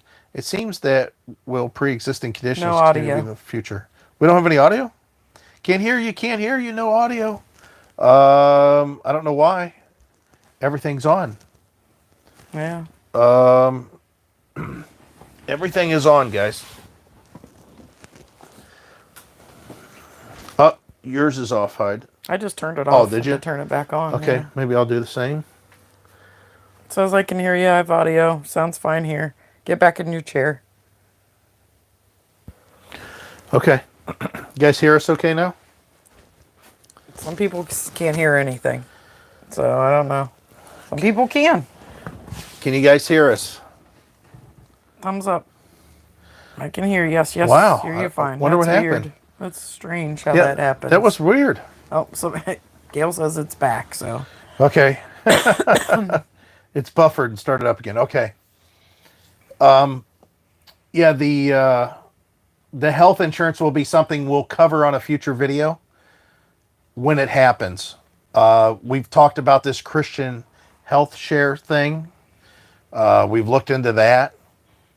Some people's had bad results from certain ones. Of course, the typical Obama healthcare thing is probably going to be the way to go on some level.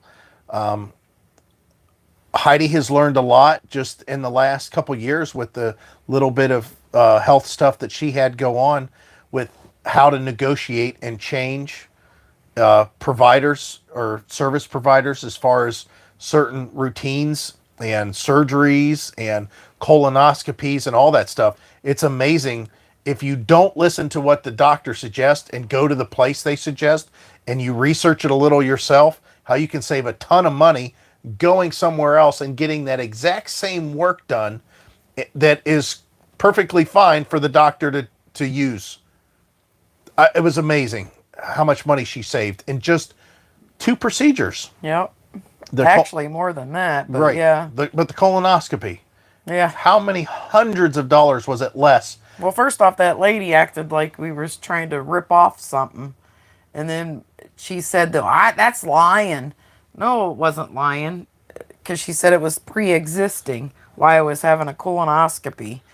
And it was going to be like $5,000 of my insurance. And she's telling me my insurance isn't going to cover it.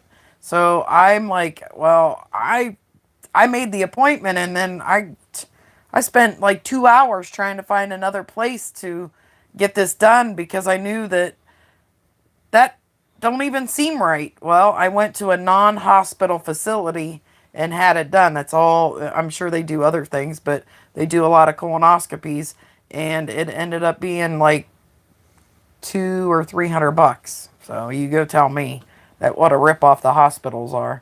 And my CT scan, was it a CT scan? Yeah. My CT scan, the ER didn't cover, my insurance didn't cover any of it, so it was $1,800. So I went and got it done for a couple $100 at imaging place. It's just crazy.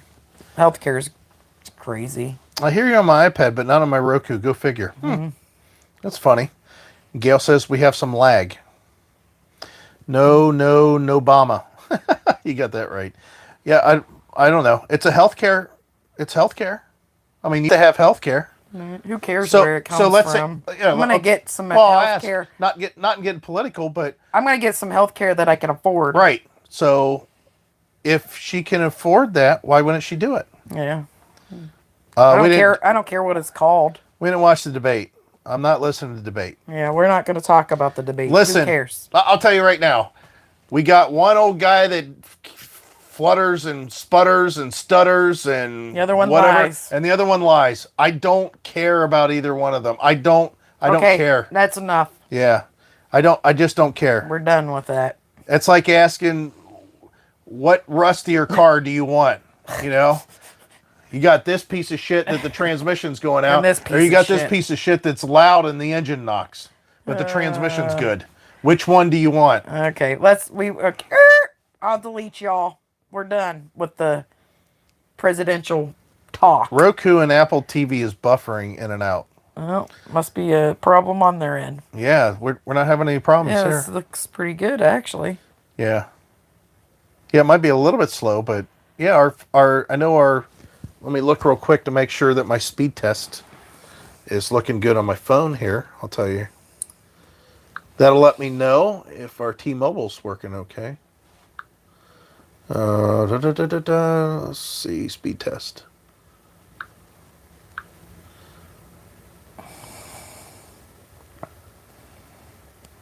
Well, it says I'm still connected. Oh, it says buffer could be a viewer's issue, not yours. Don, You can't what test insurance did the you have for cervical your muscle heart insurance. surgery? Thomas says I've got no covered Yeah, my doctors in the state that I believe that.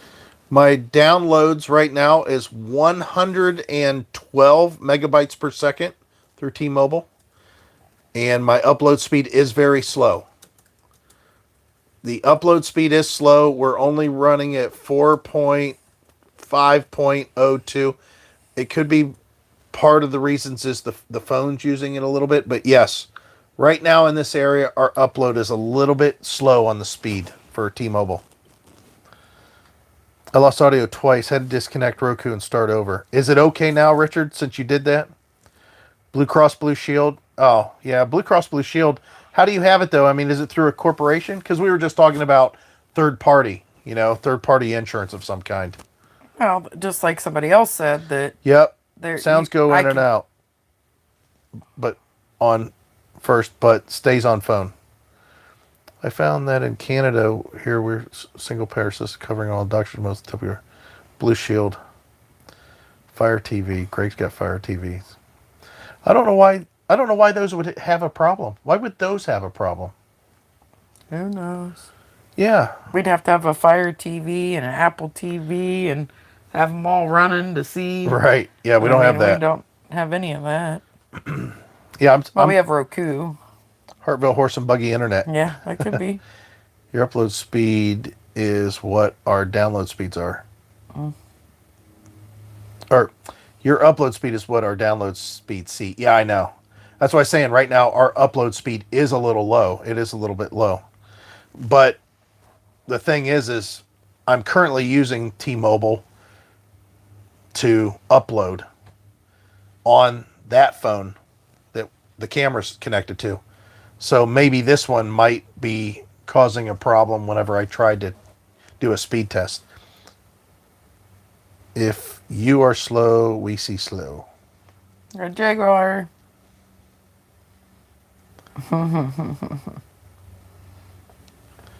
Herbie's on. Herbie, we needed you so bad. So bad. We had some good ones here.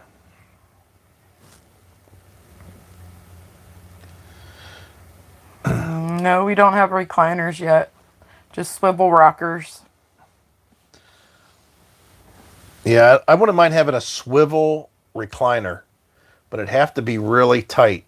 It'd have to be one of these tight ones. But I'd like it to be swivel because I like to turn and look out the back window. Less data to my phone because screen is smaller.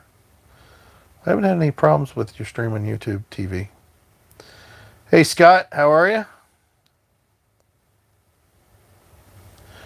We're watching, now, just to let you know, our laptop is connected to that unlimited internet service that we have through AT&T, and we have not had any problems with our laptop whatsoever, seeing what you guys are seeing or anything. I mean, it is a little bit on the delayed side, see? but Roku, yeah. And he's not having a problem, so maybe it's the areas. We've had this before with YouTube. Yeah. I mean, That it's could be a YouTube. fickle system.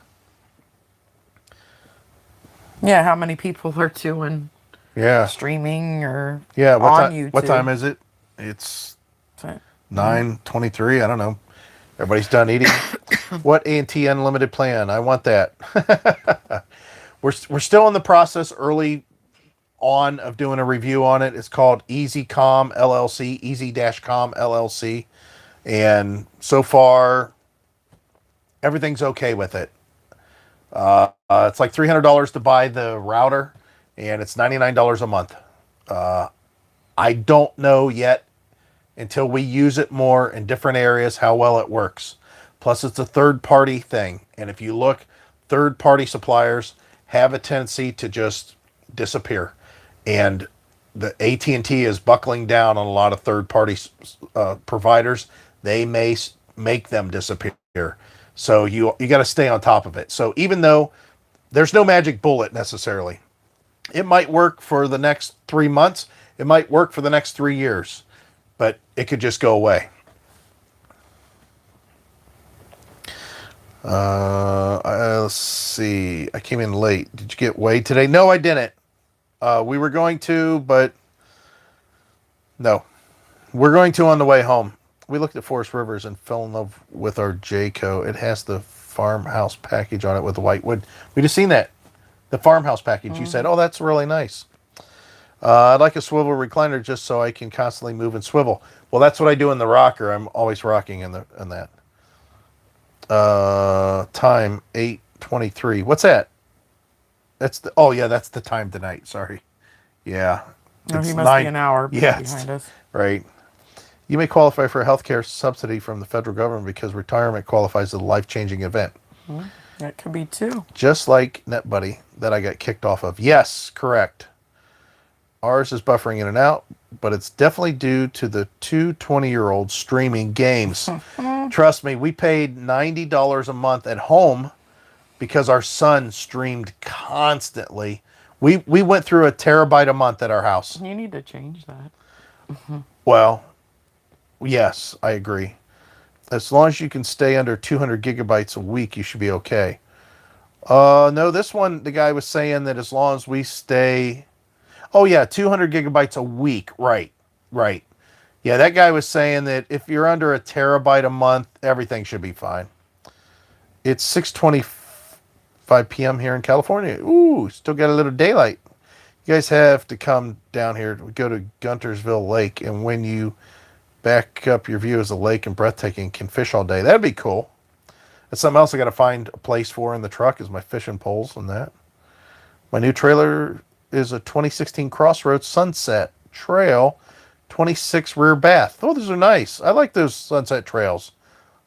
I always like them. My wife falls asleep with the TV on and got us kicked off. Whoop boo. I'm not saying who that might be. She would never do that though, would you? I don't even run the TV at night, so I don't know how I could get us kicked off any TV. At home you did. Oh, well, that was so long ago. Right. But still.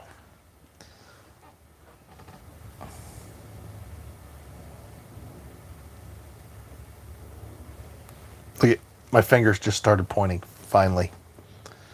Sorry I wasn't able to be here earlier. Next time I'll give you a text when you're coming on. I can work it out and be here for you. No problem, Herbie. Not any time you're here is fine time with us. Not an issue. How are you going to keep the tanks from freezing? We're not going to be in freezing weather. Yeah, let's hope not. But we have We have tank the heaters. underbelly is heated, of course, with the duct work from the furnace. That keeps them from freezing. And then we have heat pads on all the tanks and heat pads on the plumbing that is just prior to the dump valves. So if that doesn't do it, then we need to get out of Dodge.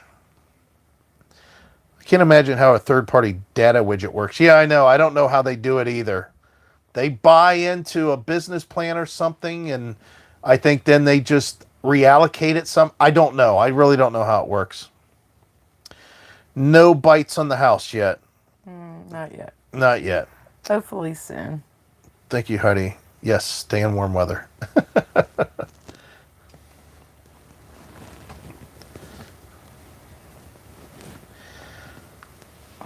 Hey, if you guys want to, this is totally off topic. I got long pants on because Ohio. And if you guys are fat guys like me and want some really comfortable cargo pants, they only make them in a few colors, but they're called Amazon Good Threads. Amazon Good Threads. And they're stretchy. I can bend, I can do whatever I need to. And they're very comfortable, and they're not terribly heavy.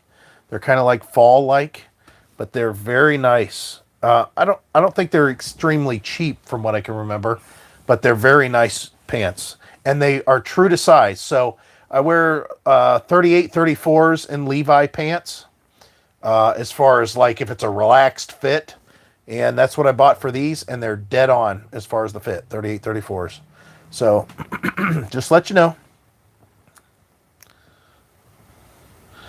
Mr. Smith, Amazon Good Threads. Thank you. I'm fat. Yeah, they'll run. Like I said, if you wear a relaxed fit, what's those things called? Jeans that are kind of stretchy material a little bit. Stretch fit? Yeah, like a stretch fit. Yeah. If you get it like a stretch fit jean, excuse me, whatever your Levi size is, at least it is for me, that's what these are. It was dead on, the perfect size. Got a link? We do not have a link below, sorry. I'm sure there's somewhere. I don't know how to put it in there. We could put it in the chat. What is your thing on here? Let me see. Hold on, guys. Let me check, see if we can even do this. Let's see. We're going to Amazon real quick. We're going to go to order. And we got to log in. And type in just Amazon, why not? It should be come up early. Okay, I don't think it was a pain. Oh, there we go. This? Yep.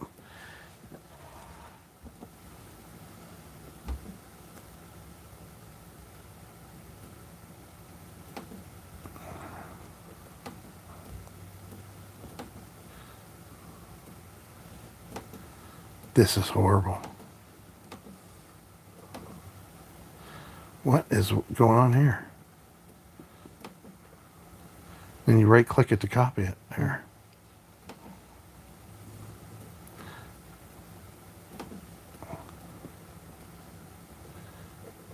Yeah, they dry pretty well.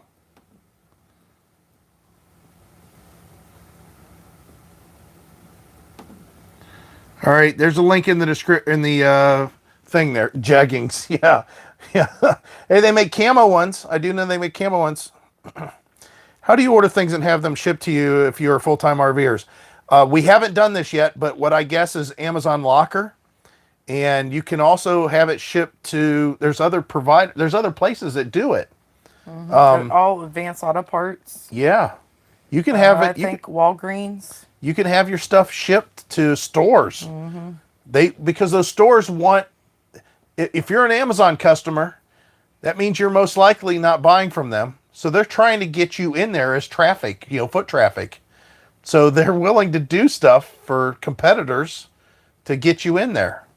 But yeah, Amazon Locker is probably what we'll end up doing. Hopefully, we're close to them. Yeah, RV tank monitors are way off.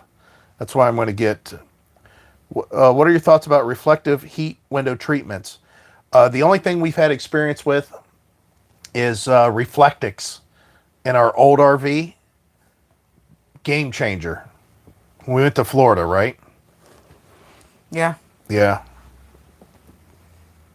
Yep. So if you're talking about Reflectix, I think of there's nothing wrong with it. Makes it dark inside your RV, but man, does it work. Now we use Reflectix in the shower for the skylight in there. We do that. It cuts down quite a bit. And then we have, it's over there somewhere. We have that Reflectix pillow that goes up into the Max Air fan square to keep that sun out.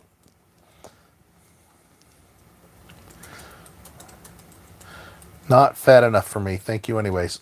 Yeah, I don't know what size. The link is just for the size that I got. I don't know if they make bigger sizes. And check the different colors. They make different colors too, so.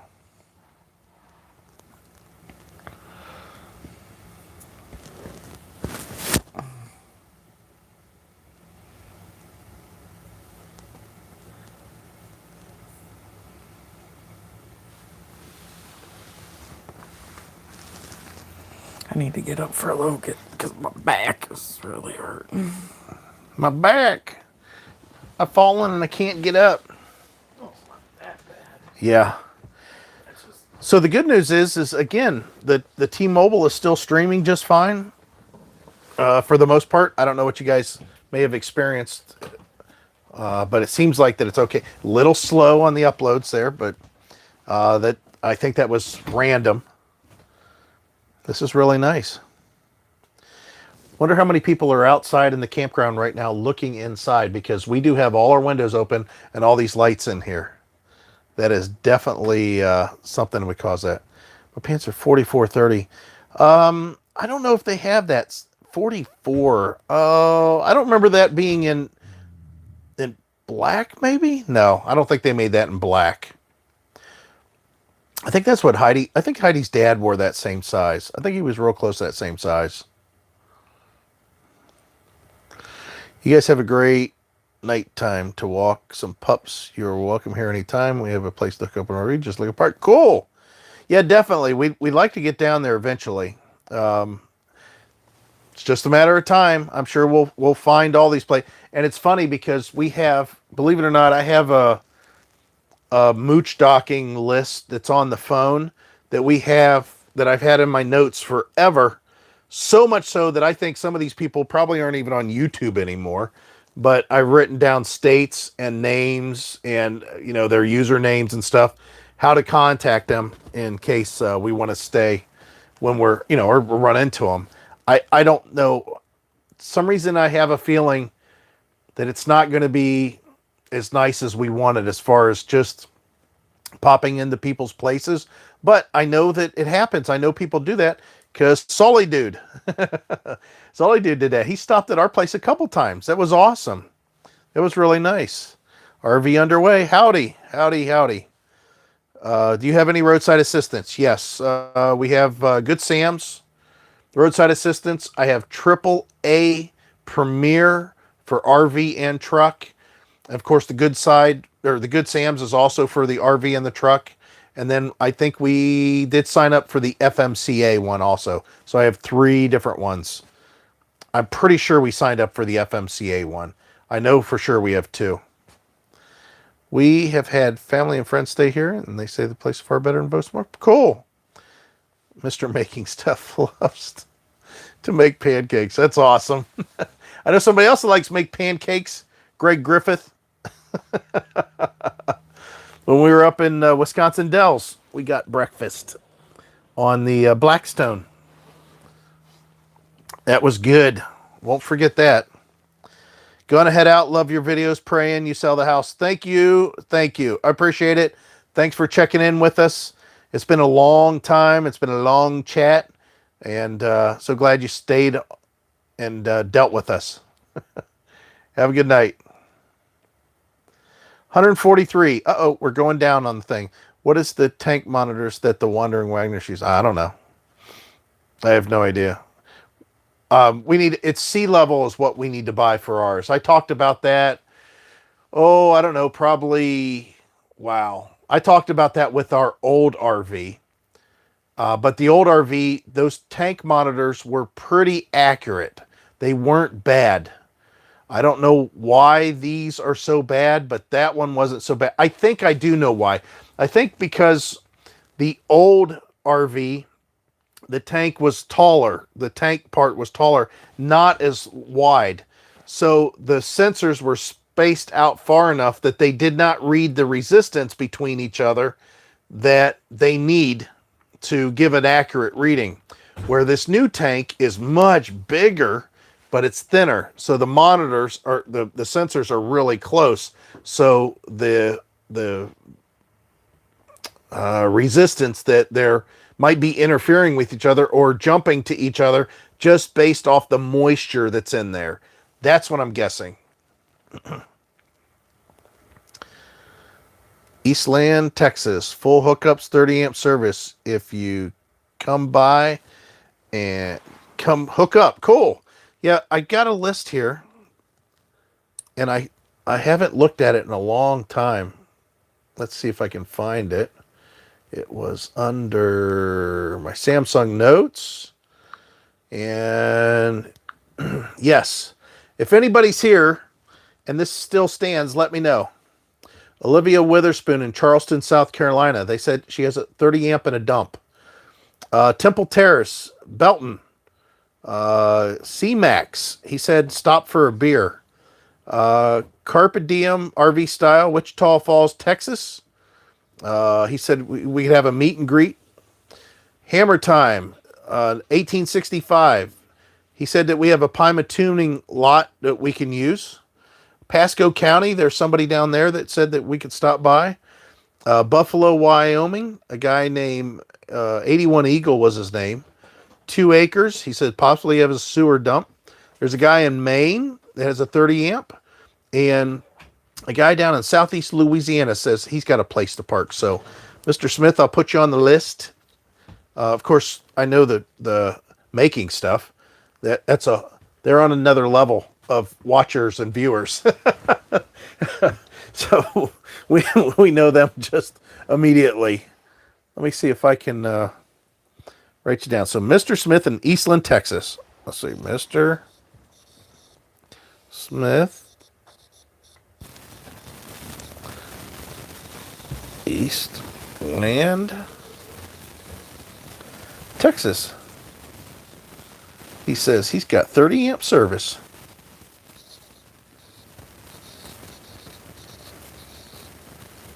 Cool. Yeah. You're on the list. I don't know what that means. We'll have to have a YouTube chat. Yeah.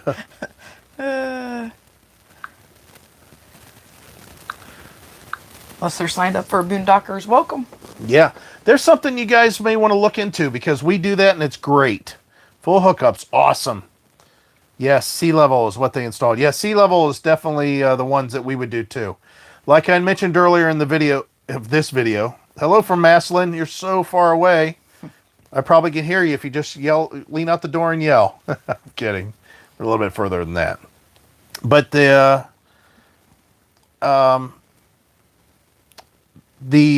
sea level issue with me would be to order the sea level tank levels. You have to know what size your tank is in dimension and height.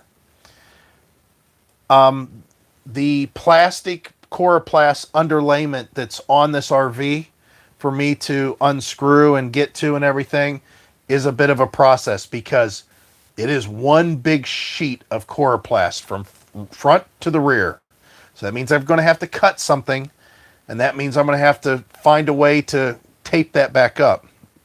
I know once I'm in there, I'm probably going to see that maybe the tanks aren't mounted necessarily the way I want them to be mounted securely. You hear these stories about people going down the road with a full tank, which you shouldn't have to, you shouldn't be traveling with a full tank, but it happens. And you hear that they've bounced their tank out of the hold and it's fallen and drug on the ground and caused all kinds of problems. I'm going to get underneath there and probably go, oh my God, I'm having that problem. I need to reinforce all this stuff. So now you can see how the project's getting to be a big project. Also, when I'm down there and looking at it, I'm sure I'm going to see that the insulation that is provided by the ductwork that goes through the basement or the underside of this RV is probably a little bit on the inefficient side. And I could probably insulate the tanks a lot better. So now you could see where I would be underneath there insulating tanks a little bit better. Not only that, but then I would want to probably take that coroplast and put reflectix on it, double it up, something to make it to where it allows the heat to stay in the underbelly a little bit better than it currently does. All of this I've known since I've gotten this RV, and it's going to be a big project, a bigger project, or it could potentially be a bigger project. You know, I could drop down the coroplast and see some great insulation and some great ductwork and, you know, all that, and great supports for the tanks to the point where I say, oh, great, I don't have to do anything. Let me just get these sea levels and install them. Now, I know what you guys are probably thinking, and it's true. Well, all that stuff could be going on right now, and you're not doing anything about it. Why would you have to do anything about it once you take all that stuff down? Well, you're right. Other than the coroplast and having to figure out how to get that all back up there and resealed, you're right. I don't have to necessarily do anything with that other stuff, but it'll be in the back of my mind. As soon as I see it, I'll be thinking about it. I'll be thinking, oh man, I need to fix that. You know, at some point we need to get in there and fix that. And I'd rather do it all at one shot. Your microphone's not on, is it? Oh, never mind, it is. I forgot. So that's why. If that makes sense. You don't have to go up. You're... Look at Gray. Yeah. Because somebody had said, I know. if I could. I heard you outside. Oh, did you? I'm talking that loud? Mm-hmm. I'm talking loud. Go figure that out. They need to start making tank gauges like they make fuel gauges. Yeah, and even then they fail. Well, the only problem with that is the black. Can you imagine having that? Well, I guess you could have it sealed off in a manner that it only sees liquid. Right. You know, it might be slow, but yeah. Yeah, they do. Can you imagine changing that though? They do need to be better. Herbie's a Harvest Host person. Going to a winery Saturday and Sunday. Cool. Oh, so anyways, yes, thanks for Herbie and saying that. If you guys don't know, anybody that's willing to, you know, hey, a lot of us like to meet RVers. And I'll tell you what, you know how it is when you guys are on the road and, you know, you just need a place to stay for the night. Use the link in our description if you can, but Boondockers welcome. It's $50 for the year, right? It's pretty awesome. It's worked really well for us. It worked awesome for our son. And we're also host. So as long as we have a house, we have people that will stay. And when they stay, we get 3 months off of our subscription. So, for example, we've had 2 stays. Mm-hmm. So that means when it comes time to renew and pay another $50, we get to wait another 6 months before we pay that $50. And it doesn't cost for you anything other than the $50 for you to stay at people's homes. Yep. And I'll be honest, some of these stories that I hear about people staying at these places, I mean, they really want to help you out. They want to give you stuff. There's people that I've heard that they have loaned them their car so they didn't have to drive their motorhome into town and stuff. The people we stayed at in West Virginia, awesome people to stay with. They wanted us to stay. He's like, I got to go to work. Is there no way you can't stay a couple more days? Because he wanted to hang out. And he had an old military vehicle. I think he wanted to take us for a drive in that. I mean, it was nice. It's just, you know, it's just really nice. And it's a good, friendly vibe that you get from everything. And I know that Harvest Host is basically essentially the same thing. It's just on At a a more, winery. yeah, it's at a more formal, you know, at wineries or farms and stuff like that. But the Harvest Host is just normal people, just plain old normal people. So if you guys have a spot that you have I mean, look where we live. We live out in the middle of nowhere, and we've been in Harvest Host. We've been Boondocker Welcome Host for a year, and we've already had 2 people stay, and they said, so glad. And we were going to have a third because they needed to pick up a Jeep from a car dealer that wasn't that far from us. So it just works. And if there's enough of them, it makes it a lot easier for people. Now, our son used them in Florida at a couple places, and, you know, he just stayed for free. He stayed in their driveway. It's all professional. It's very straightforward. You're not going to necessarily get stuck with, you know, could potentially, but they'll ban those people right off the bat. I mean, they're very safety minded. So yeah, it's something you guys want to think about. I mean, you're offering it for us. We really appreciate it, but just let you know that you might be able to do that for others too, and meet some interesting people. We did. Yep. Hello, France.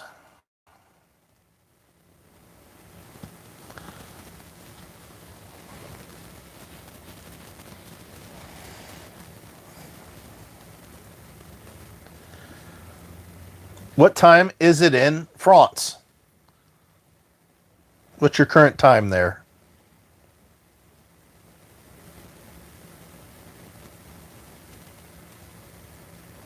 We're down to 135. We might be coming to the end of this live stream.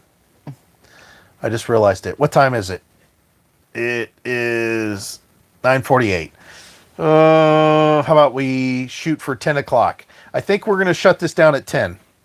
Unless we get 190 people watching. We're going to shut it down at 10 o'clock. I don't know if there's anything that you guys want to talk about specific. I'm Joey from France, just a little bit. Hello, Joey. What is the current time in France? Merci beaucoup. I do not speak French. I know very little French. What are your thoughts on the flood of new RVers? Oh, man. This is my thoughts on the flood of new RVers. There's going to be a lot of accidents, and there's going to be a lot of repos, and there's going to be a lot of great deals on fifth wheels that are hardly used if Heidi decides we're going to get a fifth wheel in a couple years. Maybe even with a year. Why don't you ask that person, Mike? Mr. Smith, party time. Yeah, like I said, Boondocker's welcome. You guys may want to try it. You'd be a perfect candidate for it. Just if you have a place for somebody to park, they love to do it, man. They love to just come in. Yeah, it's a buyer's market, and no, right now it's a seller's market, but you're right. It will be a buyer's market. Just give it some time. The guy that I spoke with, the owner, the guy that's CEO, whatever you want to call it, the guy that runs Ruff's RV, Rick up there, he was saying that he believes it's going to happen as soon as this winter, which I mentioned in a previous video. He thinks that what's going to happen is that as soon as all these people realize it's winter, they have to, of course, in the Northeast, or I'm sorry, in the northern states, when it's, freezing temperatures and that. He says as soon as they realize that there's a is winterization, that you have to store it, you have to cover it. It's got to be put somewhere. Maybe they can't keep it at their house. The campground won't let them store it at the campground. Maybe they find out how much it costs to store it at the campground, and they're making a payment on it, even though they're not getting to use it. They said as soon as that reality hits these people, and the honeymoon's over about, oh, I'm an RVer and I get to travel and I'm not having to stay in a hotel and this COVID, I'm staying safe in my room, my little cabin here. And he said as soon as all that starts to hit, that he thinks that it's going to be repo and used RV heaven. So we'll have to see what happens. Well, so I still think it's going to take longer. I still think it's going to be a year and a half. I think about a year and a half. Now, some of these people probably think that My ears popped. Howdy, they Kentucky. can afford the payments, and then they realize they don't have that much vacation, It's $351. no in Paris, storage. Yep. Yeah, once they can safely France. fly. That's Yes, true. Alexa. I'm gonna get you guys off the train. Alexa, turn off all lights.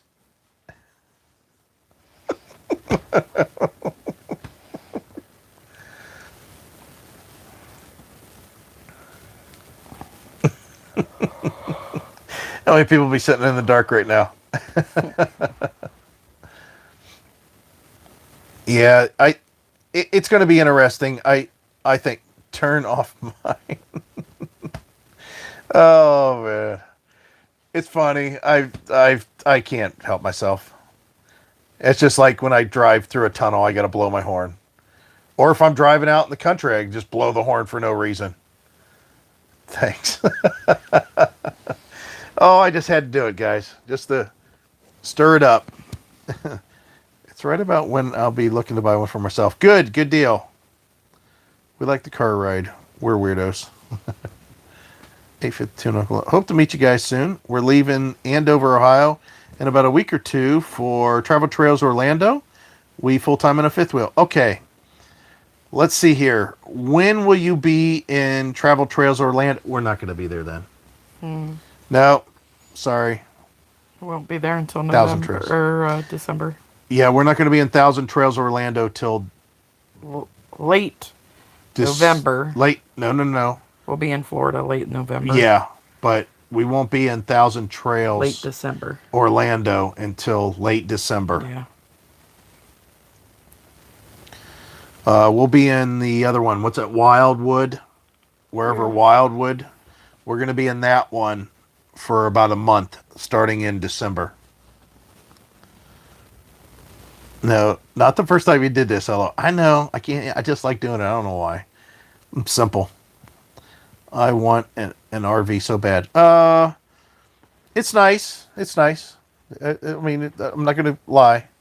We had a very old mobile wagon. Some of the old ones are the nicest ones. You want to repair it? Yeah. Well, you have to. You pretty much have to repair those old motorhomes, or I'm sorry, those old RVs and travel trailers. That's how we got started. Tampa show in January 2021. We'll be there. We should be there. Yeah, we'll be in Orlando until January 7th. So at that point we'll make our way in that area. Do you advise me to wear wood or aluminum decor? No, I would for the sound and the moisture so it doesn't seem like that you're in a. Yeah, you want to be in like a cabin environment to sleep and live. If it's all metal, it's like living in a can. So I would do some sort of wood for the interior part. The exterior, aluminum's not so bad. Aluminum would be best. Well, definitely over wood. Aluminum would be better for the exterior. I financed my RV for so long. My great grandkids are going to have to finish paying for it. Yeah. Well, but it makes it affordable, so you can kind of look at it that way. Some banks only 5 years on loans can't. Oh, yeah, yeah. If you all ever come to Kentucky, check out Waiteboro. It's beautiful, and they are so nice. Okay, Waiteboro. We're there in December, too. You're in Orlando in December?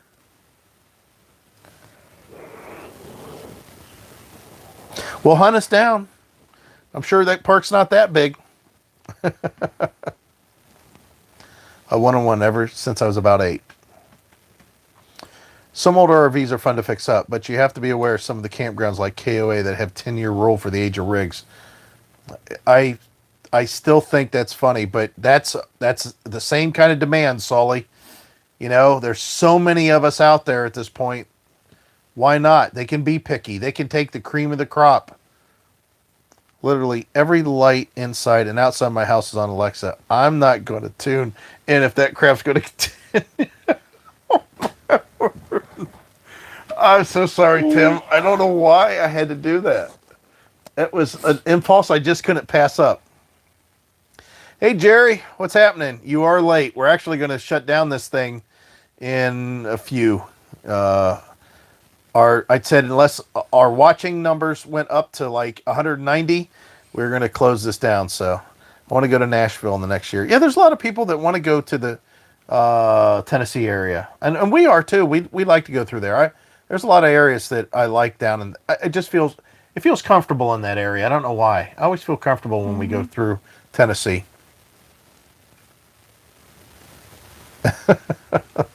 Every light, isn't that something? It is so nice. I really enjoy that whole automation thing.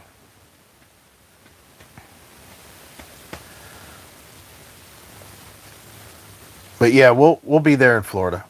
Somebody getting sleepy? Heidi, oh yeah, this is she's a 9 o'clock gal. Oh yeah, it's an hour past. She's a 9 o'clock gal. She would be normally laid back on the couch here, playing her little phone game, saying, "Ooh, I'm getting a little cold." She'd grab a blanket out of the ottoman here that I got my feet on, and she would cover up and she'd play games. She goes, I'm not falling asleep. I'm just laying here for a second. And then she'd probably be closing her eyes, which is no problem. We like that. I just got here. Can you start all over again? Come to Alabama. Great parks. Yeah, we definitely like to go through there too. I think that's going to happen if we leave Florida and we travel over to the West Coast potentially. We'll probably go through Alabama, but that'll be at the time that we go there. That's what I'm guessing. This is just my thought. That's what my thought was when we were talking about maybe going over to Arizona in the middle of this winter stay this winter, but I don't think better thoughts, better heads, cooler heads prevailed. Heidi kind of talked me out about that a little bit. She's like, does that sound like a great idea? My daughter's in college in Tennessee. I love to travel there too. Yeah, what was that? My brother graduated from Lipscomb, and then my nephew graduated from Lipscomb. There, both of them. Excuse me. My throat got a little frog in it. Heidi yawned again. So, last call for alcohol. We got 1 minute, and we're going to close this train down. I've had 3 RV trips planned in the next 2 months. So excited. Good deal. That's nice. That's nice I like knowing that we have some trips planned. Enjoy your park stay. Fun live. Brenda, Tim. See you, Brenda. See you, Tim. Yeah. Happy birthday again, Tim. But yeah, that's it's nice. So I can't wait to see how this moves forward. We're so close, guys. We really are. So it's with your guys' support. It really is. I know it sounds cheesy in that, but just everybody pulling for us and following us along all this time. It's really, really nice. Thanks, mailman guy. I said, hunt us down in Orlando. Just send us a text or something. Yeah, you missed it. That's all right. There'll be others. But the whole the whole thing is that I think the sharing part of this, and when we talk about it, and some of the questions you guys ask, it's kind of like you've got a problem that's facing you, and you are talking out the problem, and when you say it out loud, it makes sense. A lot of times when we're talking to you guys, whether it be through comments, I'm not sure when the Tampa RV show is. It's like the 12th, 13th, 14th, something like that. Yeah. In the middle of the month. See you, Travis. See you, Mr. Smith. But whole the whole idea is that you guys are kind of like sounding boards. A lot of times we get argumentative because you'll say stuff and I'm like, what in the world is this guy saying? And we'll think about it. We'll still, it'll make us think about it. But yeah, live near Cincinnati. Cool. Next year. Have a good one. Hope to catch you next time. Have a great night. From Quad Cities and Iowa side. Hope to meet you all soon. Thank you. But yeah, stay tuned. Like I said, we're just that far away, guys. It's just a hop, skip, and a jump away at this point. So if the house sells, boo, we'll have a party of some kind. I don't know what we'll do. What will we do when the house sells? I don't know what to do. I don't even know what we should do. But anyways, we're going to close this out. Heidi's tired. I'm getting a little tired. I'm actually getting a little hungry again, which is funny. And the temperatures dropped down to 65 currently. So It is a little cool in we'll here, have to- but not yeah, freezing. it's not terrible. I'll turn on the little Pelonis heater. And yeah, have a great night. Ta-ta for now. Enjoy camp life. It's too short. Yep. See you next time. Really put the pedal to the metal this last year. Yes, we did. It was really nice. That was that was unexpected, I think, in some level, because we just all of a sudden realized it was falling in place. It was all falling in place. And I knew as soon as Heidi retired, that was going to help get us going. So see you, Don. Mary. Yep, we'll enjoy the campground. We'll probably give a little walk around maybe tomorrow if I can remember. I'll check to make sure that my 360 camera's charged. Maybe I'll do a 360 for you guys. Jack Daniel. Yeah, no more drinking. It's a little bit later tonight. I don't need anything. See RV underway. And adios, John Hershey. Time to go. As always, guys, we hope to see you out here. Bye. Bye.